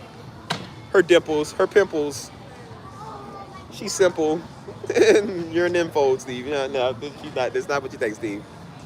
They're going to down everything that I do. I'm like, yeah, I wouldn't. That's why I said the minute I get a woman, you'll never know about it. I would never put it on the internet, bro. Got a bunch of freaks. Bunch of Negroes thirsty after your girl, or girls that's thirsty over you and they mad because you with somebody. Never post that. Take off my size 9, 9.5 and club you upside your head. You interrupt my date. Oh, Steve, I watch you on YouTube all the time. Yeah, I'm sorry to interrupt your date. Yeah, can I get your autograph? Yeah, bro. Let me get the pen in my shoe. Like, why you taking off your shoe? Yeah, I'm taking my pen off of my shoe so I can autograph it. And then with the Jordans. Tell my date. All right, let's see how much money you got. Like, Harry, we're going to dine and dash. Dine and dash and take your wallet. Like, girl, give me that. Bonnie and Clyde. Or in this case, Steve and Eve.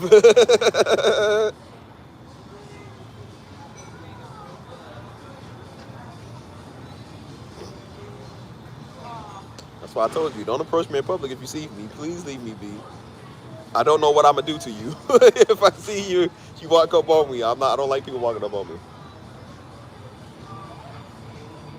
I can't say that I won't club you with the Jordan 6 rings, but I might club you with the Jordan 6 rings if you walk up on me.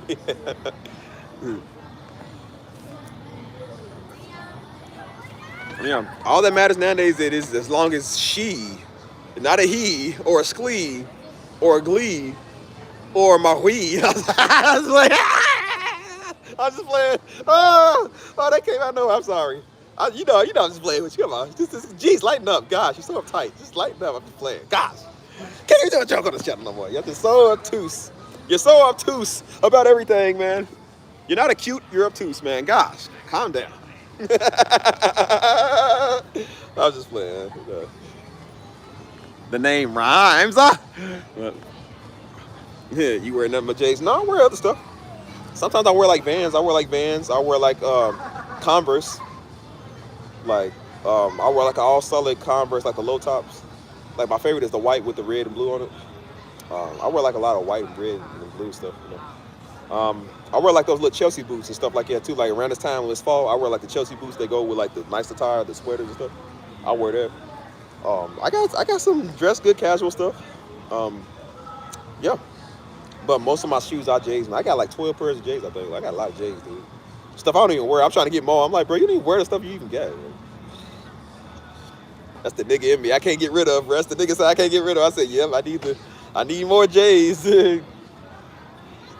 That's why everybody be like, bro, you be so fresh, man. Like I'm like, yeah, because I got the shoes to go with it, bro. Like, it all matters really about the shoes, bro. Like the shoes got to be on point. If the shoes ain't on point, then what you wearing don't even matter, bro. That's why I said I can be fly dressed like this if I walk outside with some sandals on. The sandals is gonna kill this. It's like, bro, why'd you even come outside? Like, I told you, people that wear jeans with flip-flops, like men that wear jeans with flip-flops and sandals, that pisses me off. I don't know why, it just pisses me off even more. Cause it's like, brother, what are you doing? Like, yeah. But yeah, all that matters is it's a she. It's not a he. Because what if I said, yeah, y'all, he likes me? They were like, that nigga said he. Like, Steve, wait. Steve, wait, don't go. Let's go to the other side. I said, boy, not even in the gay nigga dreams. Nope, absolutely not. Absolutely not.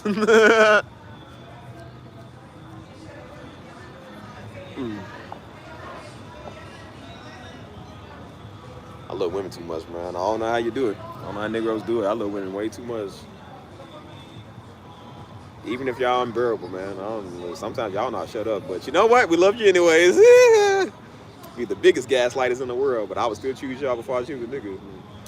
Some dudes don't think so. They think you can be in a relationship with a man without sex and kissing, and they call it gay. Or they call it's not gay. I'm like, bro, that's gay. The thought you even had, the fact you even told, I don't know what's gay because you're thinking it, or the fact that you told me what you're thinking. It's all gay. Am I gay for listening to your thoughts? I said, does that make me gay for listening to what you said? Like, yeah, that's gay. Sorry. So, yeah.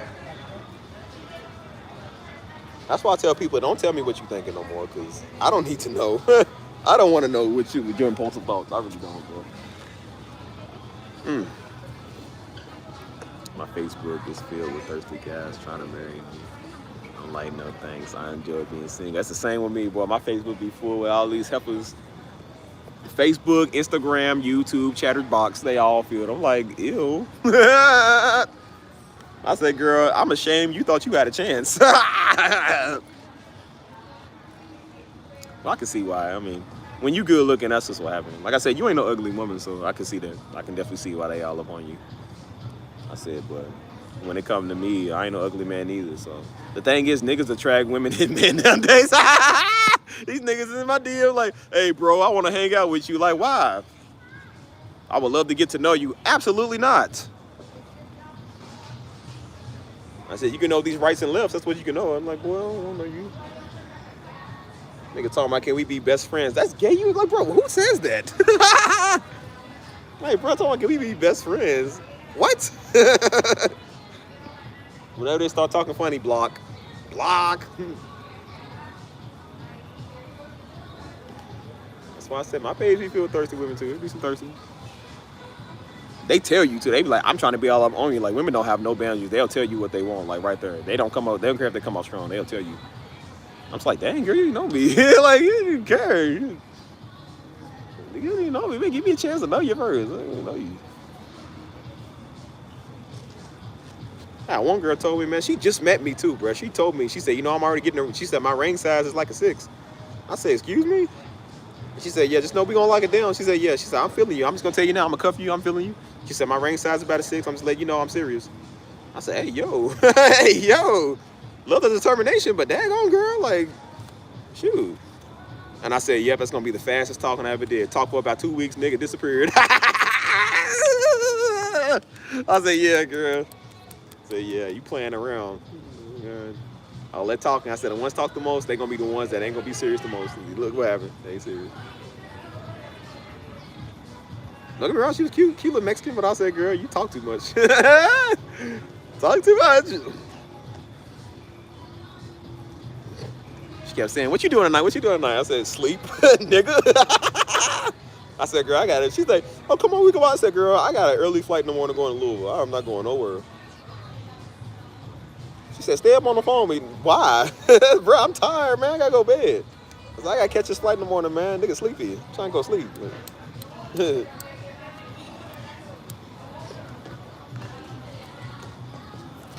Yeah. No, they be cool though. They just talk too much, you know. Like, talk too much, be full of nonsense. They sure do. That's why they be like, you know, I just think that like, you know what I think? Me thinking that you talking too much. You know.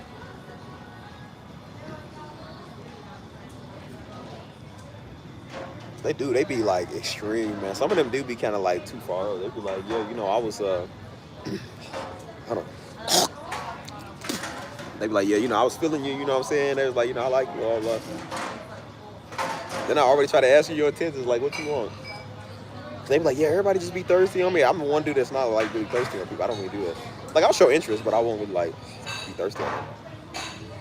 And so, like, they like that, you know what I'm saying? And so they'll be all like, you know, Like, oh, I'm digging you. I'm like, I mean, which is cool. Some of it's cool. It's the ones I'm not digging back. I'm just like, I ain't really feeling you like that. And then they think it's because, again, they always think it's because, like, they ugly. I'm like, it's nothing to do with you being ugly. It's just, I don't feel a lot of people like that no more. I keep telling myself, I don't like people, man. I don't talk around everybody no more. I don't like people.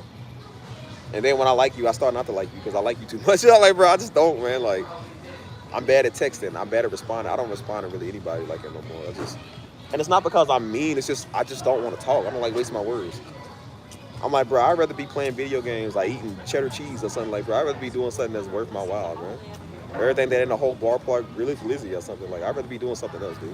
I don't want to talk about stuff no more. And so I'm just like, it was cute, you know, falling asleep on the phone with people. Like I said, you know, when I was in my early, your early 20s, you know, you do that type of stuff. Falling asleep on FaceTime and having little dates and stuff. Like, that was cute. I'm like, girl, look, nigga gotta go work. I'm like, look, nigga had a long day. Look, girl, I love you, but I ain't gonna stay on the phone with you all night. Maybe the first couple of phone calls. Okay, yeah, it's cute. You know, we talk all night. Because, you know, everybody has those all-night talks. And you just play the 20 questions, like the 50 questions game, you know what I'm saying? And I'm super good at those. That's why, again, y'all see how I talk. I get on here and talk to y'all for hours. And so people will be like, you so good at talking. I said, do you know what I do for a living? I said, girl, look, I be talking to people for 10 hours on live stream. And I'll tell them about my channel, I like what I'm doing. And so they be like, we've been talking for hours. I said, that ain't nothing. I said, my longest stream was 10 hours. They said, for real? I said, yep, 10 hours. I said, literally. I said, we've been on the phone. Some of us been on the phone for like 3-4 hours. You know what I'm saying? I said, I would just now be getting started on my live stream. I said, girl, we talked for a good minute. I said, that's what we do. We just talk. You feel me? Just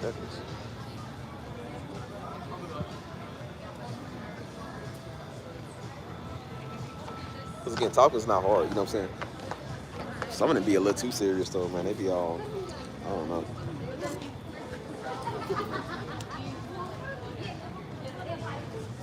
Girl said, you gonna come pick me up? I said, no. I said, no. I said, girl, pick your own self up. We ain't together. I don't know you like that yet, nigga. You ain't getting no gas money out of me, girl. I don't know you. I said, we both agreed to meet up. I ain't paying for your girl. Like, not that they think that, but I'm just like, I let people know, I'm like, look. That's all we agreed to go have like meet up, like where we like meet up halfway with each other. Go here, go there, you feel me? And I'm a gentleman. Like I said, I don't mind paying for stuff. I'm like it. I'll even do it with some of my homies, man. You know what I'm saying? I make sure everybody eat around me, so I don't mind paying for a meal because I eat good. I spend about $200 on me myself. So I'm just like, you know, so definitely when it comes to a woman, I take care of my woman, man. Go to a date, I take care of them, you know what I'm saying? Like, I don't mind. Because some of them don't even expect that anyways. They be dealing with niggas to be trying to make them pay. I said, I don't do that. Like, when you with me, you ain't taking a penny out of pocket, bro. Like, just because I'm like it, I always make sure I take care of my people, you know? But,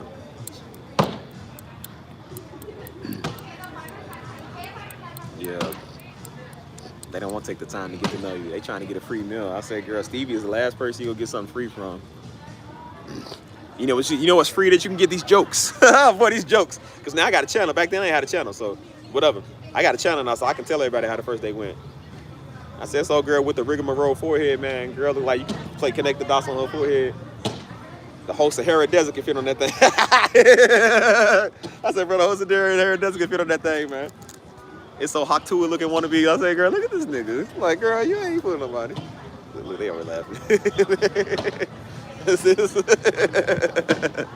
Look, I got some fine ones walking by laughing. Watch Stevie work his magic. Hey. Hey. That was cute. Making them laugh. See how I can do that? You see how I'm funny? I'm funny. I can make people laugh. Make people like, you know. That's how you get them. You're good looking and funny. Oh, man. They go for that. All the time. Once I said the hot to a rigmarole, she started laughing. Say, girl, you got to spit on that thing hot to it. Some of these girls on bourbon, I'm like, ew, yikes, yikes, yikes, yikes, yikes. Double yikes. That's why I said them is the ones you give a church hug to, like a sideways hug if you want to give a handshake. Hey, how you doing? Hi. It's always the attractive ones. Nobody has a problem with attractive people touching them. So it's just like, oh, hey, come here. Hey, how you doing? You know what I'm saying? The first meetup, hey, how you doing? You know what I'm saying? Somebody you don't like try to come and approach you. You like, hey, hi, how you doing? Bob Swinland, how you doing? Hey, Steve. Manager of A Steve Corporation. Yeah, how you doing? That's why I said some of them would be saying stuff back you ain't feeling. They be like, yeah, you mine. Or I'm trying to get to know you. I'm just like, oh, yeah. Rad. I'd be like, rad, dude. Cool. Okay. Yeah.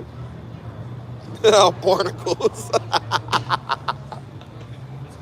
And they start to like, I'm doing everything I can to get them away from me. And they still think you playing hard to get. I'm like, oh, tartar sauce. Barnacles. Hold on. I went to the hot tool girl. She's still famous. I heard she was scamming people with like the cryptocurrency or something. She was scamming people or something like that. And so she got into a lot of trouble. I think she was about to get sued or something. But she had her own podcast or stuff. Like, really?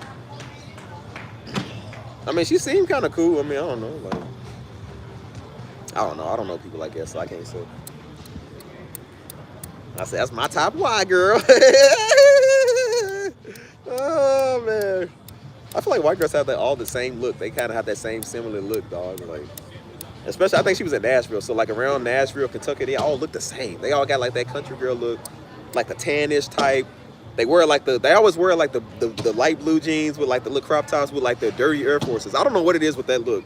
Like, it ain't bad, but it's just like they all have that same type of look, man. You don't see them. Usually the white girls that wear Jordans and stuff like this, they are the ghetto white girls. The only like black dudes, like the ghetto type white girls that'll fight you, they always wear the J's, bro. Every time I see them in a pair of J's, like, yeah, she's ghetto. I was like, she's dirty. I was like, yeah. But I don't know. I said, look, Miss Hoctua girl, I Cooking with Kaya, one or the other. Look, Stevie's still saying I'm looking for one of y'all. I know what Cooking with Kaya dealing with. We're dealing with niggas. I've been dealing with niggas too, girl. Only difference is I don't cook. You do. I said, look here, baby. Let me tell you something. First of all, let me tell you something. A Steve has been looking for a personal chef. I said, some of these women agree to cook for you, but they don't hit the same like you do, baby. Oh, baby, how I love you forever. I said, girl, do you know who my father is? I said, she just needs the word. I can redeem her. I said, girl, let me introduce you to the Darbys. Like, Kaya Darby keep playing me, girl. I said, shut your channel down. You only cooking for me now. Yeah. Yes. A Steve production and a Cooking with Kaya. Oh, man, that'd be great. She hit me up like, hey, I need a background song for my, like background music for my tutorials. So I was like, girl, do you know, girl? Look, girl, is that all you need, girl? Girl, I live in San Antonio. Apartment number 3000. Not much has changed, but they live underwater. And your great-great-great-granddaughter, she's doing fine. I said, girl, Kaya, I will do some things. A nigga ain't never got on his knees before. Like, girl, I get on my knee and will you marry me? Keep that lasagna coming like it coming, girl. Girl, I started something up in here. Like, girl, you gonna make me lose my mind up in here, up in here. You gonna make me go all out up in here.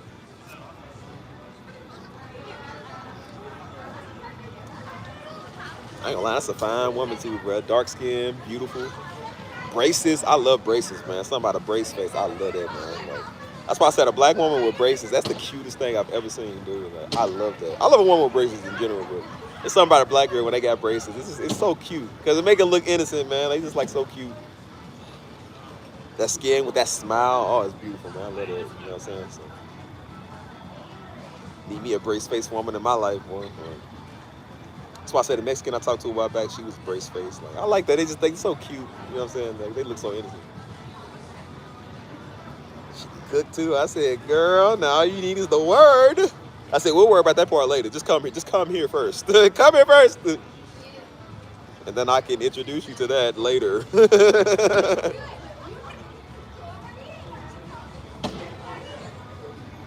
Honestly, she seemed like a pretty cool person, bro. That's why I said, like, a lot of people, they really be cool. They don't be doing nothing. They don't be doing nothing to nobody. They just be chilling. That's why I feel for her, because, again, like, her channel was based off of her just doing what she do. And she's hot, so, like, people gonna get mad at, again, they envy of you because they don't look that way. And so they gonna hate on you just because, you feel me? Like, it's just stupid, you know? You got rid of your braces? I love that though, man. It's like, you know, a woman that just know how to be themselves too. You feel me? Like she's just chilling. She mind her business. She cook her food, and she got famous. I'm like, just because she's hot, like that's the only reason people think she got famous. I'm like, okay, maybe that might have something to do with it, but I'm like, the girl made good food, bro. I don't care if the girl was ugly. Like, dude, I could care less, man. The girl can look like Rosie O'Donnell. Like, bro, if she cook good food, I'm like, I mean, I ain't gonna love you like that, but I'm like, hey, can a nigga get a plate? Like, dude. Good food is good food, boy, daggone. You should have kept the braces, man. Braces is definitely a hyphen look, you know what I'm saying? Dudes, we like it. Men do. Like, I don't know if they'll tell y'all women that we do. We like stuff like that. That's why I kept trying to get old girl to smile like a lot. She would never like kind of smile. She would smile, but she wouldn't like to show her teeth. And so I would do stuff to like make her smile, and then she'd get like that little smile. It was so cute, you know what I'm saying? I think that's why I was trying to tickle her that one time, like she grew ticklish. And so I was trying to tickle her. And so you be thinking she's innocent because she's cute, she's short, like 4'11". And so you think like, oh, she's just some little fragile thing. That girl, she take jujitsu, so she's strong. She take, bro, she let grab my wrist like that. Cause she was laughing while she was doing it, cause I kept trying to like touch her. And she was laughing. She's like, stop. And I was trying to move my hand. I was like, bruh, my nerves are like severed for a minute. I couldn't move my hand. I was literally trying. I said, ah. I was like, hey. I say, dang, girl, she got that toddler strength. Like, she's strong. You know, like a toddler close their fist, you can't open it. That's what she had. I was like, dang, girl, it hurt. I said, dang, on. I said, I know we playing, but dang. I said, bro, I was grabbing my wrist. I said, dang. I couldn't feel my wrist for like 2 days, bro. I told her, I said, you know, I still can't feel my wrist. She said, I didn't grip it that hard. I said, bro, yes, you did. Like, it was like, she did it too because she did it fast. She said, I was like, ah. So let go. You cut off a circulation, dude. I need this left hand, bro. I got to play keys. I got to play piano. Can't play piano with it's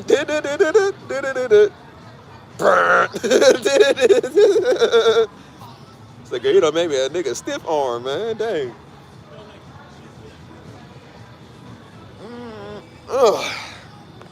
But yeah, cooking with Kaya, man. I know this is probably impossible, but if you watching, baby, come talk to me. You are what I've been looking for. Like Pop Smoke said, I like him dark skinned. Yes, I do. But she ain't even that dark, no, baby. She's just so cute. I'm like, girl, good girl. I need one of y'all. Better hurry up. Sydney Sweeney be calling my name, girl. You better hurry up. Oh, you gotta calm down, y'all. I'm gonna calm down with Sydney Sweeney. I'm making some of y'all mad now.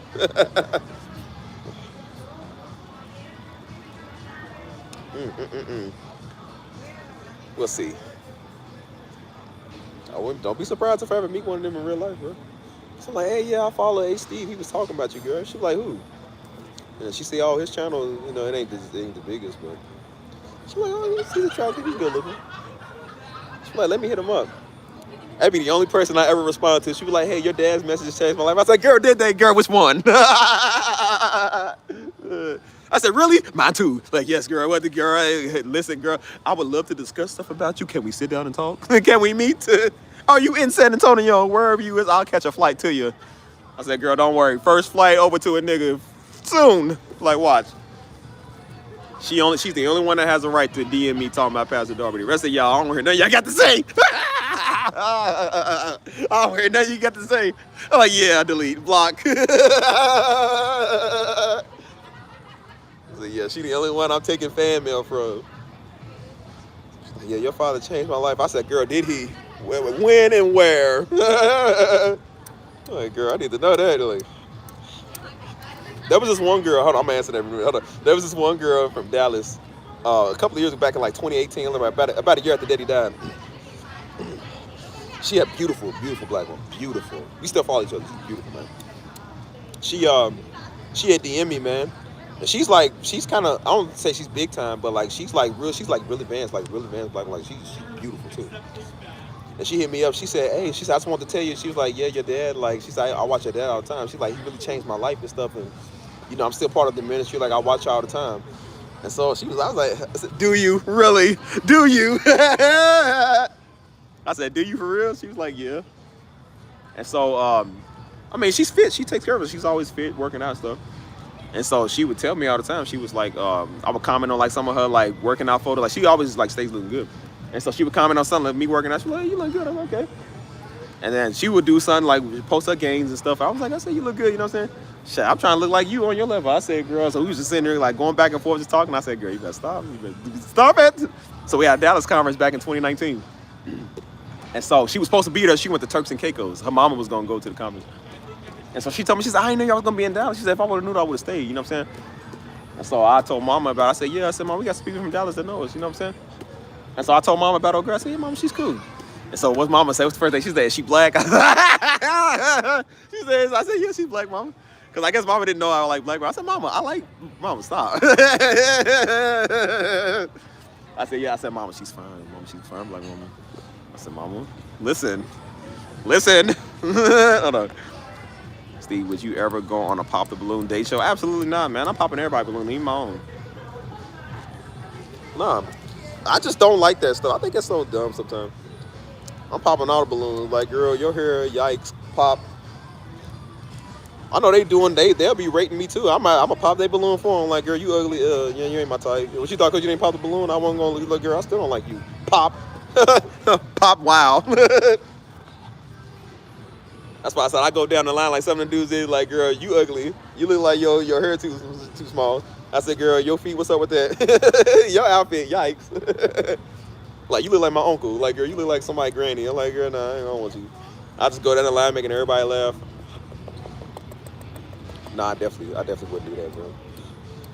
I feel like Pop the Balloon kind of weird sometimes. I think I don't know, that's too much.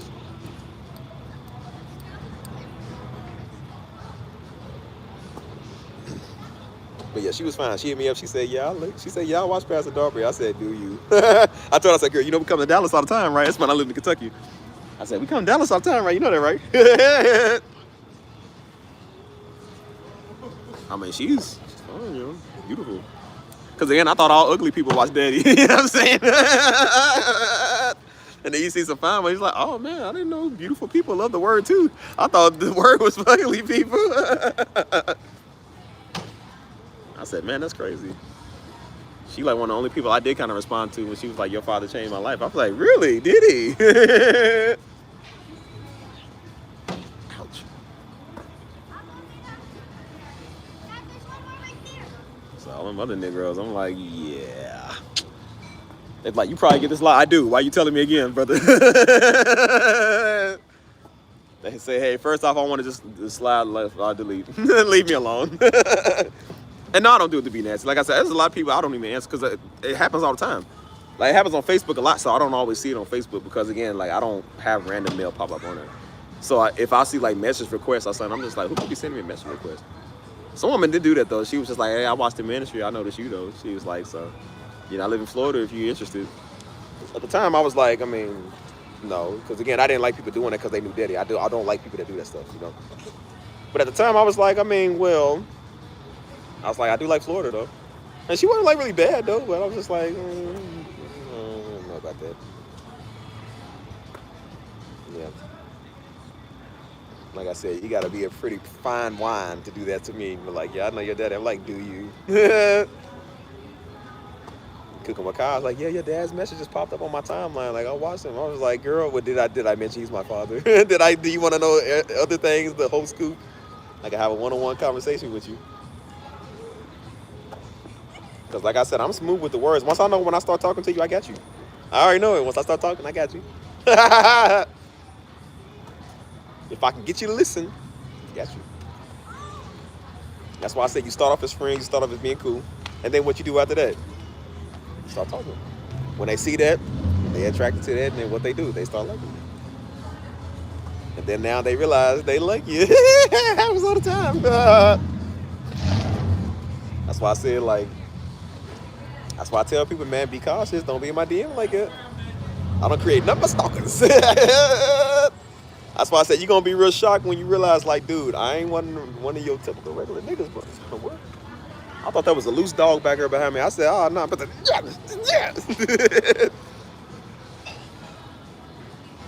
That's why I said I'm good at the game because I know what I'm doing, bro. Like, and it's not even a game. It's just like, you know, I just tell people I know how to talk, bro. So that's why I said I'll show you another side you ain't never had, folks. And that's why they all fall in love. That's why they all be crying. I told you don't come play him, bro. Don't play with me.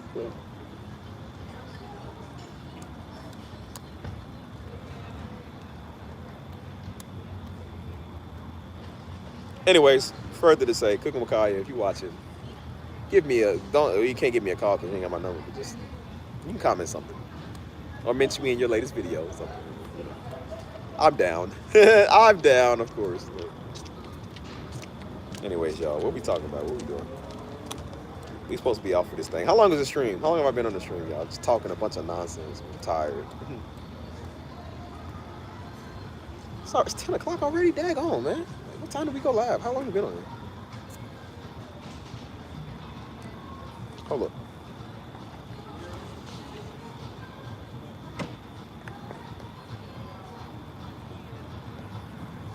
Everything I do is just good.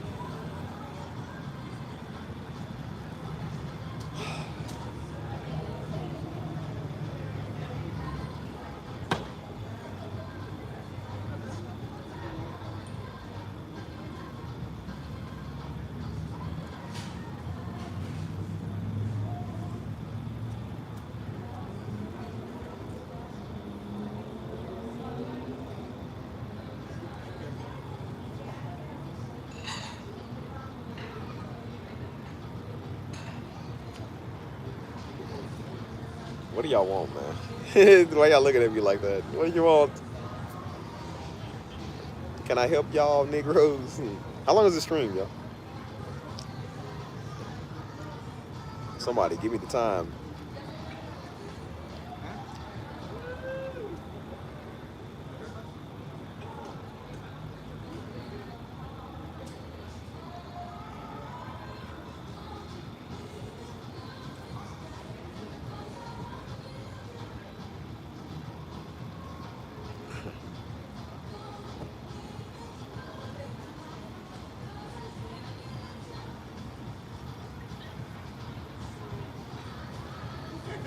The nigga said, got your time.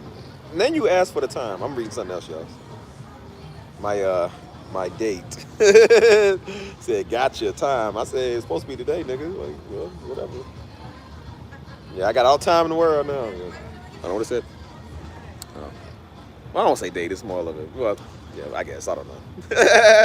I could be making this all up. I could be crazy. Y'all just talking to myself. Nigga think he talking to a woman named Mary. Nigga talking to Bloody Mary. I didn't know who he talking to. Almost 4 hours. I'm hungry, man. I want some food. Like, I had some French toast a couple of hours ago, man. I'm starving. Everything I do is just for you. That's how you know you're good at music, man. Like, you know it's your gift. I had a song in my head earlier, man. I've been singing this all day, man. It's a song I'm about to record. I want to sing. Kind of want to like, kind of sing, rap about my life. You know what I'm saying? Like, I thought about doing something like, I ain't gonna speak too much on it, but I thought about doing like a little simple production or something. But I might do that. So that's all I'm gonna say. It's a work in the making if I'm thinking about it. So I ain't gonna speak on it too much because y'all getting ideas.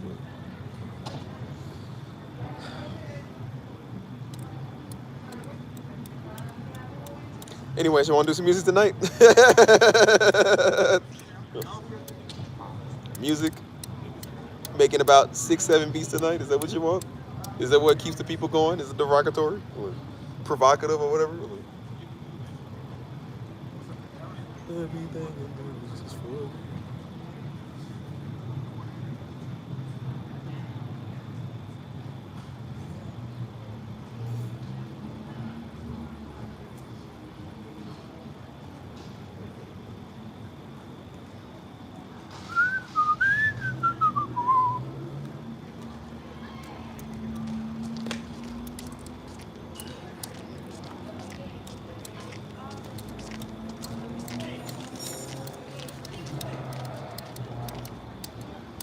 Why y'all quiet all of a sudden, man? This is a real quiet live stream. Well, y'all been quiet today, man. Just be letting me talk. Come on, man. Like, why y'all unknown Negroes, man? Talk. Let's talk about something, man. Something going up in there. Before I get off of here, because I'm probably about to get off here in a little bit anyways, because I want to go eat and play my video games, so. Like I said, I got a new hobby now. I don't have to look at y'all all night. I don't got to talk to y'all all day. Like, sometimes I'd rather just do that.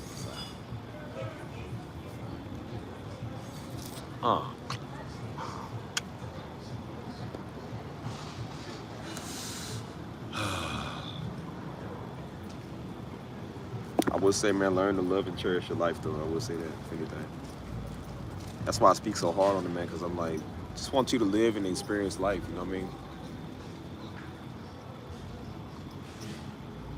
See all the craziness that's going on in the world. I just seen today another one of Lil Durk's associates, TFH Bezu. I don't know if y'all know who that is. But I used to see him all the time, man. Like, he always popped up, you feel me?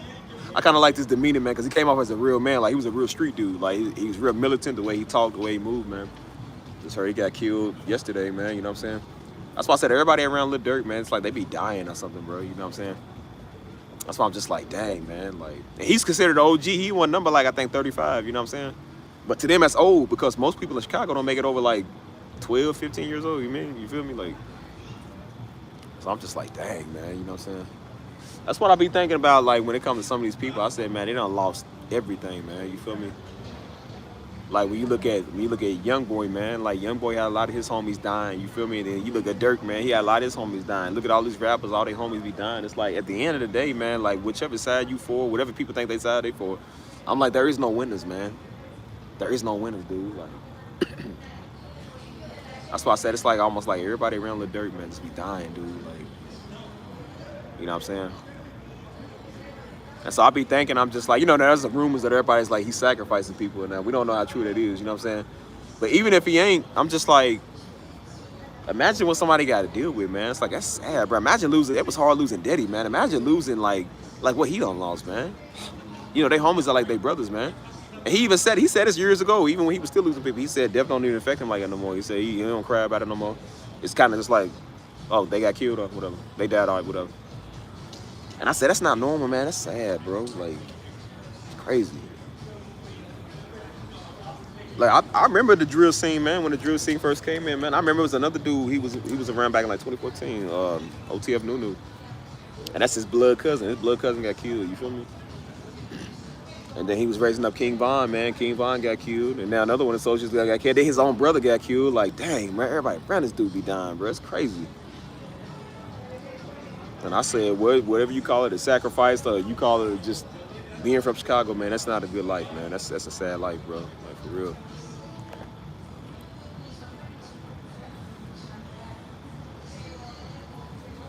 Just like, man, nobody wins, you know what I'm saying? One died, the other side taunt you. The other ones died, the other side taunt you. Like, nobody wins in this situation, dude. Crazy.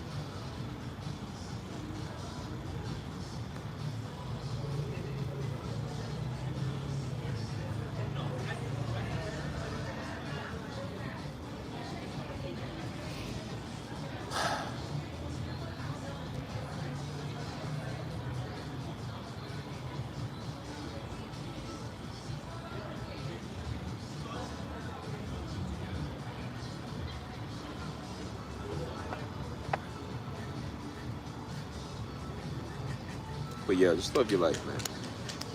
Do the right thing. Stay out of trouble, man. And avoid conflict at all times if you can, man. Just be happy. Definitely stay happy, man. That's what it's about, you know.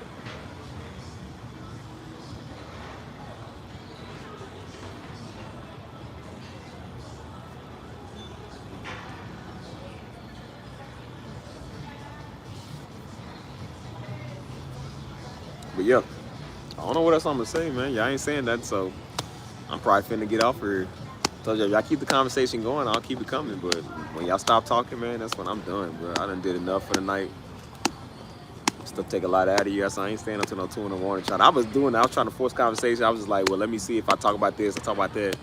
You know, maybe it gets something going, but I'm not doing that no more, man. That's how I get off here early. When everybody stop talking, I'm done talking. All right, we done. And then I just go and do something else, you know. So.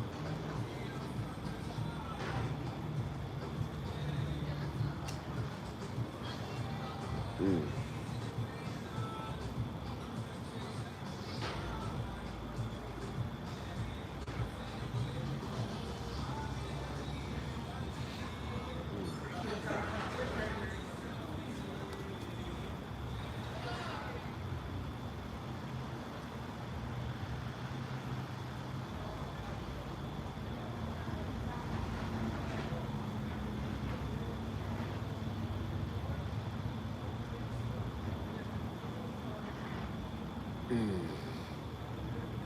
y'all good. Y'all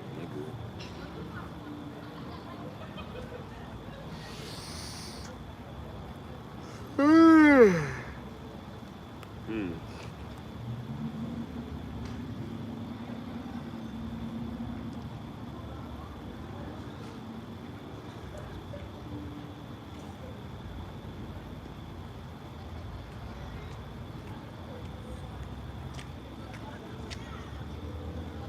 Say when you gonna do my ASMR video? What y'all want? What y'all want? Like rocks, Rice Krispies or something?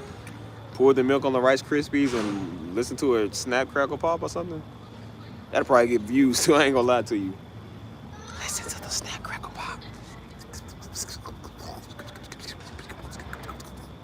That sound like that thing on the phone when you like processing your payment. Thank you, we received your payment. I'm gonna light my voice like real light, like a white woman named Sarah. Hello, welcome to the HD channel. I sound like a Japanese woman. You come to channel now. Hey, you quiet, you listen. I hope it's not racist, I'm sorry. I'm gonna talk about like there once was an old lady that lived in a shoe. Had so many bills, didn't know what to do. Like, bro, we moving speak on. Hickory dickory dock, the mouse ran up the clock. Like, I don't know no nursery rhymes like this. Bye-bye black sheep, have you any wool? Like, I don't know what to say. Something ASMR-ish. I guess I can say like, shoot, what's something good to say? I don't even know. How can I snooze when I'm with you? No, I just had something funny. Oh, I forgot. Oh, I just lost it. Dang, man. Dang, man, I had something funny too.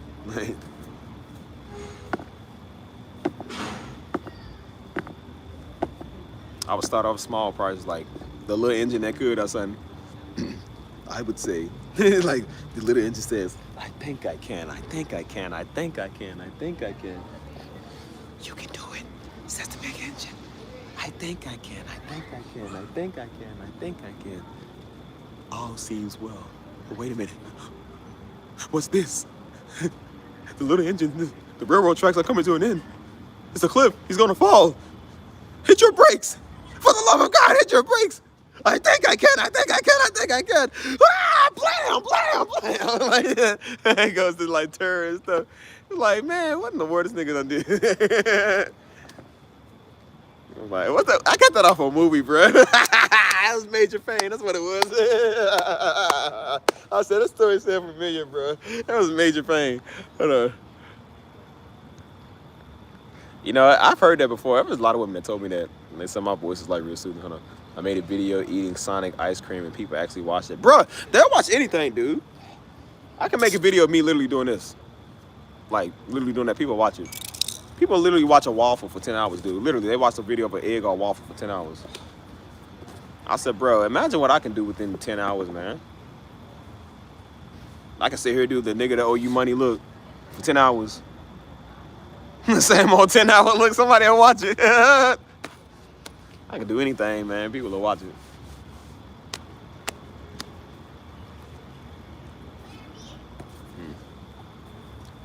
Ooh, Bro, I seen they had a 10-hour loop of Larry the Lobster. He was remember when he said, breathe, darn you? Remember when somebody was drowning? Bro, they had that on a 10-hour loop. I literally watched it for about 10 minutes. I said, I'm done, bro. He said, I said, there's no way somebody watched it for 10 hours. Who thought of this? I said, who in their right man thought of this, dude? It's the stupidest thing I've ever seen in my life. I know, I'm a goofball. Don't mind me. I'm a goof.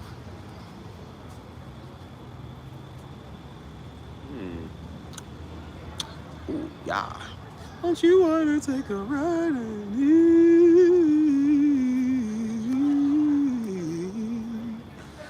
Ooh. That's why I be wanting to get off of here, man, but I feel the jokes still are coming, man. Like, But they sat there for 10 hours and watched that, man. Just the hoo-ah, hoo-ah, hoo-ah. He's doing it for 10 hours, dude.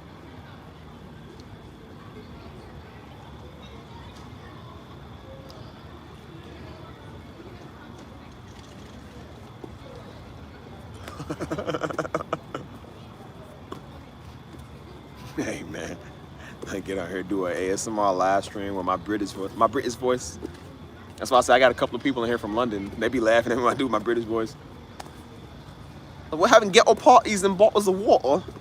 I say people from England be like, Peter Parker. Peter Parker. Mary Jane's boy from Bloodhaven.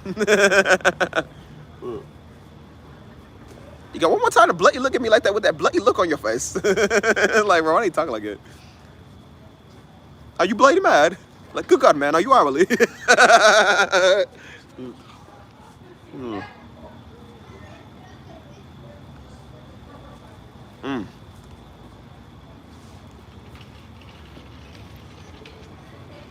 I say, hi now, your dreams is hey now.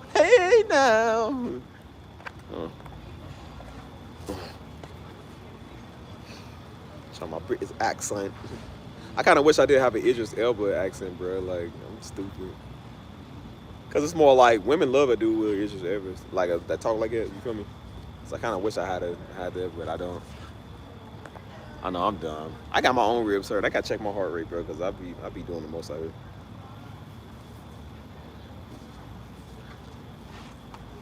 You ever seen them get mad, bro? That'd be funny. If a British person get mad. He said, "Have you got a mod yet?" Like they say, like usually we be like, "Nigga, are you crazy?" They're like, "Have you got a mod?" Yeah. They say, "Yeah." You say, "You ungrateful willy billy jellies." But they be saying words you ain't never heard. There was a councilman that got mad in their politics. He said, "Is the floor gonna vote me out now?" And they said, "Councilman, your time is done." He said, "So the floor is gonna vote me out." He was trying to talk over them. And I said, "Councilman, you dismissed." He said, "You ungrateful willy billy jellies." I said, "Bro, what is a jelly?" I said, "Does that mean jealous?" Like they say the telly. The telly means television. That is so European to say, "I'm gonna watch the Teletubbies." That's where they got that from, Teletubbies. Like, man, here in America, it be called a TV Tubbies or something. Like, nigga, talk about the telly. I'm going to watch the telly. Like, nigga, what is a telly? Like, what? Like, y'all remember that? Get out my mom's car. Like, I'm in my mom's car. Vroom, vroom. Get out my car. Oh, my gosh, bro.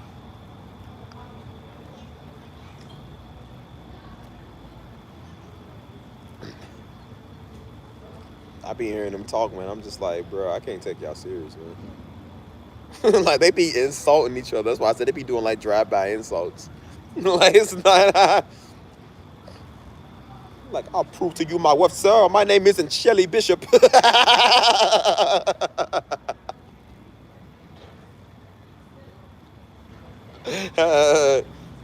nigga named Shelly. Boy, I don't trust a nigga named Shelly, boy. That's a shady nigga. Hey, man. Imagine running to a man. Y'all try to find him attractive. He's like, "Oh, so what's your name?" "Shelly, my man, I'm Shelly." I'm like, "Shelly?" "Yes, good ma'am, Shelly, like telly, but television without Shelly." Oh my gosh, bro.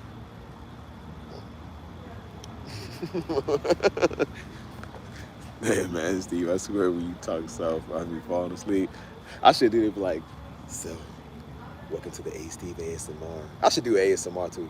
"Welcome to the A Steve ASMR. We want to talk about Negroes over on this channel. You know I can't stand them niggers." Talk like Bob Ross. "I'm gonna just paint this little bush over there in this corner. And if you tell anyone that bush is there, I'm gonna come in your house and I'm gonna cut you."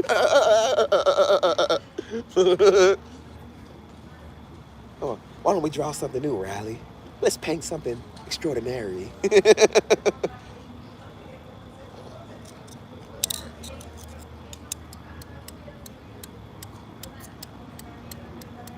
I'll probably do like a Mr. Rogers stream or something.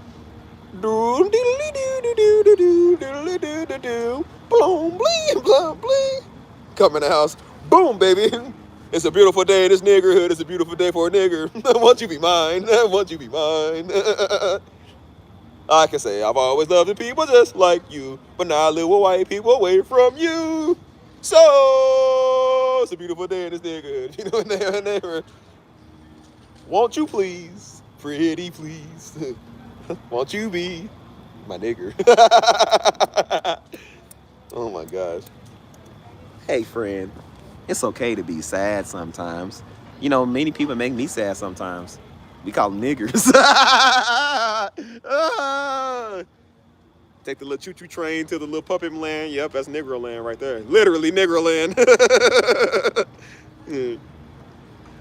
Hey, I need to stop. What's wrong with me? Steve, you degrading to your own people. You should wash your house off with soap. Wash your hands with soap, you despicable me. Oh my gosh, bro. What are we doing? I did think about doing the ASMR channel, bro. But a while, though. We're going to listen to a nigga doing ASMR. Say, hear the raindrops tap on the top of my house. Pitter-patter, pitter-patter. Nobody's going to take me serious. But they'll be like, how you going to make trap beats and then turn around and do ASMR? I'm like, bro, that don't make no sense. I'm one of the loudest people out here. How you going to do ASMR now? ASMR like a Negro scratching his back or something. Just the world's loudest Dorito. That's what I would do, bro. Get the most sensitive mic in the world. The world's loudest Dorito. It's like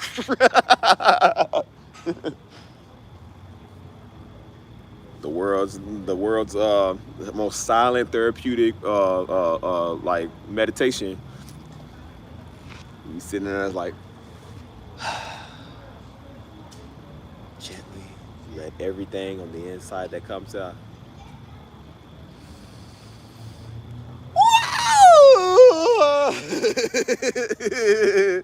Like, man, what is this nigga on?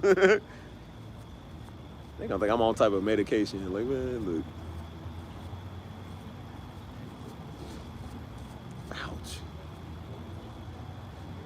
That's kind of what my affirmations channel was for, you know what I'm saying? Like, when I go live over there, I be doing, like, therapeutic. I be out in nature, you know what I'm saying? And so I'll just be, like, capturing, like, the quietness of outside, you know what I'm saying? You hear the leaves on the ground, nature, bugs, you know, animals, stuff like that. So it's more of an ASMR type thing, just, like, therapeutic nature streaming, you know? But I definitely want to do it on this channel, man. This channel got too much stuff on here. You know niggas don't care about no ASMR over here. Niggas already weird over here. Cause I don't want to do nothing else on this channel, man. I'm tired of this channel. I'm tired of this channel. Let's do something else.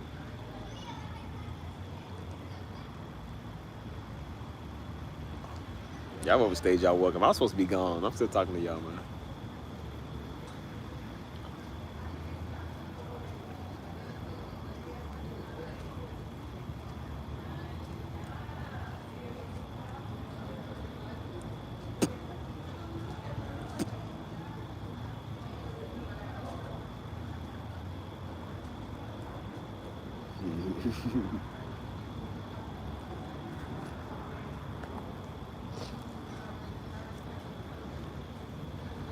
Do I really be having y'all laughing that hard, y'all? Cause I don't, I don't even remember. Like, bro, I know I'll be making myself laugh when I watch these again, bro. I be crying, man. Like, bro, I literally be screaming at the top of my lungs in my apartment. If I'm outside, I be going on my runs, rewatching these streams, and I have to stop mid-run, bro, because I'm like, why did I say that? I don't even remember saying that. Like, remember that last apartment you were at? I hated that apartment. And you would talk into your phone mic. That was when I did the, that was more like the vlogs, like when I did the vlogs with that. Everybody kept saying it. They said, you got a nice mic. What is that? I'm like, it's just my phone. It ain't even a real mic. This is my phone. Yeah, I'll try to be funny, man. It's just, I had no intentions of doing this when I did this channel, bro. It was not supposed to be funny. It was more serious based, but these people are so stupid. They came over here acting funny, and I had to let them know what was up. And then I had fun when doing it, you know what I'm saying? And so that's why I said my more serious stuff was my channel. Remember when I was on the growth and development and I was talking about, like, you know, I was talking about just basic everything, you know what I'm saying? Like, it was all seriousness, man. There was no jokes. There was no funniness, you know what I'm saying? But You know, then when I started doing these live streams and I seen how dumb people are, I'm just like, oh my gosh, bro, like people stupid. Like, so yeah, that's when I started being. I'm always a funny dude. I'm always funny, but like I try not to really do too much of that. This is not based on YouTube. I was trying not to do that over here, but I'm glad I did because like it brought out a lot of my like humorous character. That's why I said every woman I've talked to, they always been entertained, bro. I'm funny. I make them laugh. They be crying, laughing. I don't even think it even be that funny when I'm saying stuff, but they just be like, dude, you are too funny. They be like, bro, I'm crying right now. I'm like, is it that funny? They was like, yeah. I'm like, I didn't think it was. Like, I'm just so, when you so used to doing it, you don't, you know, because that's some people that's funny to me. There's some people that's just too funny, you know. But having a sense of humor, man, is what keeps people drawn to the channel. Like, if we was born, man, if we was a Hebrew, it's like, man, y'all wouldn't watch me. Them niggas are born. Nobody wouldn't watch them. If we was some old white man on C-SPAN, you wouldn't watch us because we born. We don't, nobody wants to be watching Henry Kissinger. Like, bro, nobody wants to see that. Like, you know, I was walking through the woods, or the meadows, and I was like, nobody wants to hear somebody that's like dry, you feel me? Like, you want somebody that's full of life. So that's why, like, you know, I'm just being me, you know what I'm saying? Sometimes I'll be a little extra because I know how I get, but I'm just like, I'm just full of life, man. I'm just like, you know.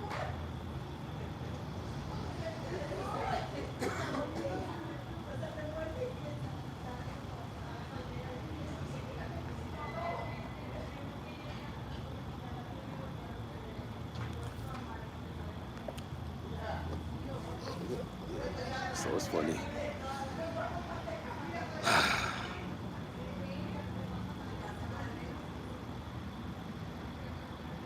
I really want me a sausage.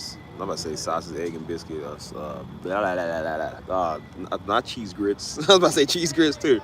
I'm so hungry, I don't even know what I want. Biscuits and gravy, that's what it is. Biscuits and gravy.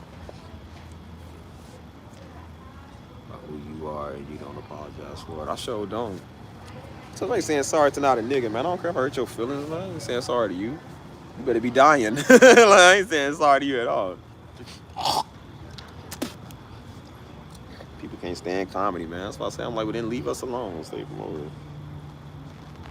People like, oh, your jokes are too far, so do something about it. I'm like, you dragged that on for a little too long, so, and I'm gonna keep dragging it on, nigga, because I can.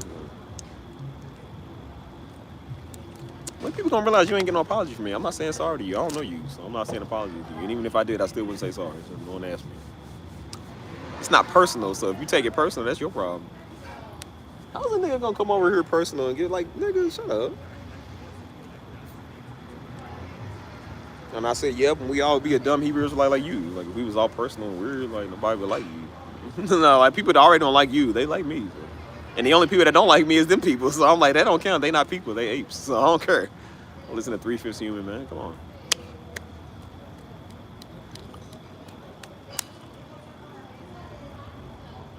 So yeah, that's why I can do a lot of comedy without cussing. I can do a lot of that, man, without like spewing a whole bunch of blame this and blame that. Like, I don't gotta do that.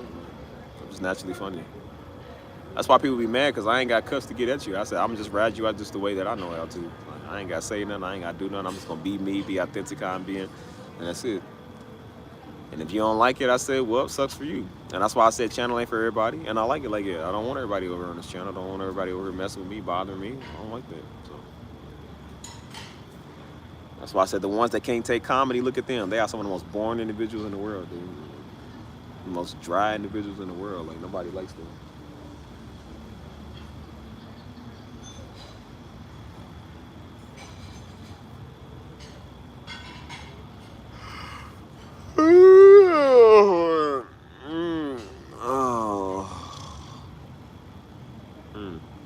Is Mike still here? Mike, you still in there?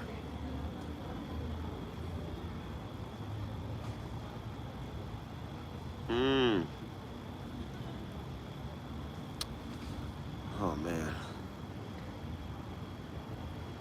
I think Mike done went to sleep. He's tired. Baby, working, boy. He's tired. Oh, speaking of Gen Z, I was on them yesterday, boy. I was on their top so hard yesterday, no diddy. Niggas, I can't stand them. Are you here? Cool. Just making sure. Say Mike be quiet. He just be sitting there in the background. He be sitting there looking, ready to snipe. I said, bro, don't snipe him. He be sitting there with his hand right there. Now, no, Mike. Hold on. Stand down. He said, now? No, not now. Stand down. Yeah. Like, Mike, we need him. I'm gonna kill him. Like, Mike, we need him. don't go. Yeah. But yeah, I can't stand Gen Z. Anybody from Gen Z, you can get them on out of here. I don't like Gen Z. I can't stand Gen Z niggas, man. They are so weird.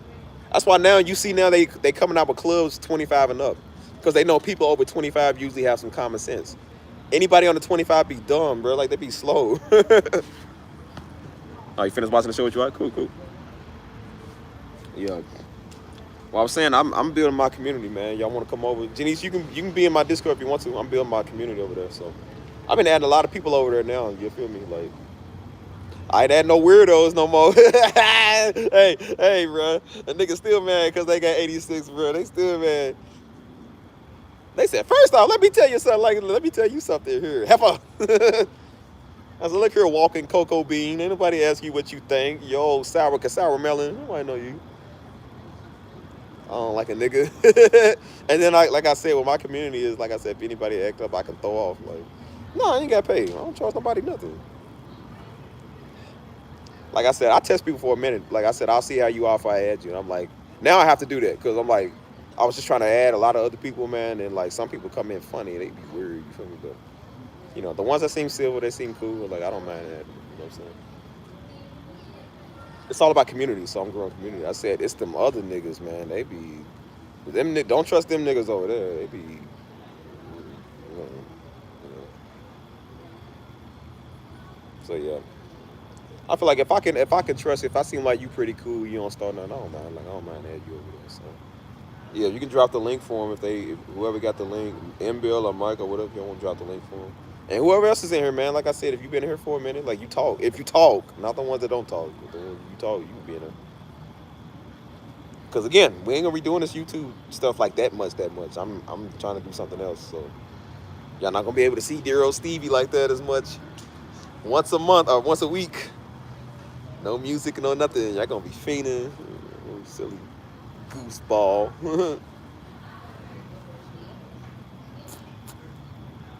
Ooh. Yeah, there's that link right there. You click the link and just add yourself. I was about to do Operation Clean Slate. I'm about to get a whole bunch of niggas out of here. I said, nah, I ain't gonna do that.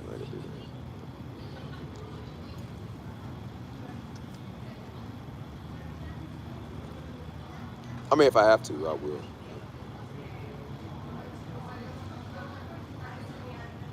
You don't see it? Did you send it? Well, make sure you don't have them hidden or blocked or something. If you got them hidden or blocked, you probably can't see it. Oh, yeah. Oh, yeah. Bro, is it 11 o'clock? I want my biscuits and gravy, man. I'm hungry. Dang, it ain't 11 o'clock yet, bro. It's only 10:33. It feel late. It's late today.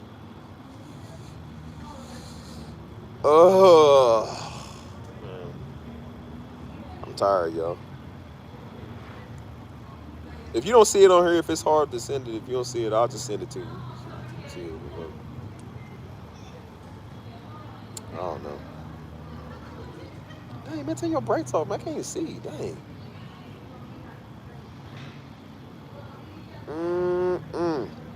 I will say, when I add you, man, don't be telling everybody, don't be giving everybody the link. I tell everybody that, like, do not give everybody else the link unless you clear it with me on my people, because I'm like, I don't know everybody. I don't like people, so.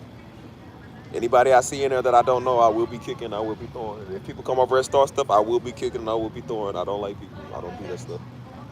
I'm already I'm trying to be nice and outstretch a nice hand because I'm trying to be like, it goes for everybody. I'm talking about everybody. Like, I have to say this now because people, man, they come here and do stupid stuff, man. Niggas, you know niggas. That's why I had to make a rule book in the first place, man. It was a free, easy community. And I thought, surely we got some grown 20-something up and up niggas that are in there. Like, man, please, they be... It don't matter how old niggas, you gotta make a rule book because they don't act right. I had to tell them, man, they sitting there, somebody in there starting stuff, man, and fighting people. Like, why y'all, this stuff is too hard to do. And I said, this is why I was thinking, I probably should have charged people because usually if you charge them, they take it more serious. Most people charge you to be in stuff like that. I'm not gonna charge you. I don't care about no money. I don't care about that. But I said, some of them I should have because I'm just like, bro, they couldn't respect the guidelines, man. And then when they get booted or they get the 86, nobody cares and they get mad. I'm like, dude, well, you can't violate somebody's stuff and then think that people gonna still want you around. It don't work like that. I'm gonna get up a walk for a little bit, y'all, because I've been sitting down for a good minute.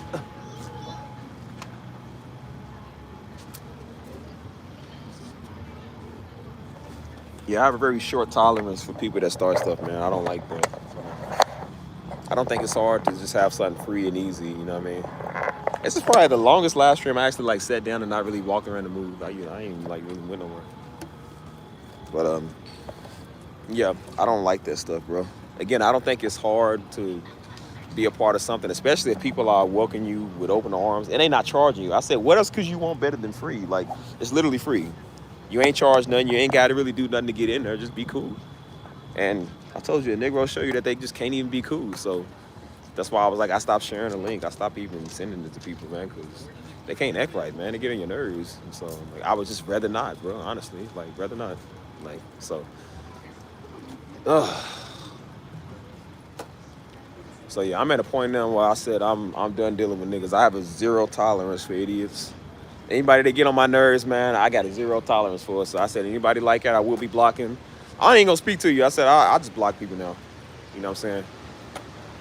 Because you can tell a nigga 30 times, you can tell them 30 more times. They're gonna keep doing it because they's a Negro. So I'm just not even gonna say nothing to you. I don't care about your feelings. I don't care about your drama. We're here for each other. If you're going through a hard time, let us know, man. Like I said, that's what the community for. Let us know. But if you're gonna be nasty and walk around here being mad about stuff, I said, how is that our problem? You know what I'm saying? People in there, I don't like this person. Well, nigga, we don't like you either. Like, but don't get me started on stuff I don't like, because I'm going to tell you now, I don't like you either. Like, niggas think they the only ones that come here talking about they don't like something. I said, dude, the main one that don't like something is the people that don't like you either. They don't like you. Be having girls in there, I don't like your girl. And guess who don't like you either? You either, Negro. Nobody like you either. Like, you special. That's why I said, how's a nigga gonna tell me something in my own community about who they don't and don't like? I said, well, then guess what? You don't have to be here. Because it ain't for you. Like, they want you to block somebody. I'm like, no, I ain't blocking nobody for you. If you can't get along, what are you doing, a country club or something? Like, if you can't get along with somebody, then make sure you go. Make sure you leave. That's why I said I had somebody in there recently talking about I don't like your people. I said, and neither do we like you either. They was like, I like you though. I said, but then no, you don't like me, because if you can't support my people, then you don't support me. So no, I don't like you either. No.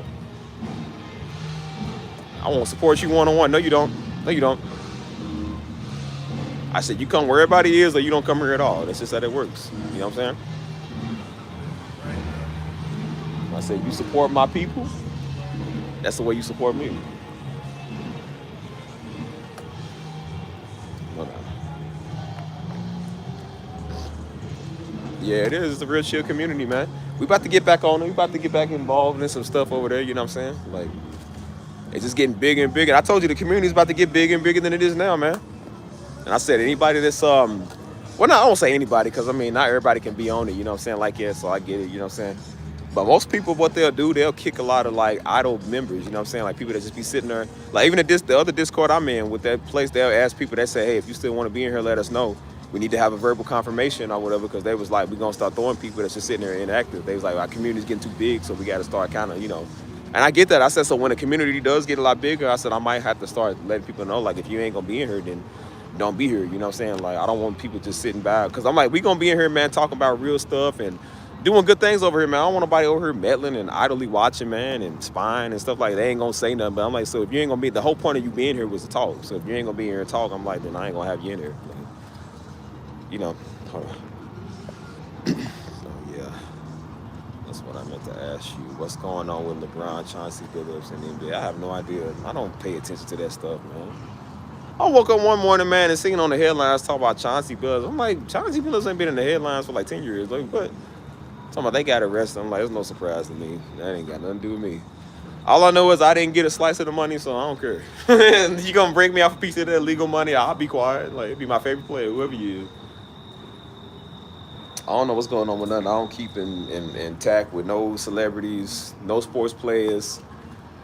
Man, I barely even keep a track on my own life, man. I don't even know what I'm doing. Like, bruh, I wake up half the time and don't even like me. I'm like, bruh, so why I care about what everybody else doing, man? I look at myself in the mirror like, man, I'm such an idiot. Like, bruh, I don't care what I'm doing. I really do, bruh. I don't even like me half the time, so I don't want to look at everybody else. I said, if I don't like me, I definitely don't like you. I got time for that. I'm just like, you know what, man? People are responsible for themselves. They're going to do what they do. That's just how it goes, you know what I'm saying? So, hopefully they all right, man. That's why I said, hopefully they all right, you know, but then again, I'm like, you know what? They whatever. It ain't me. So, at least it ain't me. That's all I can say, you know. But, yeah. So, yeah, man, that's why I said what I'm worried about right now is doing big things. Chauncey Billups is not in my plans. Neither is LeBron James. They are not in my plans. They don't even know I exist. So, I care more about doing something big for the people, man, that's over here that's watching. You know what I'm saying? Like, all they do is teach you a message on how not to do stuff. You know what I'm saying? How about we not run an illegal gambling ring? I'm not like, we won't do that over here on A Steve. At A Steve, your money is valuable to us legally. Like, that's what we do. Let's learn all the mistakes that everybody else is doing so we don't act like that. You know what I'm saying? That's why I said we about to be a real big, legit community, man, to where we just doing the basic stuff. You know what I'm saying? But it's being big, you know what I'm saying? We ain't doing nothing illegal. We ain't got no illegal activity going on here. You feel me? Like, we don't do that.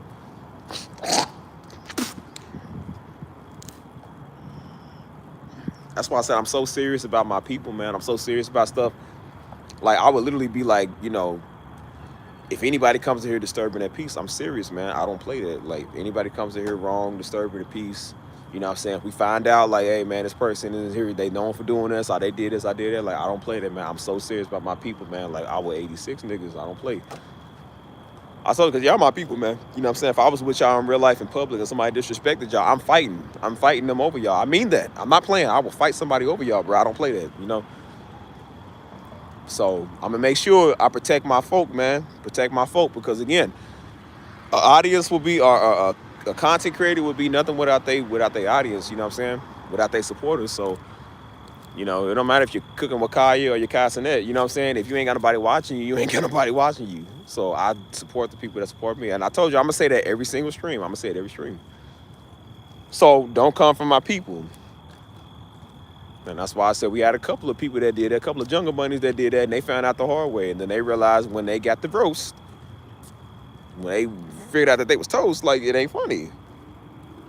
So I'm like, yeah, I don't take it easy on people that do that stuff. Like, you know what you're doing. You're just a nasty individual. So we're going to call you out for what you is. Don't ever come over here again. Don't bother us. We ain't never got to see your future face no more. So now you see why they don't like my delivery. Now you see why people have an issue with the way I talk, because it's cutting them. It's cutting their issue. That's why. Notice when you ain't talking about them, they don't care. I said when you talking about them on their issue, now they hurt. They don't like that. All them rejected idiots that I threw out of here ran over to old little Tiny Tim's channel when he said something about me, and they ran over there to talk. Yeah, you're right. Yeah, you tell them. Like, this is y'all spokesperson. That's why I said all he did was just create a hub of rejected niggas, the I Hate Steve Club. You know how they say, like, I hate young boy? Like, I hate Steve Club. I got a little fan club over there. I'm like, all right, cool. Just stay over there. Don't ever come back over here. That's all I beg you. Just please don't come over here, man. I don't want a bunch of jigaboos on my channel. It's going to suck. You'll never be a part of the community, so it don't matter. It's by invite only, and you weren't invited. So don't worry about it.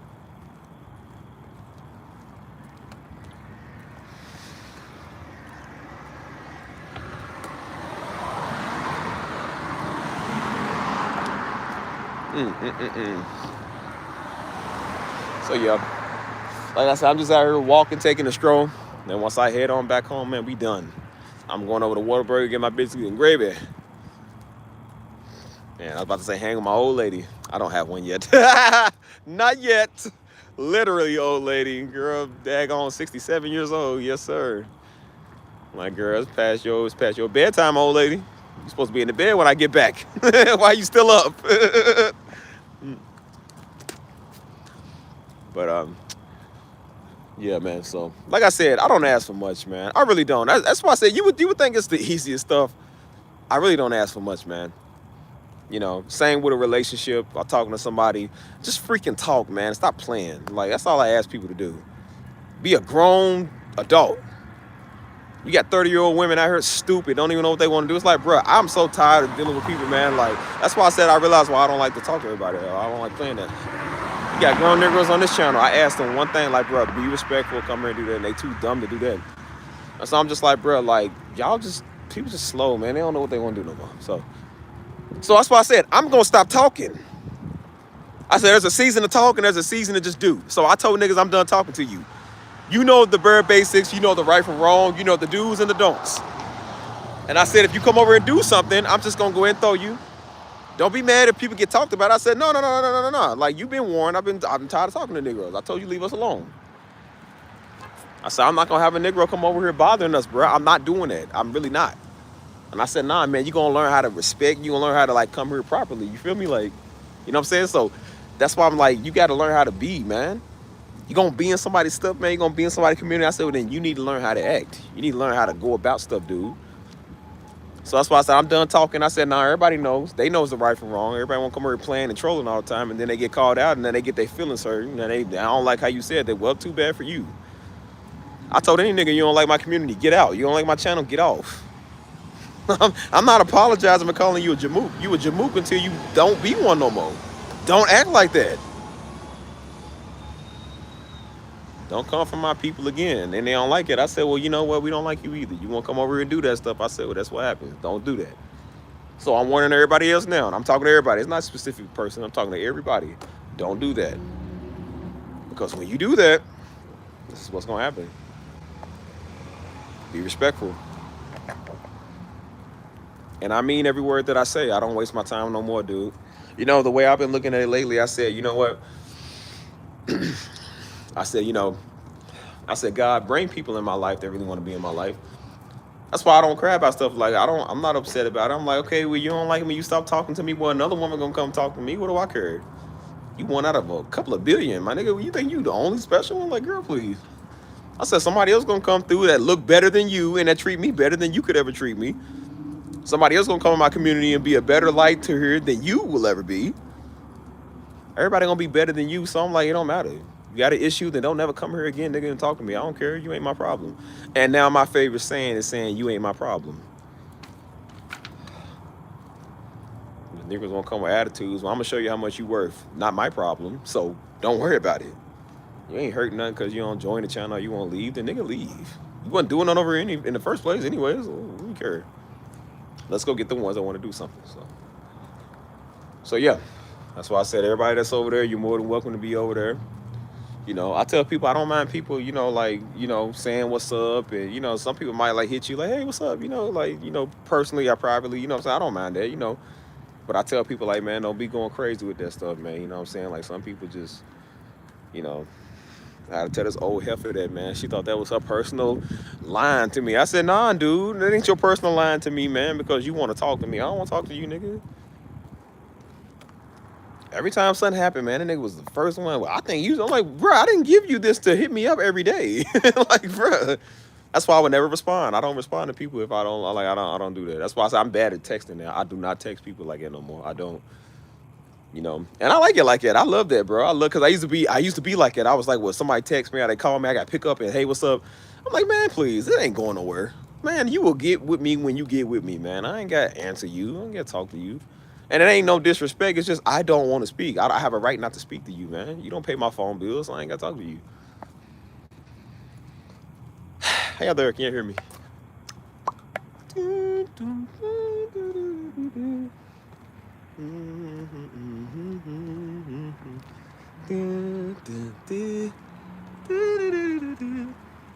Scap, you looking nice.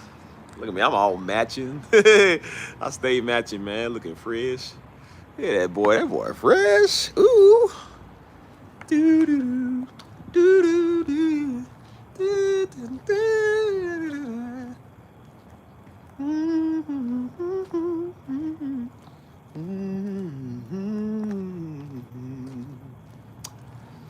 Yeah, but ouch. Shoes are tight, kind of. Like, bro, I need to take these off. Been wearing these all day. But yeah, just be respectful, man. That's all I want people to do is be respectful. And the more people come over here and cooperate and just be cool, I say that's what make you want to do the streams, man. Like, you gotta keep dealing with toddlers, man. That's annoying. I don't like your stuff. That's the one thing I do hate about talking around, because you realize how dumb people be. It's just like, oh my gosh, bro. Like, ouch. Ow. It's like, it's not hard, man, just to hold a conversation. It's not hard to just do bare basic stuff, man. Like, people can't even do that. And I said, I think I know why your life is the way it is. It's just too hard for you to do anything. So, who gonna waste their time with it? I'm not. So yeah, just be respectful, man. I love everybody, but I will call you out, man. I will, especially when it comes to people. I only care what you say about me or whatever. I'm like, I'll deal with that on my own time. I said, but when it comes to my people, I don't play that, bro. I don't play that. So I'm just letting everybody know. And plus, it's conversation to make, but don't do that stuff. Ain't gonna be no fighting in there. Like, listen here, no fighting, no cussing. And about only a half-hour radio, then it's off the bed.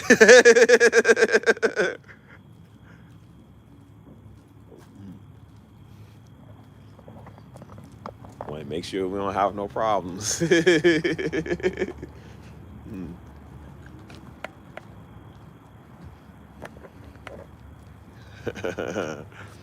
Yeah, you gotta establish rules, man. That's why a lot of people, if you have in organizations and stuff, they do have to set rules. They have to remind people. Like we recently had to do that at our church here. We went over some stuff last week, because they said we having a lot more young people and youth come in, so we went over like a youth protection thing, like, you know what I'm saying, like how to deal with the young people, and we had to establish rules. And they was like, okay, there's certain things that we do, certain things we don't do. And I said, we know it sounds like common sense, but they said we have to reiterate this now just because, you know what I'm saying? So that's why they were saying that was like, if you see a lot of young people, they like really, they don't understand boundaries. So they'll try to run all up on you and hug you and jump on you and stuff. They was like, we don't like that. I said, well, first off, nobody's going to let that happen, you know? And so that's why we was like learning how to greet people, like, okay, like, you know, give handshakes, give side hugs, like church side hugs. They said, don't be like full on touching people like it, because they was like, you know, that could come off wrong, you know what I'm saying? You know, so they had to reiterate a lot of these rules, because they was like, well, what's going on now in the world? There's a lot of allegations, because, you know, we got these sickos in church doing this, man. You seen that pastor that just got locked up for child predator? Like, we got a lot of this stuff going on, so they have to do this stuff to take precautions to make sure that, first off, they ain't held liable, and then on top of it, like, no child is in here getting abused, you know what I'm saying? So you have to take those type of measures, you know what I mean? And I said, it's crazy to say, but I said, I don't know if they had to do that back in the 90s and early 2000s. You feel me? Probably not even 10 years ago, they probably had to do too much of that. I said, but nowadays we have to, because everybody's a freaking freak. You feel me? And so, like, I realized even with this, I got to reiterate that on this channel, because I'm like, you know, we get a lot of good people come over here, a lot of new people come here. And now people are kind of themselves, you know what I'm saying? I'm not strict. I'm not, I'm not sensitive. So you're going to have people that come over here, man, that kind of talk kind of the way they do. You know, you're gonna have people that come over here and then probably throw a couple of cuss words. Okay, I don't care about that. I don't care about any of that, dude. That don't bother me. You know what I'm saying? We grew up around that my whole life, man. We all said a bunch of them words before. Like, I ain't gonna act like we ain't never, like, oh my goodness. Like, I don't care about that stuff. What I do care about is respect. And what I do care about is how you treat others. And I say, if you treat others wrong, I say, okay, you know what you're doing. You know what I'm saying? Some people, they kind of new, so they can't really help their mouth, you know, how they kind of talk, you know, like I said, maybe cuss word here and there. You know, they might say something that's probably like, okay, you know, but we get it, you know what I mean? But when it comes to respecting others, man, that's the golden rule book.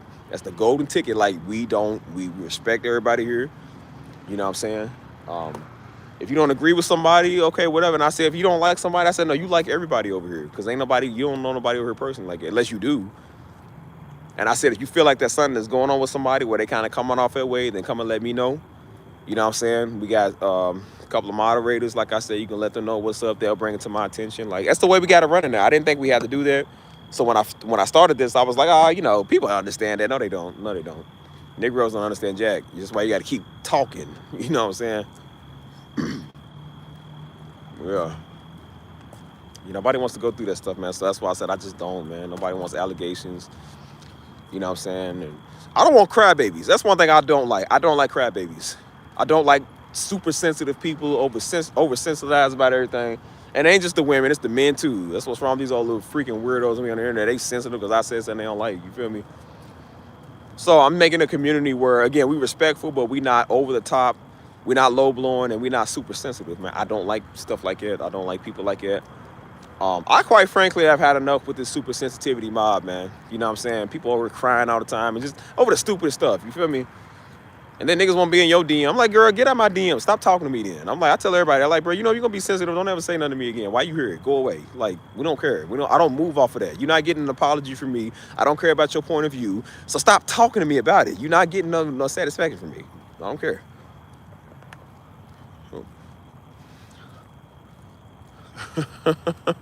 He said, Old Testament says. But that's why I said, I'm like, bro, I don't like that stuff, man. Like, people come over here with that. This is the one place where we're not super sensitive. And there'll be some sensitive mama in the chat. Somebody's just over the top. You feel me? Some sensitive Negro don't like what you said. You know what I'm saying? People be in there trying to correct other people because they offended. I'm like, we ain't doing no offense on this channel, man. We done with offended Negroes. We done with offended people. I'm done with that. You can't come and be in a community, then get out, don't be here at all. We don't care. You are not a lost to us. We will go find somebody else that would gladly take your spot, man. There are people over here that wish they could be in what we doing. So believe me when I tell you, I got a couple of my personal friends I'm probably about to add over here too, man. So believe me when I tell you, we'll have better people than you. Nobody worry about you, Negro. Those come over here and sensitive and crying about everything, hitting you up and messaging you all the time over here. Like, girl, shut up. Nobody want to hear that. Or dude, or whoever, just shut up. Nobody want to hear that. And if you ain't in the mood, then don't get on. Don't tune in and join the conversation and tell people that you're not in the freaking mood today. It's like, don't get on here at all then. That's what we do over here on my page. I don't care if you ain't in the mood. Why you on here responding that you ain't in the mood, idiot? Just don't do it. You got to be in the mood to tell somebody, to get on here and tell somebody that you're not in the mood. Dumb. Oh my gosh, bro. That's why I say, you see how free the community is when some people are gone, when they just not over here. And that's why I said there's probably going to be a couple of more in the future. If people can't act right, we're going to have to get rid of too. I'm just going to throw from here. I think just going to have to leave. I don't care. I don't care who leave this place. Like, bro, you know what? You going to act funny? Well, we will go get somebody else. Negroes act like you need them to thrive, man. What's the worst thing you're going to do? Leave? Okay, the Negro leave. I don't care. And I said, when you leave, that's not a personal invite for you to hit me up personally. When you leave, you're done talking to us for good. I ain't got nothing to say to you. You ain't gonna have me over to the side for yourself. Negro, please. Negroes think they special. You done got too special. That's why I'm like, nah, we ain't gonna do that. And that's why I leave people on red. I'll just go ahead and block them. I ain't got time for that, man. I don't care about your feelings. So yeah, I just asked the bare basic stuff, man, so we don't have to have these type of problems, man. Nobody wants to deal with this. Come on, man. Again, some people might put up with you. I'm not some people. I don't have time for that, and I don't care about your feelings. So, just gonna let you know, we ain't putting up with you. I told you I've talked. I've talked for a while. I'm done talking, and now I told you I'm just finna throw fools. I'm just gonna take serious matters to my hands. I told you people talking crazy. Just block them. We'll roast you later, but right now I'm not here to debate with you or to hear about your sensitivity. You know what I'm saying? People just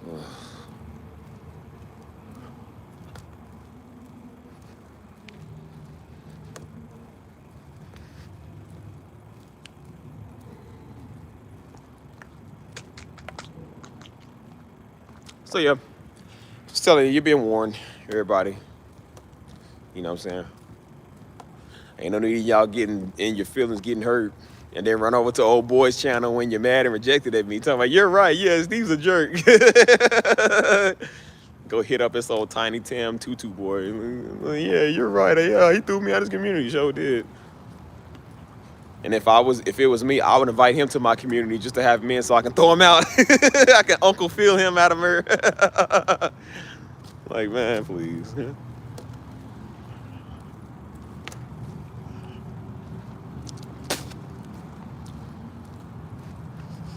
Oh my gosh, man.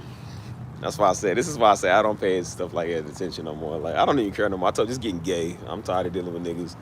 So I'm just gonna do something else, man. Go talk around, get in relationships. Go do something. Like, I ain't doing this no more.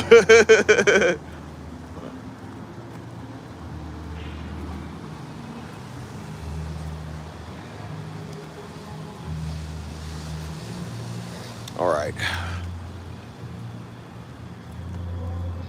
What is up with this country music they doing tonight? They must be having a country night. Ugh, sounds disgusting. Maybe want a country fried steak. I ain't gonna lie though. I'm starving, dude. I'm so hungry.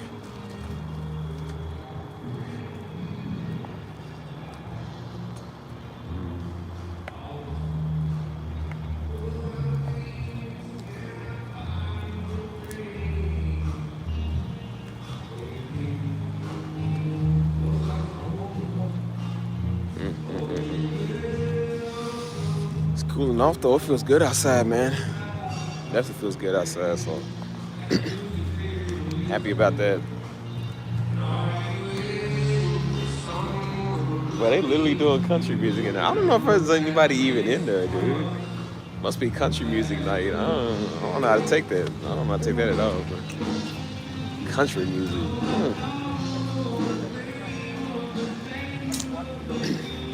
Last time I've been to the lounge was with y'all when I went on live stream. I thought about going today, but you know, I had some stuff to do today, and then I thought I had a date, so I was like, you know, timing was bad. It was just not enough timing right now. You know? That's why I said I'll go another time. But I can really go whenever, man. I'm only like 7 minutes away. I only live like about 7, 8 minutes away from it, so I just choose not to because I don't really want to. You know. But,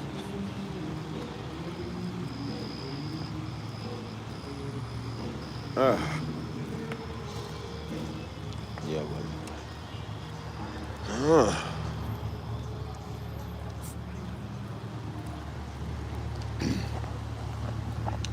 yeah. With my dream car right there. Look at that. Woo! Corvette. I take you the innocent one. I take you the innocent. Why does it feel later than what it is, man? I feel like it's like 1 o'clock today, dude. Like 1 in the morning. It feels late. Like super late, dude. Like for real. Maybe it's just me. Maybe it's just me, but it's probably the fact that it's getting dark fast now, you know what I mean? So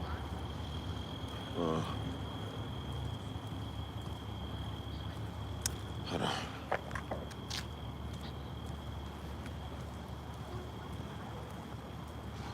Oh no, I was there that last Sunday when I was doing the music. Like I was there. Yeah, not that night, man. That night was crazy, man. They was over trying to have like a whole orgy next door, dude. Literally, man. You should have seen it, man. It was some stanks, man. They was wearing like these little fishnets or something. I said, yo, what? Like, huh? All these, it was the most niggas I seen in San Antonio since, dude. Like, all these niggas came. I was like, am I in Louisville, dude? All these niggas came out of nowhere. And they was knocking on the glass. Some dude came up. He said, hey, man, like, he wanted to talk to me. And then he had said something. I don't know what he had said other than that, but he started talking about, yeah, you heard about some girl named Coco. I said, Coco? Like, who? He said, yeah, some white girl, man, went viral for getting a train run on her. I was like, why you telling me? I said, bro, what's that got to do with anything I'm saying? And he said, yeah, man, if you looking for hoes, man, just let me know. I said, excuse me? Bro, he said it. I said, you saying that like I couldn't get him if I wanted to. I said, bro, why? Like, he's the whole man. Like, bro, what? I said, bro, he's the Holy Spirit. Oh, holy crap, you're stupid. I said, bro, you say it like it, man. I said, first off, I'm good on that, but then second of all, I'm like, yeah. I said, yeah, I almost turned into a white man. I'm going to call the cops. There's too many niggas over here to call the cops. And then they went, they went next door. These stanks came out in these fish nets and was throwing their stuff all on the glass and stuff. I said, I'm not cleaning that. I'm just going to tell you that now, boy. I'm not even cleaning that. And then that's when they called me and they said, yeah, lock all the doors. They said, we found condoms on the ground out there. They said they got the film equipment. They about to film a gangbang. I was like, oh my gosh, real niggas is crazy. I said, hey, yo, man, I just want to go home, bro. She said, I've already called the police, don't worry. She was like, yeah, they'll be coming to shut that down. She said, don't let anybody in or out. And I said, I wasn't going to. I said, there's too many niggas. I said, you know what I mean? Look, we're from Louisville. You see too many Negroes, you don't never let all of them in there. That's how you get robbed. That's how you get jacked. I said, man, I don't know if these Negroes trying to gang bang girls. You don't know that, man. Negroes might be Diddy in there. They might be trying to look for the niggas. I was like, yo, man, I know that room gonna smell all type of Captain D's, dog. I know they gonna be stinking up in there. Smelling like fresh fish batter in there, and it was just nasty. Nah, it ain't fresh. Definitely ain't fresh. Yeah. Nigga smelling like some funky fries. So, yeah, imagine that. You proud of that, bro? You get a train run on you and you like getting noticed for that? Like, that's crazy. That's crazy work, nigga. I thought that was some stuff people would do in secret. They don't even care no more. They put that all out there no more. Like, this is crazy.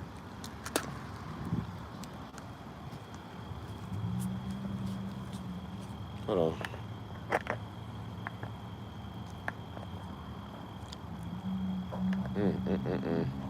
Let me run up to this crib, man. That's gonna be it. I'm tired, bro.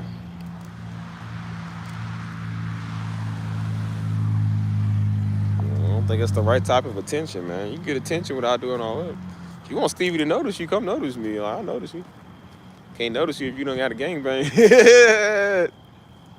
It don't matter what she did. Fellas is still gonna be in her DM. Hey, girl. Yeah, you free tonight? What you doing? Yeah, girl, I saw how you was in that video. Girl, you was so raw. Like, yeah, I like it. Like, nigga.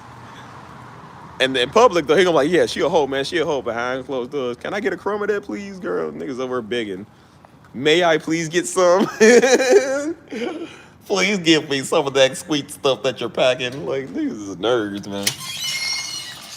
Please give me 1/4 tray of that butt.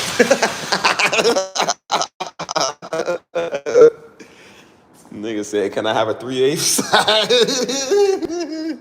Hey, bro. A 3/8 is wild, bro. Can I have a 3/8 of that? Dude said you get 2 tablespoons, nigga. What? Right, man, that's wild. That's why I say, it don't matter. Niggas don't care. They don't care no more. You really?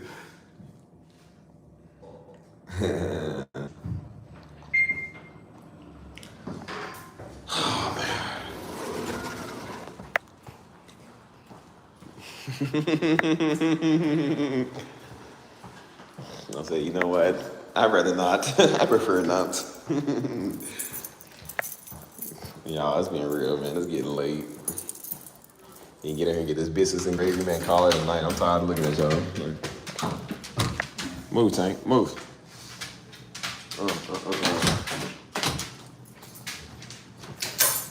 Set the mood. Put my lights on. I mean, I stream y'all with me playing video games. I stream me playing Call of Duty if y'all want, but that's it. No music.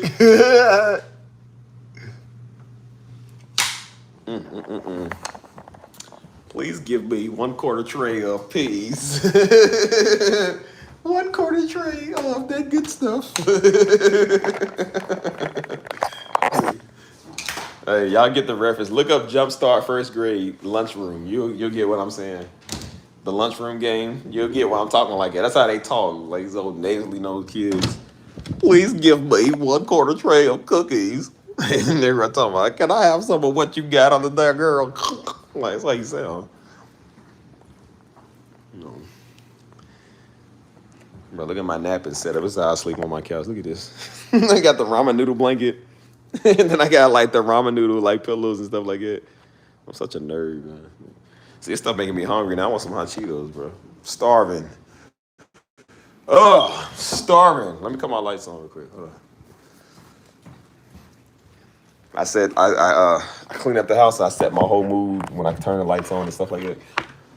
I've been on this white light lately. I don't know if it's me saying I like white women, but something. Something. Yeah. Should I keep it blue or white? I don't know. Oh, dang, it's bright. I'm gonna go with white. So I need to clean the rest of my room. I washed my sheets, man. I never put them on the bed or anything, but I gotta get some from my bathroom, dude. Like, which I don't know why you would need LED lights in the bathroom. I don't really know why, but you know, my closet my closet's a mess, man. Like, look at all these shoes I got in here, cuz. Look at this. Look at all these shoes. Look at all these J's. I thought I was playing, bro. I got J's on J's on J's on J's. Look at this dude. Like J's. I keep them in the boxes. I was trying them on. I was like, which ones do I want? Got them J's. Got them J's. Move. Oh, wait, that's empty. Hold on. Got them J's. Them J's. Them J's. I got them J's over there. My little Converse, and there's my Chucks. I like my little boots, man. I be wearing like my boots and stuff. So, and of course the hats and whatnot. Then it's like my jackets and what's called it. So yeah, closet is actually kind of a mess. I got a lot of stuff, man. A lot of shoes, man. I don't know why I got. Don't know. Just a little too much in there, dying. Yeah. So yeah, I need to put my sheets on the bed, man. See, I always have like clothes. Look, I never change my smoke alarms either. But I always have like clothes on my bed, like, cause I'm trying on like multiple stuff. You feel me? So, yeah. You can't see that. It's like foggy outside almost. You know what I mean? Look at him. Hey, man. Stop. Stop. Get off.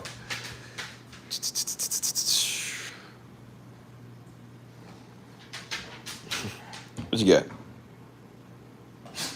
Ugh. Stop all that. Come on. It's too late for all of that. Be quiet. Watch this, y'all. He goes crazy. He goes crazy over this thing.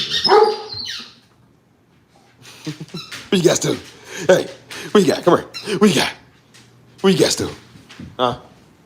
What you got? He's a nerd, man. Got my floors, man. I gotta clean my floors tomorrow because this dude. I don't know. I feel like I don't want to let y'all go, but I don't know. Should I not? Oh, what time is it? Is it 11 o'clock here? Okay, it's 11 o'clock. I'm gonna get my biscuits and gravy. Y'all can stay. I guess I'll stay with y'all till then, then I'm out. So I just wanted to come back home and drop off this stand and this battery. I hate carrying it in my pocket. So. Yeah, I went to earlier today, man. I went to IHOP with some of the people. You feel me? They messed our order up all the way, man. They gave me this old nasty. I don't like their pancakes. And they gave me this like I left it out because I don't even want it, man. So I'll just be giving it to Tank. Watch this. They gave me like these old pancakes. Like they messed it all up, bro. Like, I don't want this. Watch this. He'll eat it. Buddy will eat it. Hey, that right, Tank. You gonna eat it? What you got, Tank? What you got? Get it. He eats anything, bro. See that, man? Dude eats anything, man. He don't even chew. He just swallows. Hey, man. Hey. What you got? See, that's an animal, dude. That'll take us like 10 minutes to eat them pancakes. Dude ate that in like 2 seconds. Yeah. Whatever I don't eat, that's what he eats. So he eats good, man. So, all right, let's go get this biscuits and gravy, man. Dude's selfish.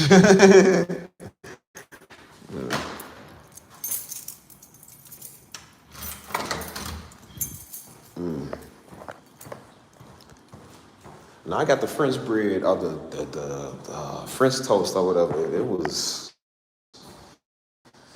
you know, I gotta stop eating Waffle House, man. Hold up.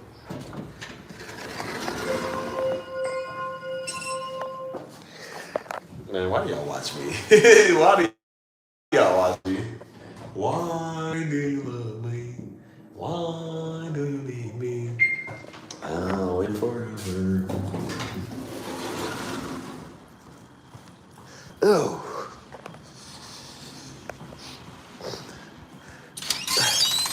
I guess we can play Q&A the whole way there. Bruh, that's why I'm glad I went live last night, but I got off as soon as I went to Whataburger. I got off. Man, they had all these freaking teenagers in there, dude. I don't know what was going on. It was like some type of something. All these niggas came in there dressed up as like Dracula and like little slutty outfits and stuff. Man, them little niggas was the worst, dude. It took me like 30 minutes to get my food, dude. Literally 30 minutes to get my food, dog. They had the drive-through packed out, and they was in there loud, obnoxious, man. They in there playing games and just running all over the place. I'm like, yo, y'all really getting on my nerves, man. All these kids getting on my nerves. I said, bro, I don't like none of y'all, man. They just stand all up in the way. I'm like, yo, I was like really getting irritated because I get irritated fast. I said, yo, y'all really like irritate me, dude. Like, move. You feel me? Oh man, it was the worst. They would have sucked on live stream because if they would have seen I was live, they would have hopped on the camera because you know how they are. Teenagers want to be in everything, which is cool. But not when there's like 50 of them inside, bro. There was like 50 of them, dude. It was like a whole school or something. I don't know what was going on. They was all over the place. Which one is your number? Which one is your number? Oh my gosh, OMG. I'm like, yo, like, shut up. I almost told some of them girls, like, hey, shut up. Like, I was getting real aggravated. I said, Steve, these ain't your kids. Like, remember, you 31, they like 15, 16, or 17 or something. Like, you don't get the right to talk to them like that. These ain't your YouTube audience, man. I said, they ain't do nothing to you. I can tell y'all shut up all day. But I'm like, damn, I can't say that to them. These college kids being back in town, super annoying at times. My wife and I got stuck on campus for 2 hours, man. What they doing over there? Speaking of campus, I think I'm gonna do my next live stream on UTSA, the University of Texas San Antonio campus. It ain't too far from here, so I think I'm gonna do it over there. Get more of them over here, you know what I'm saying? I'm trying to get more of an audience of them, man, less of an audience of Negroes. Go over there. Homecoming. That's probably what it was too. It's probably a homecoming or something. I don't know. Like it was just too many of them. I said, man, I picked the right time to come here on a Saturday night, man. Like it's always busy in there because everybody getting out the club or whatever. So they always go straight over there. It's one of the only places that's open 24/7. Man, these little Negroes everywhere. I say, yo, I don't like this. Like, bro, I don't, man. Like, I said, man, at one time I was y'all. That's why I be looking like you really do be looking when you get older. You like, bro, I was y'all at one point, man. Like, I know how annoying I was. So looking at y'all, like, it's like looking at me, man. That's how I was. Like, ugh.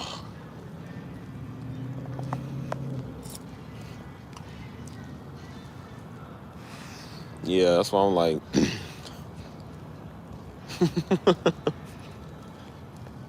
That's not kind of lit though. A nice little homecoming.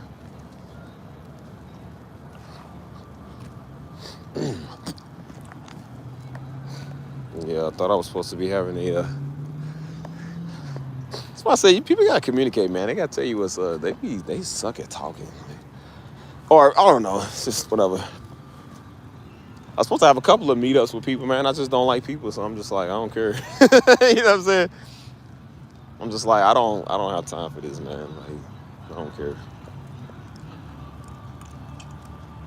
That's why I said see me, don't see me, whatever. Like somebody else will.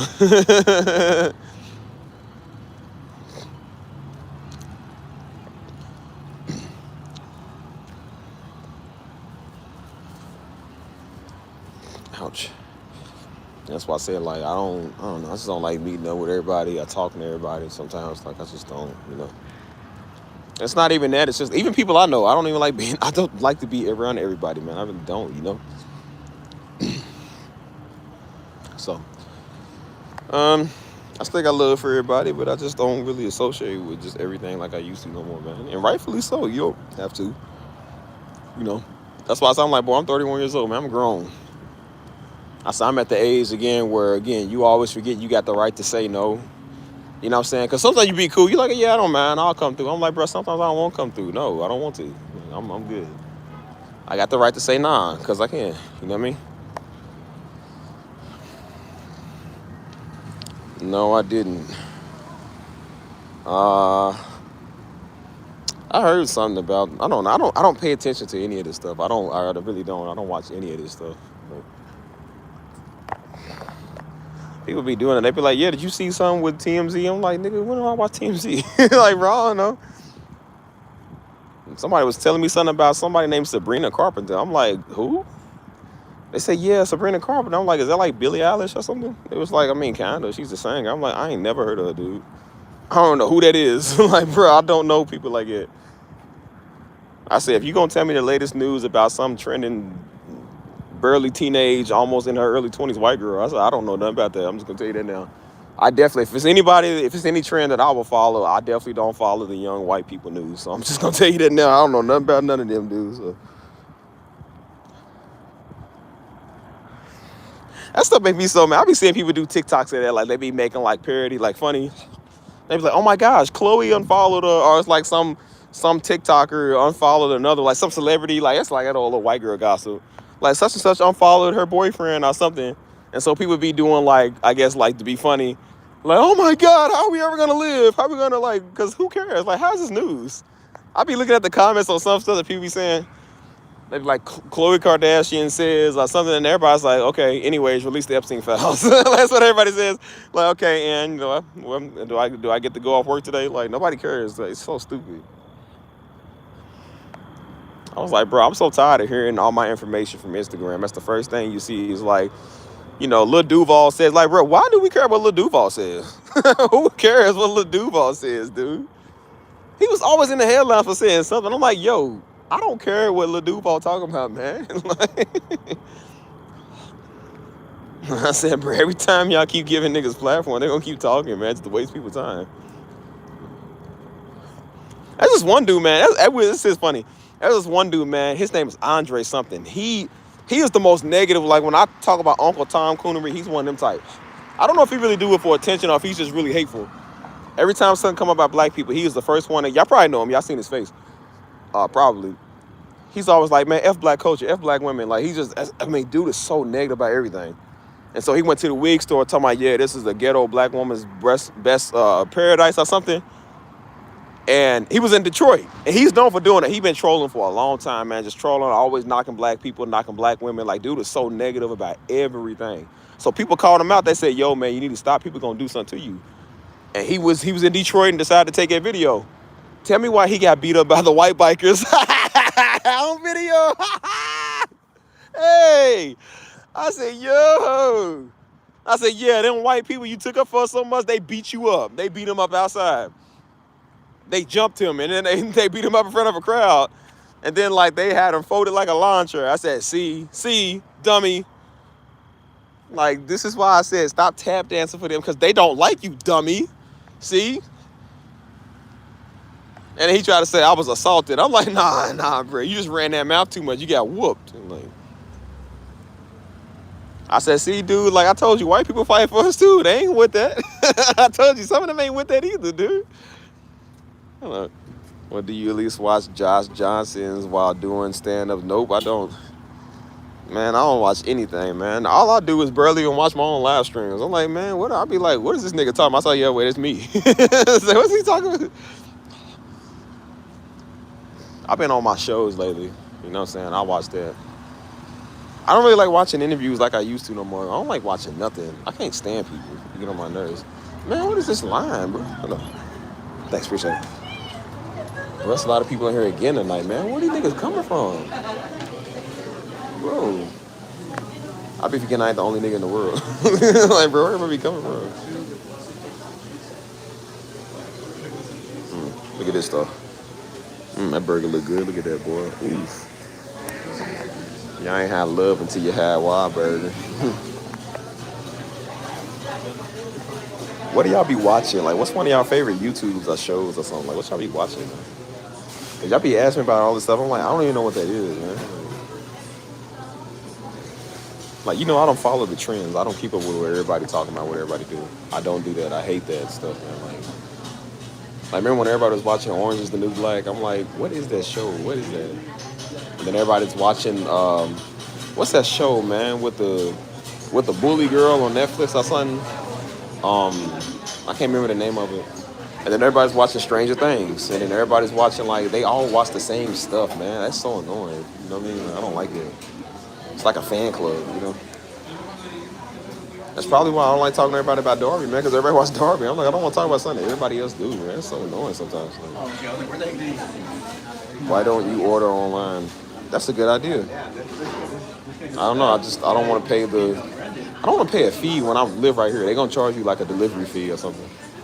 I'm like, dude, I live like right here. I can walk here. Oh. I say this in a joking way. Visiting you in San Antonio will be boring. No, it won't. Shoot. Cause the minute I piss you off, cause yeah, I'm gonna piss you off. I'm gonna piss off everybody. There's plenty of entertainment here. Like I said, plenty of entertainment here. You want a nigga, you go to the east side. That's where all the niggas is. Go over there. Go downtown, get you a bite to eat. Drink, get your drink on.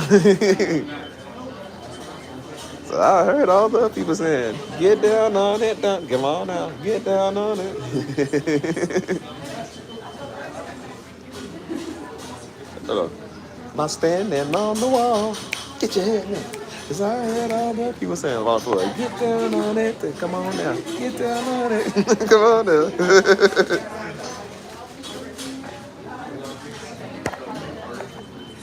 Nah, if you ever visit San Antonio, man, it's gonna be fun, bro. There's so much here to do. I haven't even done yet, man. You know what I'm saying? So, like I said, I get lost, man. It's just I still get lost here, and I've been here for almost 3 years. Like, you know. City is huge, man. Like, there's so much food, so much entertainment, man. So much to do, bro. You come out here with a nice amount of money, and I will say, if you're starting a business, come to Texas. At least Texas is one of the greatest places to start a business, bro. So that's why everybody's coming here. They either from here and got a business, or they coming here to start a business, bro. Because this is all business oriented. You know what I'm saying? That's why you see a lot of black people thriving down here, man. Because everybody knows about business. You know what I'm saying? So that's why I said they be pulling up in their brand new Mercedes and G wagons, and you know what I'm saying? Out. It's nice to see black people have that type of stuff. Because where I'm from, you don't see that, bro. Like everybody broke. You know what I mean? Like our people are just so lame. You know what I mean? Like that's one thing I do like about Baltimore. Like I don't really like the city. But I like the fact that there's a lot of black thriving excellence up there, man. You know what I'm saying? Like a lot of black people are like wealthy up there. You feel me? That's the stuff they don't show you. You know.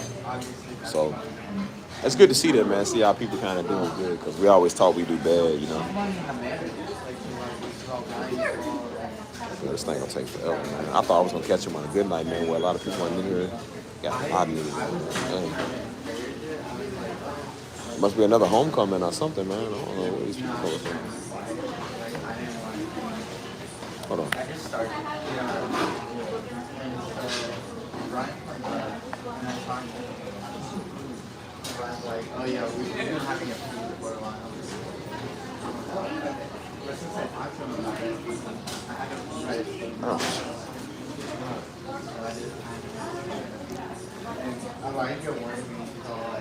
No. Oh.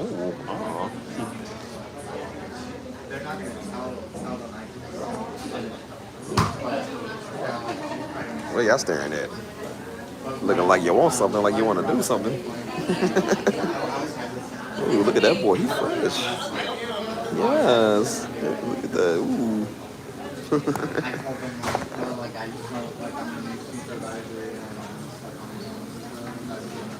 Bro, this line is crazy, man. Hey, send me a piece of that chicken, man. Send me a piece of that chicken for later. Like, send me a piece of that, man. I'm starving. Bro, that sounds so good. I go back to Louisville, man. This is one woman mama go to, man. This Jamaican woman. Bro, she got some of the best Caribbean food. Oh my gosh, it's so good.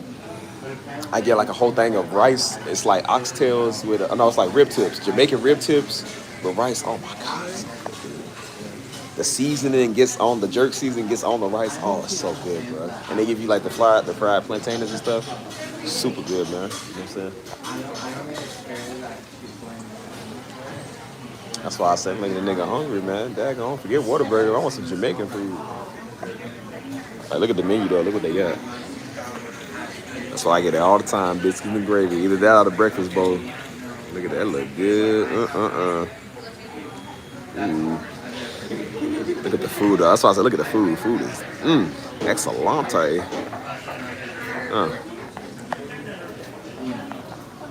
They do sound good, man. Some Jamaican rib tips with some Jamaican jerk rib tips with some rice. Oh, that sounds good. I gotta go back into Louisville, man. I gotta go get some stuff. Like, cause we ain't got White Castle here, so like I gotta go back to Louisville and get White Castle, like get the breakfast and stuff like that. Like, dude, it is fire. I actually had it before, man. Like that sandwich is fire, man. Chicken fire. It's good, bro. They said, I don't get their shakes. I don't like shakes. Shakes remind me of like spit. Like you drinking spit or something. I don't know. It's just ugh. Hey, let's all plan a trip to go to Chicago, y'all. Go to Chicago to like the food festival or something. No Diddy, but I want to try Chicago glizzy, bro. Like real talk. Cause I heard those are pretty good, man. They said those are like really good. So I gotta try one of those. I'm gonna have mine cut up into pieces. Like definitely cut up into pieces. See, that's why I said no Diddy. That's why I said cut it up into pieces, man. Like it's ravioli. You feel me? Like remember ravioli, ravioli.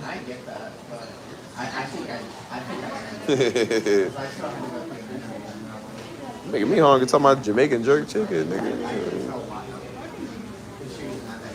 Man, I'm so starving. I said I'm so starving. That's not even a complete sentence. You know, like, when I get hungry, my dumb Negro kicks in. I'm like, I so funny. I so starving. Me go there, me go here. I start talking Jamaican when I'm hungry. What?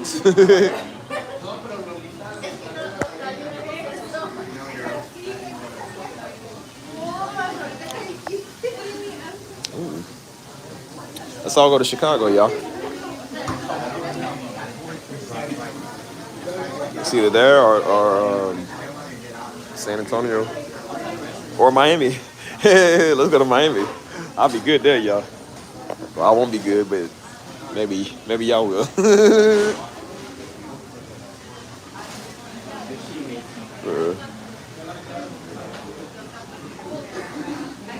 Shoot, let's go next month. It's November next month. Let's go over there.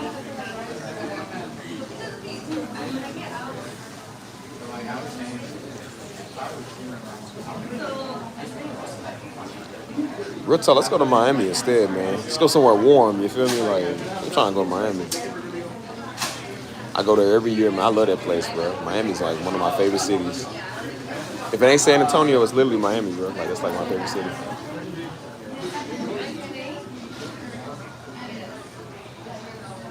It really do be true, man. Miami got good food. It's like San Antonio, really, honestly, man. Like, you know, it's mainly Cubans in Miami, you know what I'm saying? So it's pretty much the same as it is here, just Cubans, you know what I'm saying? And no beach. We don't got a beach here. But here is mainly like Mexican, you know what I'm saying? So, like, so it's kind of nice to see the majority of other people, you know what I'm saying? They be pretty cool, too, you know what I'm saying? Now, I don't know about dating-wise out there. Like, they dating scene kind of, they have one of the worst dating scenes in the United States, man. Like, probably because everybody's so pretty. Like, everybody's just weird. That's probably why the last girl was so stupid, because she from Miami, so she ain't know what she want. I'm like, yep, you sound like somebody from Miami. What's up, homie? What's good with you? Don't worry about the fare in the hotel. All y'all trip is on me. Look at y'all, for real? Like, y'all ain't never got so googly. For real, Steve? For real? You mean it? Like, you're joking right now. Like, you're serious? No. Like, you playing me? No. Are you sure? Yes. Yeah, I'm playing. What's up, bro? Let me get the biscuits and gravy. What's the biscuit and gravy? Yeah. No, let me get the milk. Extra biscuit? Yeah.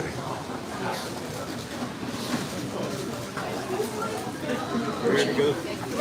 Yeah. Which one is it? Just right here to go? To go. Hold on, 1 second. All right, $8.31.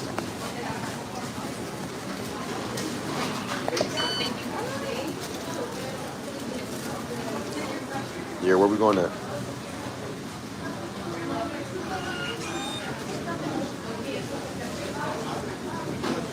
So I'll pack my bag right now. Well, you gonna be packing because I don't know how you getting there. Watch it come traveling day. I'm like, oh yeah, y'all lied. I ain't got the tickets. That was a test. Sorry. Oh. I'm gonna see if y'all really love me. I'm gonna lie to y'all real good. And then when y'all find out, I'm like, do y'all still love me?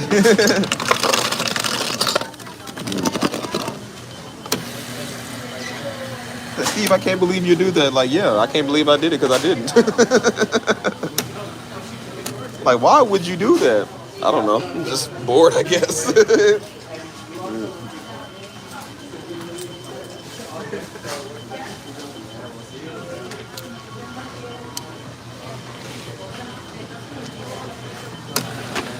I got all the money in the world. I'm sitting there lying like I'm gonna buy y'all a ticket.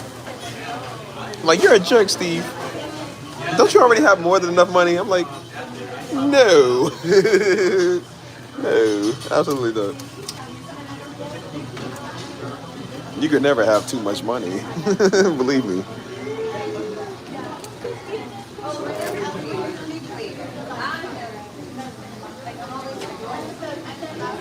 I'm like, oh, I miss the old Kanye. Hold on. Empress, you still up? I thought you was asleep. Oh, lollygag and come back in 6 hours later, man. The stream about to be over.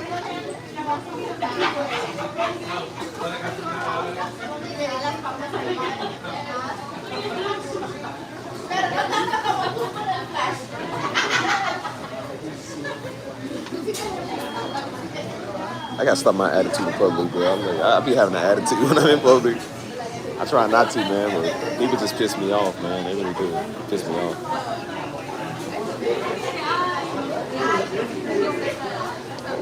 Like, bro, I was standing right here yesterday, man. There was so many people in here.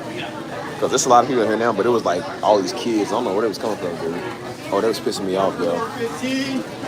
Like, they was bumping all up into me and, like, all up in my way and stuff. I was sitting here looking, I was like, shut up. I said, shut up, shut up, shut up, shut up. Like, I was so mad, bro. I said, it's a good thing I cut off live stream, because, I don't know, I was not a nice person. But I had a breakdown in the middle of here on live stream. Oh, yeah, what was it all for, huh? Yeah, I'm talking to y'all crazy. Oh, yeah? Is that what you think of me, Empress? Is that what you think? They sit there looking like, who are you talking to? Looking from the phone, everybody stopped silent. What y'all niggas looking at? What y'all looking at? Yeah.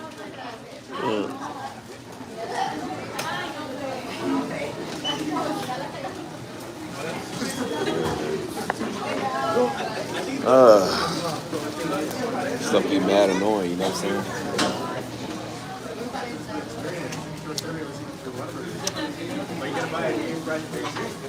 That's why I said, like, why do y'all stay and watch me, dude?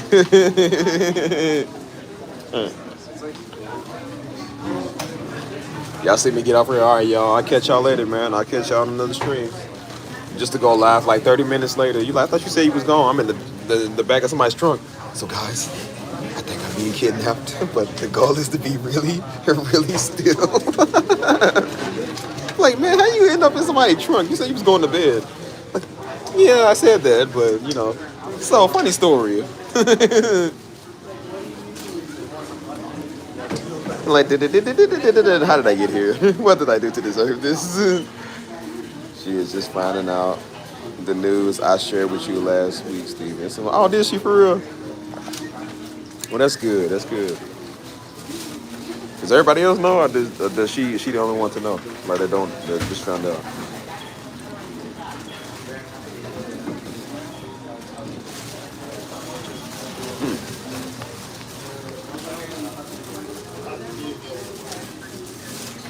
Ugh. Too many people in here, man. They crowding me.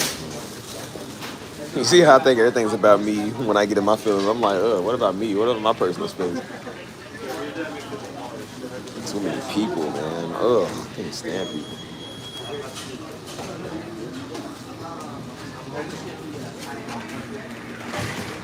Well, I didn't get all fresh today for nothing. Didn't get all fresh today for nothing.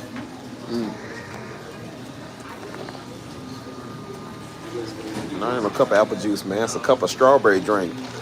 I don't even know what strawberry drink is. It's just strawberry drink. But you right on the biscuits and gravy. Well,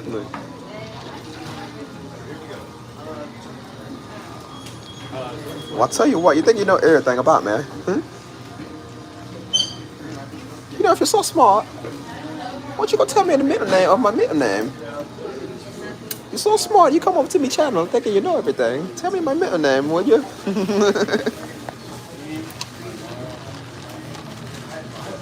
Look, how do you know that you're a real A Steve fan? My name is Tracy. I keep everybody away from Steve. First question. Who does Steve not like the most? The Hebrew Israelites. Second question. Second question. You aced that one for real. Like, even everybody knows I don't like them. Yeah. Second question. How are you? Good, and you? Fine. Come on in. He's in there. They made that the easiest. Like my passwords for everything. Let me guess. STEVE. Passcode accepted. Like, no, this nigga, his name is Passcode Steve. Bank account statements, YouTube login, like keyboard login, everything. It's just Steve. Something that he thought they had never guessed. It's called Steve, bro. That's funny.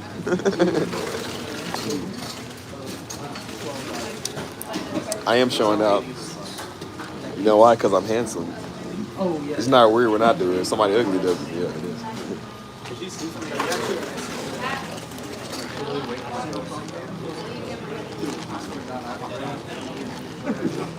Now for your final test to understand if you're a real HP fan, here's your third question.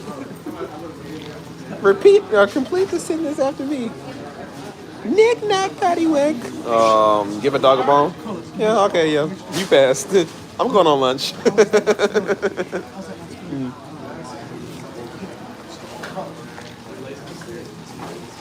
He said, Timmy Turner, you have like returnered. Y'all remember dude Mark Chang? He said, Timmy Turner from the planet Earth. What's up?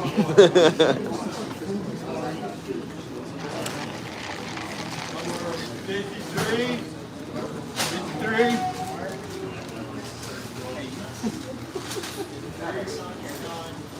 What do y'all want, man? Y'all need to leave me alone. Y'all harassing me.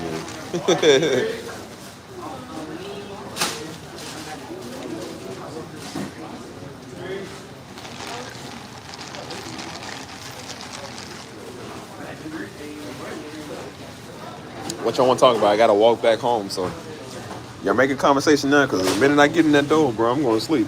Well, I'm gonna eat this food and relax. So we done with live stream, so you better start talking now if y'all want me to stay talking.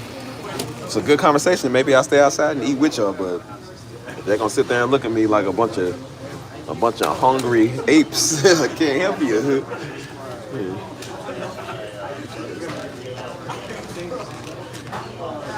Man, you gotta come to Texas for that.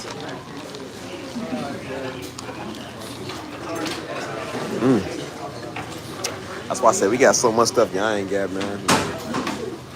I feel like we got a little bit of everything. Like, y'all ain't got an HEB, man. Y'all don't even know what that is. HEB is like our Kroger, except it's way better. Way better. Oh my gosh, prices are better too. I like HEB better than Walmart, bro. I ain't gonna lie to you.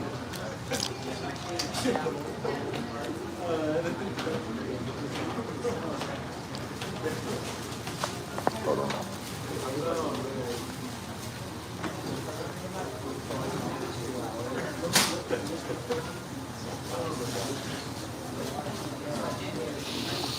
Yeah, it's only in Texas. It's a Texas thing. Like I said, y'all don't understand about Texas. Just like it's a Maryland thing. Like I say, like I didn't even know how people talk up there in like Baltimore. Like they say like blue, like the way they talk. I don't know like Baltimore accent, so I don't know anything about that. Like in Memphis, like where I'm from, we Southern, so we talk like this. Like we talk like we slang our words. That's how they talk in Memphis. You know what I'm saying? Like I don't say merging, but they say merging. I don't say that. I say like music. You feel me? But we all say stuff like, you feel me, you heard me, you know what I'm saying? Like, there, you heard me. Like, even my friend from Louisville, she told me, she said, I can definitely tell you from Louisville by the way you talk. She said, I don't really speak like that. She said, but she said, I love the way like y'all talk, like Southern. I said, yeah, you Southern. And she said, say there again. Like she said, they say there. I said, I'd say there. She said, just the way y'all say it. I'm like, yeah, man, we ain't got time to waste facial expressions by saying there. Like, there's there. I don't care. I don't every word. You feel me? We talk like a bunch of money bag yos. We really do. That's how we talk. Half time I be hearing money bag yo talk, I'm like, is he talking or rapping? I can't tell, bro. Like,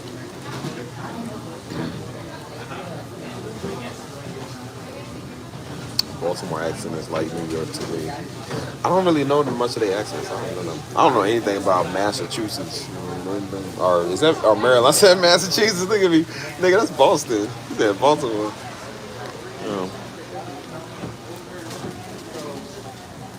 He said, like you said, I like it when you do it right there.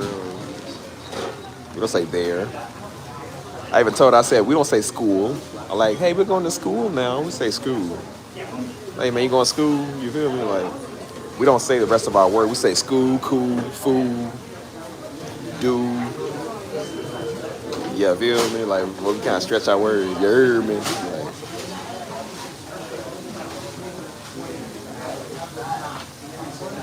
Like, right, nigga hungry now. Gary. Lopez. Oh, man. So y'all want to do music tonight? Now. Try to do some music all night.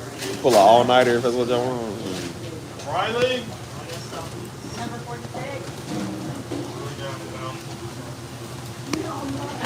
Riley. What you doing? Y'all being awfully quiet. Y'all being awfully quiet. Look like y'all got a secret y'all want to reveal.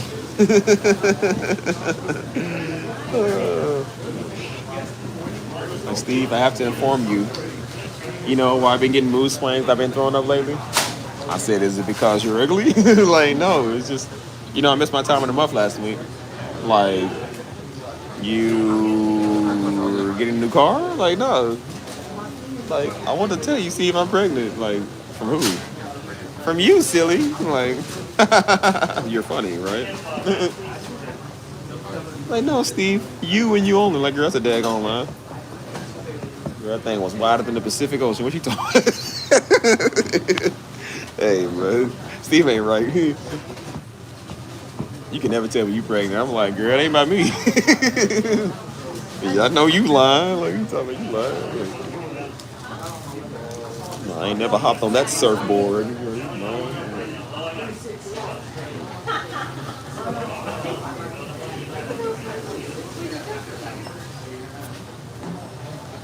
Imagine that somebody be like, oh yeah, I'm pregnant. Like, yeah, you done made that up. I ain't never touched you.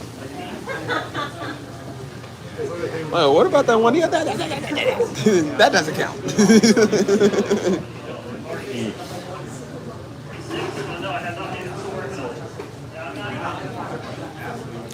She said, ain't right, claim the baby. But ain't mine, I don't know.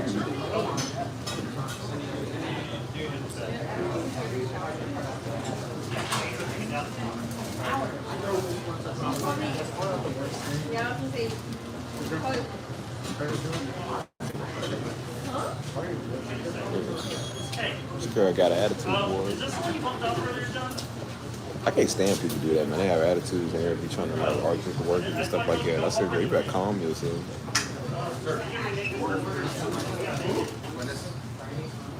Let me get up and say something, man. I'll say something old Frankenstein looking like, girl, you better go on something. Old Frankenstein, badly iron board, built beach body.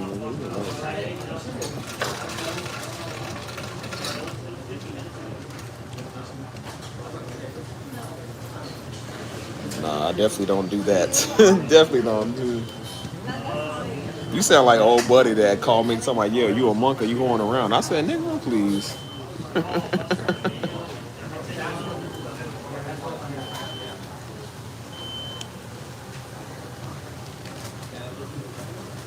He said, yeah, you hoeing around? Are you staying? I'm like, bro, like what? He said, I just gotta know, man. I gotta know. I was like, No, I said I ain't never hopped on that surfboard. That's what I said. I took it from that song from Beyonce. She's talking about surfboard. Something about riding on that wood, which again I'm not gonna repeat that because that is extremely yo.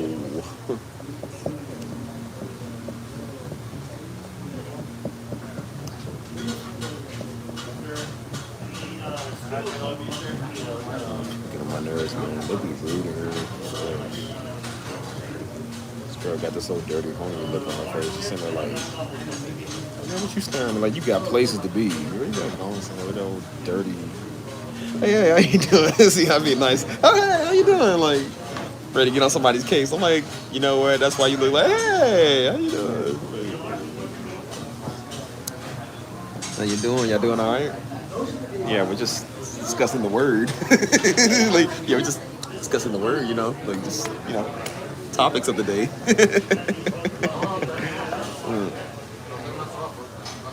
I know I love y'all, right? Even though y'all obnoxious. They're like, well, yeah, Steve, didn't you just say like I'm just shut up, shut up. That's why I said never tell your business in front of little children. They gonna tell on you. Oh, mama, didn't you just shut up, shut up.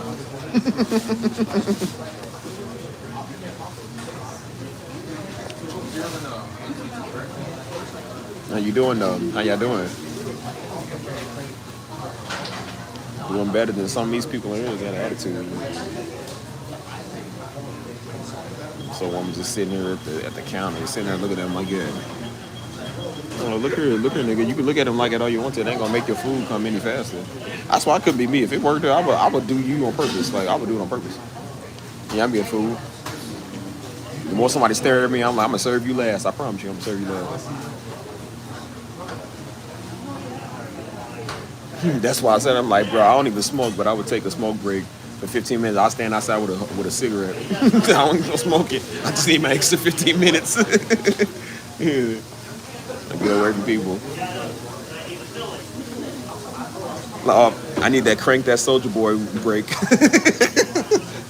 Crank that Soldier Boy real quick, man. Hold on. Take me about 15 minutes. I'll be over. Come back. Steve, we need you on the mic. Oh man, I need to meet me in the trail real quick. Hold on.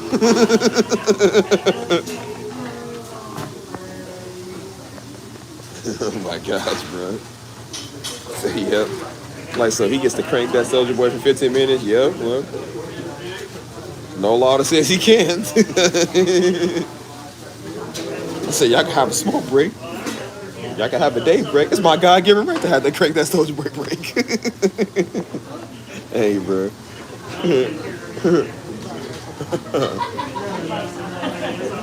I feel you. Just getting some biscuits and gravy, that's all. Man, small this take. Like every 7 minutes. I was like, I'll sure be taking my every 7 minutes break. I'm like, hey, I gotta go smoke again real quick. Like, come back. Hey man, you mind if I go smoke real quick? Come back. Hey man, I gotta go smoke real quick. I done smoked the whole day.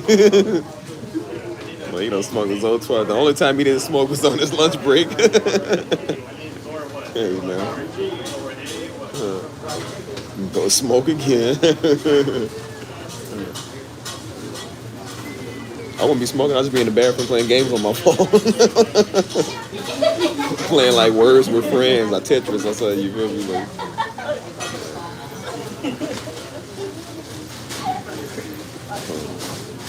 I'm Southern, man. That's why I try to tell you. I'm Southern, man. This is what we eat. You feel me? Like, I was like, even saying you feel me. Like, saying you feel me is Southern.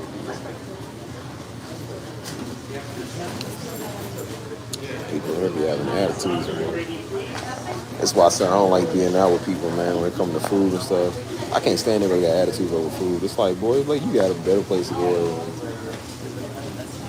I seen one dude one time, man, he was mad about something. I'm like, yo, big belly, like, bro, what, you got enough, like, bro, you can survive the nuclear winter. I know you ain't trying to sit here, nigga. Like, what's that? It's old grandfather grizzly bear. Like, yeah, I've been waiting all day. Like, Tubby, you gonna be waiting all day, boy. What you got somewhere to go? What you late to yo, like, what? Like, nobody want to wait, but bro, like, everybody got to wait. We saw him, bro. Old obnoxious, like, weird Negroes, man, sitting there mad at people. Like, stuff is annoying, man. That's why I said respect is everything, dude. That's why I said I think we can all attest. Our first job was a restaurant job. Like, I worked in a restaurant before, my first job. And they were the worst people, man. It's just like, that's why they put me in the back, because they knew I couldn't be in the front. I was a little nigga. I said, look, I was still in my nigga ways. So I told him, I said, look, if anybody in here come and give me a problem, I said, I'm going to let you know what's up. I said, I don't play that. I definitely don't play that. And nigga had the issue. I'm just like, I don't play that. Y'all think I'm bad? I told y'all, Joe was worse than I am, dude. Like, he worked out in front, man. Like, Joe didn't care about it. You couldn't tell Joe nothing, bro. He ain't listen to white people. He ain't listen to the Mexicans. He ain't listen to nobody, man. So Joe was like, yeah, he was like, basically Joe walk away from you. You get on his nerve, walk away from you. You feel me? They were like, Joe, we need you to go do this. He was like, nah, I don't feel like it. Like, he really like it. Joe was like, I don't want to. He said, how about you go do it? I told you one time, Joe, he was fixing food one time, bro. It was for his lunch. And so one of the little dudes was like, hey, Joe, you can't take that. That's for us. And so Joe was like, bro, leave me alone. So dude tried to run and grab Joe's food. He tried to touch it. Joe had a big old butcher knife. He said he pointed it at him. He pointed it at him. And then he said he finished making his sandwich. He held him at knife point, finished making his sandwich, and then walked off. I said, Joe, what did he do? He's like, he just stood there and looked at me. He said he just stood there like he didn't want to touch me. And I said, what did you do after this? I just put the knife down and walked out. I said, Joe, I'm pretty sure that's some type of charge, man. You can't do that. Joe held this man at knife point, bro. I told you, I think I'm bad. Joe was worse, man. Like, Joe's worse, dude. He held this man at knife point. That's how arrogant he was. He didn't care about nothing, dude. And when I worked in fast food, I got in trouble all the time for letting people talk crazy to me. Hold on. When I worked in fast food, I got in trouble all the time for not letting people. No, you ain't wrong. I ain't never let a nigga talk crazy to me, man. I ain't the face of this company. Boy, the face of this company is Wendy's. The face of this company is not Steve Jr. Please. You don't pay me enough for people to talk crazy to me, man. You or your boss or these Negroes coming there and, man, you don't talk crazy to me. What you think you is? Consider out an issue. I'm like, I know you ain't trying to have an issue, man. I said, so we supposed to let the customer come in and talk crazy? That's right. Absolutely wrong. We don't want them to think that this is the face of the company. I said, well, you know what? That's your problem. All I know, if they come sideways to me, boy, this drink is going to end up in their nostrils. I'm going to tell you that much. The straw is going to go in a place where they ain't got nostrils or a mouth hole or something. Like, don't play that stuff, man. Like, that's why I said, don't never let nobody talk crazy to you, man. Nobody got no right to talk crazy to you. It's like, we don't want to offend the customer. I said, what about us? Like, they offending us, man. They letting us about how we going to just sit there and let people talk crazy to us? Like, no. That's why I told you. I said, boy, every job I ever worked at, I said, bro, they be like, what do you see yourself? Like, not here. They ask you the stupidest questions, man. Like, why'd you apply? Because you niggas is hiring. That's why. Where you see yourself in 50 years, dead, boy? What you think we gonna live to 150? Like, dude, like, nigga, already 31, guys. Like, you act like I'm gonna be here in this company for 50 years. Like, boy, I won't even be here for 5 months. Y'all hiring for the first 6 months, man. I need to pay rent. Like, y'all the only ones that gonna call a nigga back? Like, yeah, I'm gonna come here. They always ask these all dumb surveys, like, to get the job first, like, what would you do if you was in this situation? Everybody gonna say they gonna do the right thing, dude, so they can get hired first. When it comes time to that scenario, nobody's gonna do the right thing, because don't nobody care, dude. How would you handle the customer? They got these old Krusty Krab training videos. Like, dude, ain't nobody doing this. He said, the customer, like we like to say here, the customer. Like, boy, please. Do you think he's gonna order a sofa, B, a Krabby Patty, or C? Like, nigga, what do you think he gonna order? Talking about how to deal with people. I say, hey, here's how I deal with it. It's called walking away. I'm going on my lunch. Yep, I took an inconvenient smoke break. I sure did. Yep, I don't want to talk to you. Leave me alone. I don't want to be around that stuff. I'm talking about why you like the company. I don't. I'm good, bro. Appreciate it. Talking about why you like the company, man. Because your niggas is nearby, man. I get some walking distance. You know my favorite thing, man? Which nigga gonna pay me more? That's my favorite thing. What's up, bro? Like, who gonna pay me more? You feel me?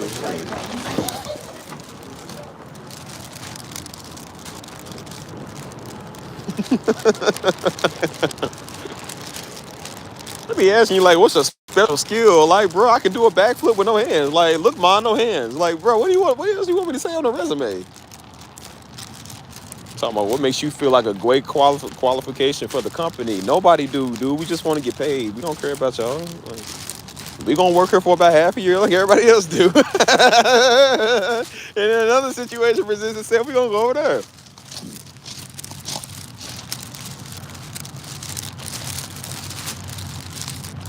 I said, I'm like, man, please. I'm like going back to the old garbage stuff. think I was asking a dumb question. Do you see yourself long term here? Man, no. Nobody sees themselves long term there, man. Like, bro, you think I'm gonna get talked crazy to, man, for $4.99 an hour, boy? Please. You got to be kidding me.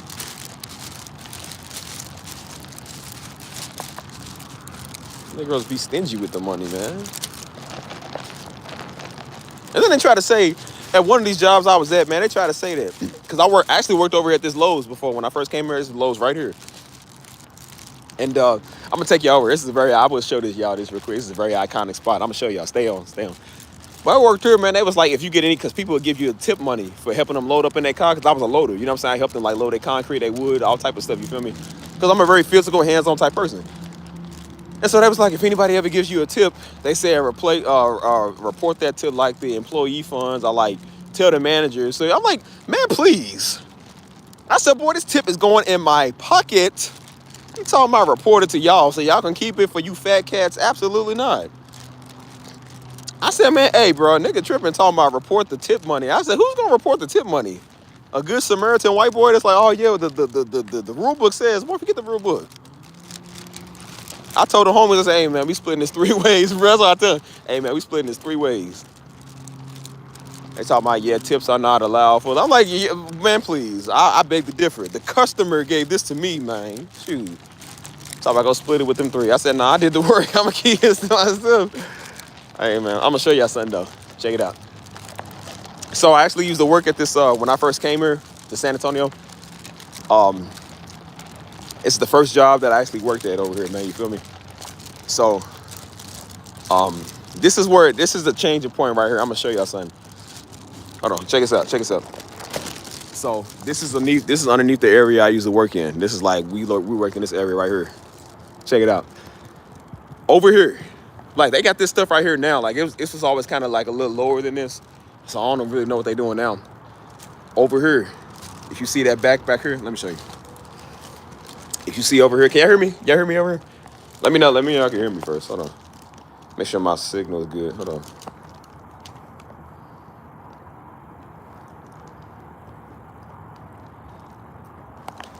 Can you hear me, yo? Okay, make sure. Over here, man, is where I was, man, when I was going through it. You feel me? This is where the thought of the channel came from. Right here, bro, in this area, right here. Literally, I was sitting right here. And this is a place where we kind of come, like you see back here, we kind of get away from everybody, you know what I'm saying? Just kind of like, you know, because we had to stay outside a lot. So I came right here, man. You know what I mean? And I remember just sitting down. I'm going to sit down. I remember sitting down, just being right here. And that's when I was watching this dude that was doing YouTube, man. You know, he was just saying a lot of good points, man. I was going through it, you know what I'm saying? I was going through a pretty tough time, whatever. And that's when I decided, that's when I went home. Like from this spot right here, that's when I said I'm gonna go home and I'm gonna take my first video. Right here. Literally right here in this spot, dog. That's why I said this spot is real iconic, man. This is where the channel was born at, right here. Channel was born right here in this spot, man. You know what I'm saying? And I guess this was like my little, a wake-up call or awakening or something, you know what I'm saying? Like, you know, this is when I really decided to do it, definitely do it different, man, right there, you know. That's when I decided to change my life, man, you know what I'm saying? I started doing YouTube, and that's where my first video came from, my channel, you know what I'm saying? My very first video came from the channel. And it started right there, man, you know what I'm saying? And then you look like a whole year and a half later, man, you know what I'm saying? Like, it's different, you know what I'm saying? We a lot further than where we was, you know what I'm saying? Like, I don't even know I was even feeling like that back then, you know what I'm saying? It's not a big deal to me now, you feel me? But at the time it was, you know what I'm saying? Like, there was so much going on in life, you know what I'm saying? That's why I decided to come out here and, I started doing YouTube, man, you know? That's why I said I kind of miss those days, because it was fun, man. It was fun growing up and, growing in it and, getting big off of it. And then it just stopped really being as fun as it used to be, you know? Yeah, I'm definitely in a way better place, man. But yeah, that's where it started, man. Right under there, you know what I'm saying? And shortly after that, that's when I left his job, you know what I'm saying? Like, I worked here for like a couple of more months. I think like 2 months, and then I left, man, and went somewhere else. You know what I'm saying? And yeah, the rest is history. You know what I'm saying? That's how we here. You know what I'm saying? And if I didn't decide to take that step right there, man, there would be none of this. There would be no channel. There would be no YouTube. You know what I'm saying? There would be no betterment in life, man. Like, it started by taking that step, man. And so I say that to say this, man. Never despise small beginnings, man. You know what I'm saying? Don't discourage yourself, man, if you're on a new journey, man. Whatever you feeling, I don't know what any of y'all are feeling right now, you know what I'm saying? And I don't know how many people are watching me, you know.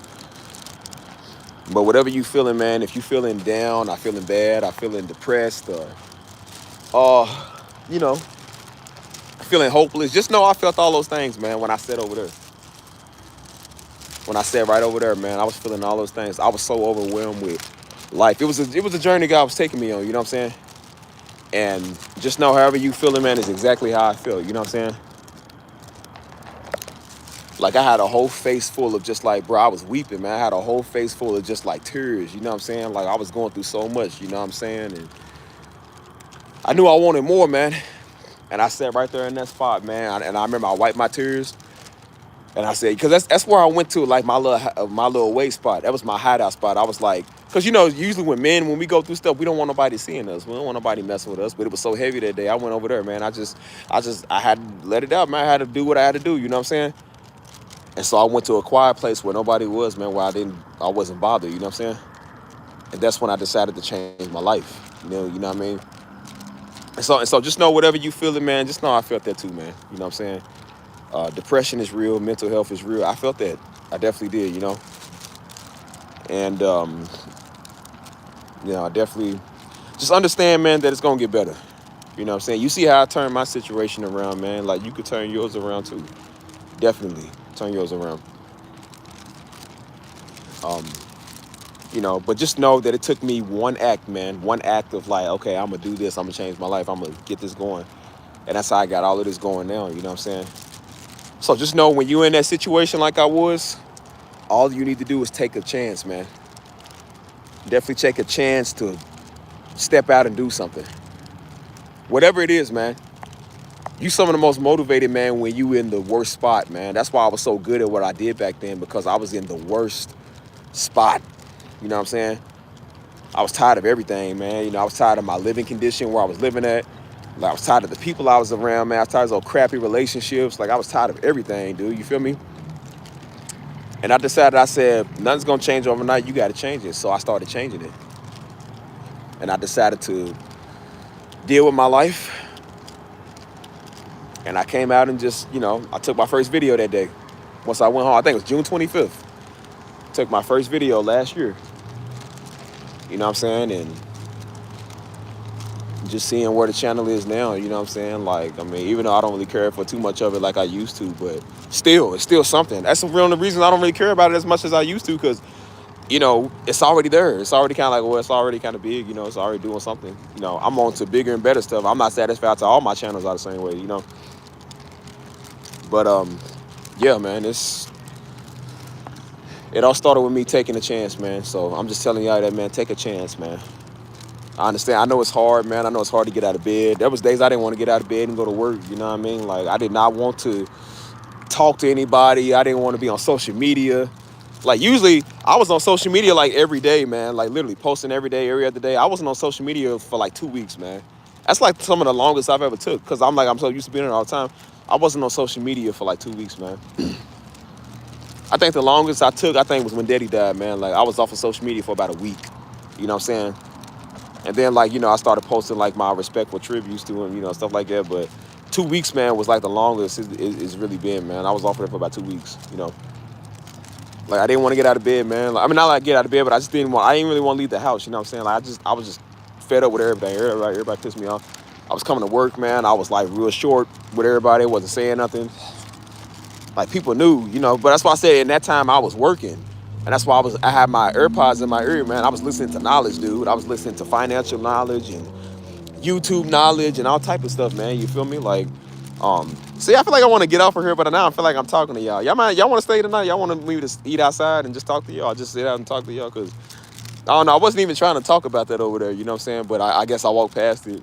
You know, since we talk about jobs, and then that reminded me. I said, well, I used to work over here, and then that reminded me like how the channel got started. You know, so that's why I said like, you know, this is how this all started, man. Because you take a leap of faith, and I like that, man. You know what I'm saying? Just being able to, you know, turn my situation into gold. You know what I mean? And so I thought it was just me, man. I was doing something about my life, and then I started watching everybody else, and they all said the same thing. They said, bro, I was in the worst spot. So that's way, you know, it ain't you. That's how you know God's calling you to do it, man. Because again, you was in the worst spot. You didn't want to do nothing. But it's like God gets you in your worst, man, and that's when he's able to speak to you and able to kind of walk you through and guide you and stuff like that. And all of them was like, I was in my worst spot, man. They said I was in the worst spot of my life. They said, but I started to turn around. They said I was able to do this, you know. And ever since then, man, my mind has been different. I was so serious, like, bro, like, that's why I said I'm getting back. You see me now getting back to living again. Like, I'm starting to, you know, I mean, not that I wasn't living, but I'm just starting to kind of get back, you know, just being me, normal again. You know what I'm saying? Like, you know what I'm saying? Like, that was, at that time, I cut off relationships, man. I cut off anything with anybody. Like, I didn't want to talk to nobody. I didn't want to be acquainted with nobody. You know, and it felt good because I was getting stuff done. You know what I'm saying? I was amazed at how much I got done in such little time, you know? And I told myself if I stay single for longer, then I can get more done, which is kind of true, but it's kind of not true at the same time. So now I'm just like, you know, I'm tired of that. I'm like, it's time to start, like, talking again. And, you know what I'm saying? Like, you know, getting back out there. Like, I always kind of talked around, but I didn't really, like, be serious. Now I'm kind of starting to be a little bit more serious. Like, okay, let's start really planning for something, man. You know what I'm saying? Like, I'm getting tired of this YouTube, man. This stuff is just getting weird. You know what I'm saying? But that's because my mindset is further, man. I understand why God was taking me on this journey, man. That's why I said just seeing the process and the journey. I'm excited, man, you know. And that's why I said, that's why I be on YouTube a lot talking to y'all, because I just be excited, man. I love the process and, you know, see what God's doing, man. I'm so happy, man, and I'm thrilled. And I told him, I said, God, you really brought me from a mighty long way, man.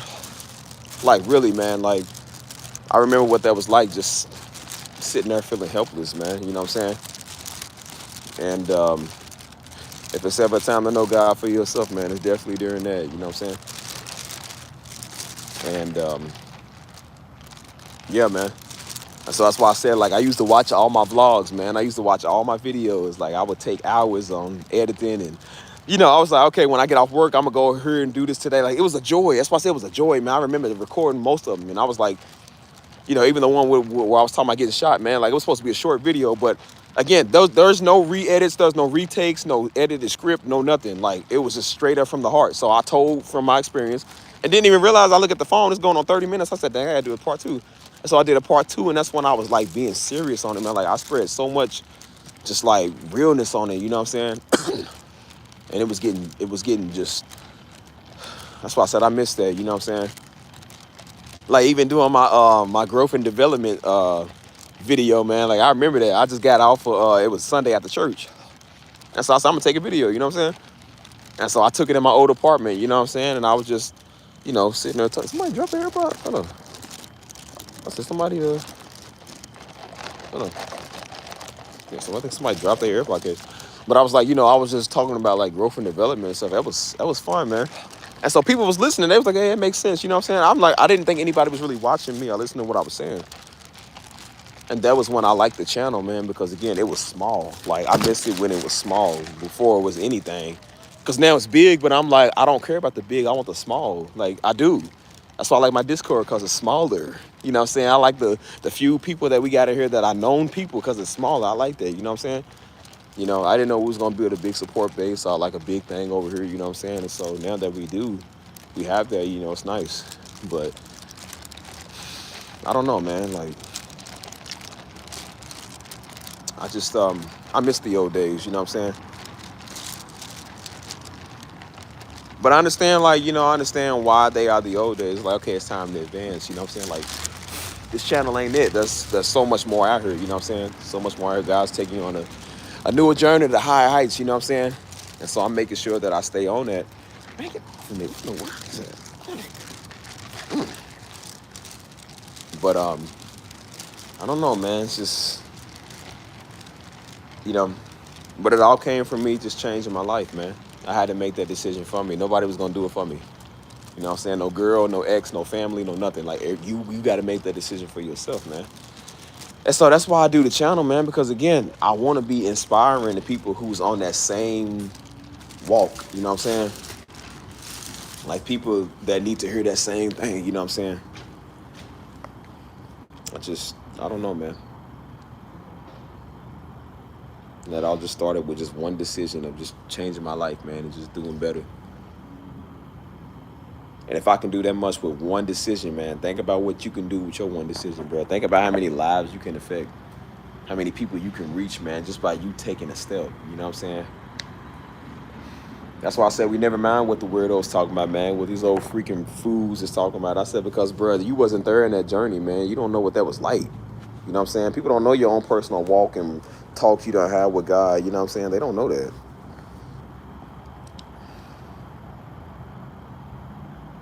And I said, man, I wasn't thinking nothing about a weirdo when I did this channel, man. I was thinking about other stuff, you know what I'm saying? And I said I still am, which is why I want to go do that elsewhere. You know what I'm saying? That was at the time I didn't mind working because, again, I gave a relationship, so I had plenty of time to work. I had plenty of time to, get stuff done, and, you know what I'm saying? It felt good. I was like, bro, because, usually you always got a woman in your face. They occupying your time, and they always coming over. Or you going over there, or, like, y'all doing little stupid stuff. Like, you can finally think, man.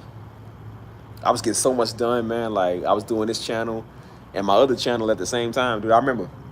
Because after I dropped that video with Daddy, you know what I'm saying, that's when the channel started the channel was always growing. I was watching both of them grow at the same time.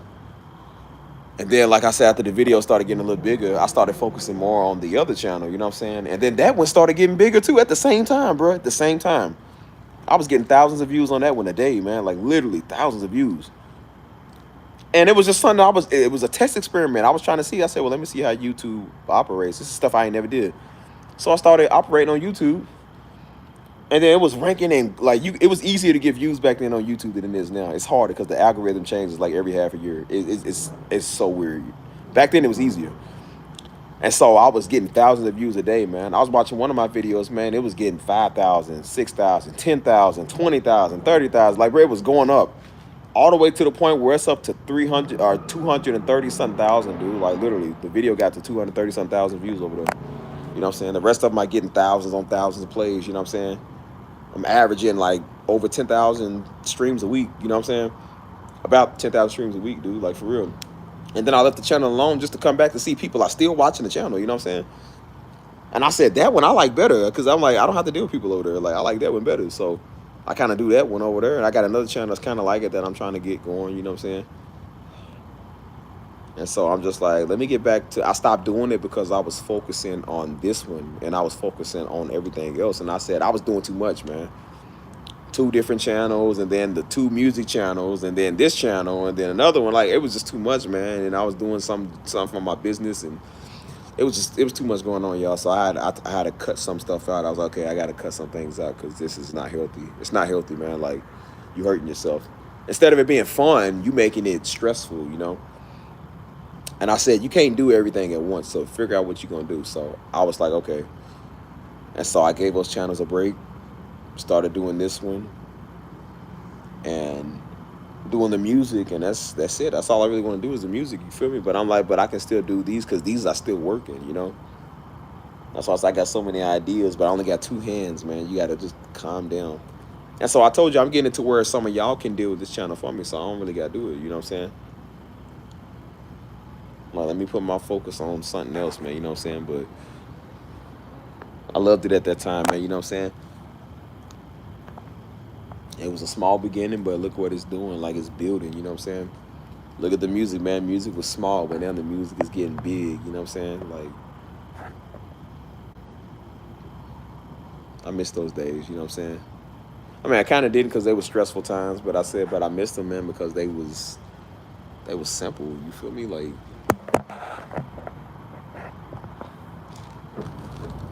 it's just, I guess it's your start to everything. Like, when you have a start, it's just, I don't know. That's why I said every YouTuber will tell you, every content creator will tell you their favorite video and their most recognized video is going to be their first one. Because their first one is the first thing that they did, you know what I'm saying? The one they got big off of in their very first video, those are the 2 ones you're going to always remember, dude. You know what I'm saying? And I said I did my first video without even knowing what it's gonna be like a year from now. You know what I'm saying? Without knowing about the community, without knowing about any of y'all, any of it, bro. You know what I'm saying? Like, and then we look at ourselves a year and a half later, man. Look what we doing, bro. Like, we way better, man. Way further. And we only gonna get way better and way further from here, man. I promise y'all. And I told y'all, man, stick with me, man. You gonna see what's gonna happen, man. Like, yeah, you gonna see what we doing in this community, man. What we got going, you know. And for those that couldn't stick with us, man, it's unfortunate, but you know that's on them. That's why I said, like, you know, that's their problem. But I said, but you know what, the ones that do, I love new stuff now. I love new people, new faces. I don't even like older stuff no more. I don't, man. Like, I love new friends, new everybody, because again, man, you know, it's always good to see new. You know what I'm saying? I feel like we get so stuck on common and old, you know what I'm saying? Like, that prolongs us from really living life and doing stuff, you know? Like, new people is where the best stuff is, you know what I'm saying? Hold on. Yeah, it is. It's true. It's true. Just seeing what, I don't know, man.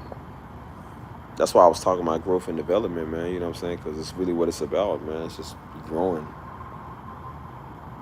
Watching the channel grow, man. I was watching all my channels grow. I was watching the music grow. My mental state, spiritual, emotional state was growing, you know what I'm saying? Like, I was doing stuff that I never really did, man, you know what I'm saying? I feel like I picked up where I left off, because that's kind of what I was doing. I knew when I came to San Antonio I wanted to do something. And I knew the music was it, but I didn't really know the music like that. So I was kind of like, I didn't really care about it like, yeah, you feel me? Like, it wasn't nothing too, you know, nothing too serious, I guess I thought about, you know. But then, like I said, after dealing with the first girl, you know what I'm saying? Like, that's when I started the A Steve channel. That's when, well, the A Steve channel was out, but I never really uploaded much on it, you know? And then that's when I upload like every day after we was done. Because I had plenty of time to do music, you know what I'm saying? But then when I got with the second one about a month later, you know what I'm saying? Like,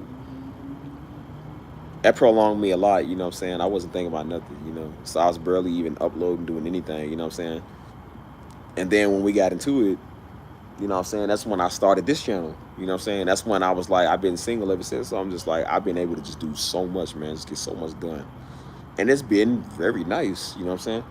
But I said, but that season of being single is over, man. Like, it's just done. We got to start doing stuff to kind of put yourself out there again. And, you know what I'm saying? Like, let's go start another chapter in life that we haven't done yet. You know what I'm saying? I did the YouTube. You know, you did the name recognition, you know, okay. You did the fun stuff. Okay. Like, let's do something else. You know what I'm saying? But I'm still building something. That's why I said I still want to build something and be for real, you know? But yeah, man, it's just what come with it, you know what I'm saying?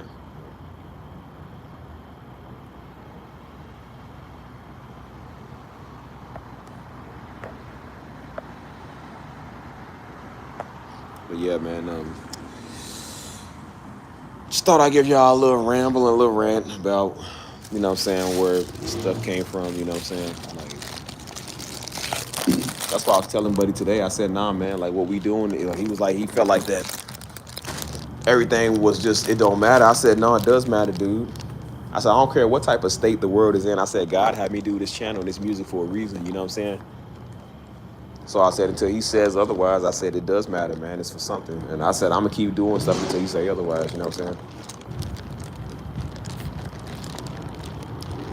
So that's why I say, like, man, take me back to them days, man, where I kind of relaxed a lot now, man, because I've been doing so much, you know. But at the same time, I'm like, I don't get too relaxed because I don't want to get lazy again, you know what I'm saying, like how I was. But I mean, I was so determined. Y'all should have seen me last year, man. I was so determined, like, and I worked harder because, again, the channel wasn't big, so I worked harder to get it that way, you know what I'm saying? I mean, I was working on so much stuff at one point, dude. Like, y'all should have seen me. I studied all day.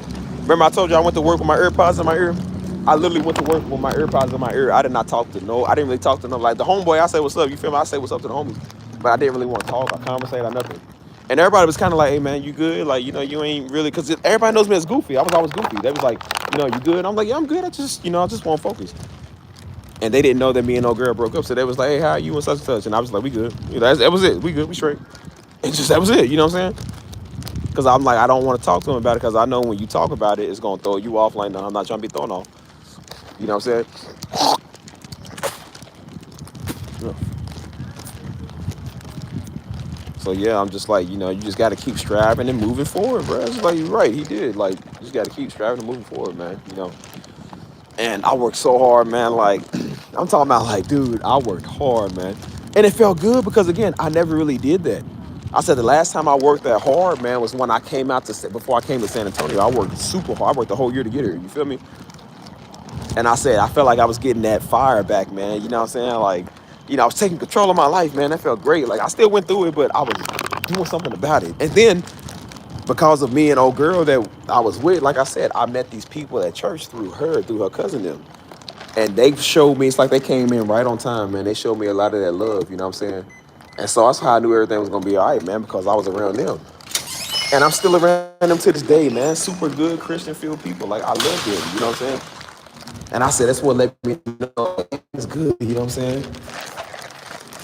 I said, man, we doing stuff daily with the ministry, man. We doing stuff all the time with it, you know what I mean?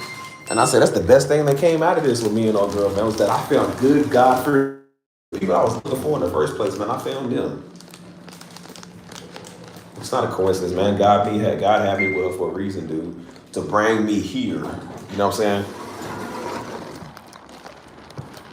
And although it didn't work, and I'm like, I'm glad it didn't work, because first off, you weren't even really that much of my type anyways, and then second of all, I'm just like, look where I'm further in life, man. Further. Sometimes, man, your breakups is your best comeback, man. It's your best come up, dude, for real. That's why I said, I'm like, man, I'm glad you did what you did, man, because, like, look where I'm at now, man. I'm better. That's why I keep telling you, I said, bro, let people talk, man. Let the haters talk. Let people think they hurting you by getting at you. I said, look what God does, man. He makes you more abundant anyways. Move. So, yeah, I just thought I'd throw off that little encouragement story. You know what I'm saying? If anybody in here is struggling with that, or, I'll probably touch on it in another live, because I know it's kind of late, so not a lot of people's in here right now. So, I've been wanting to actually talk about that for a minute, you know what I'm saying? But I figured since I'm over there, I wanted to show y'all something real quick. But, like I said, it's late, y'all. I'm about to get up off of here. And, that burp.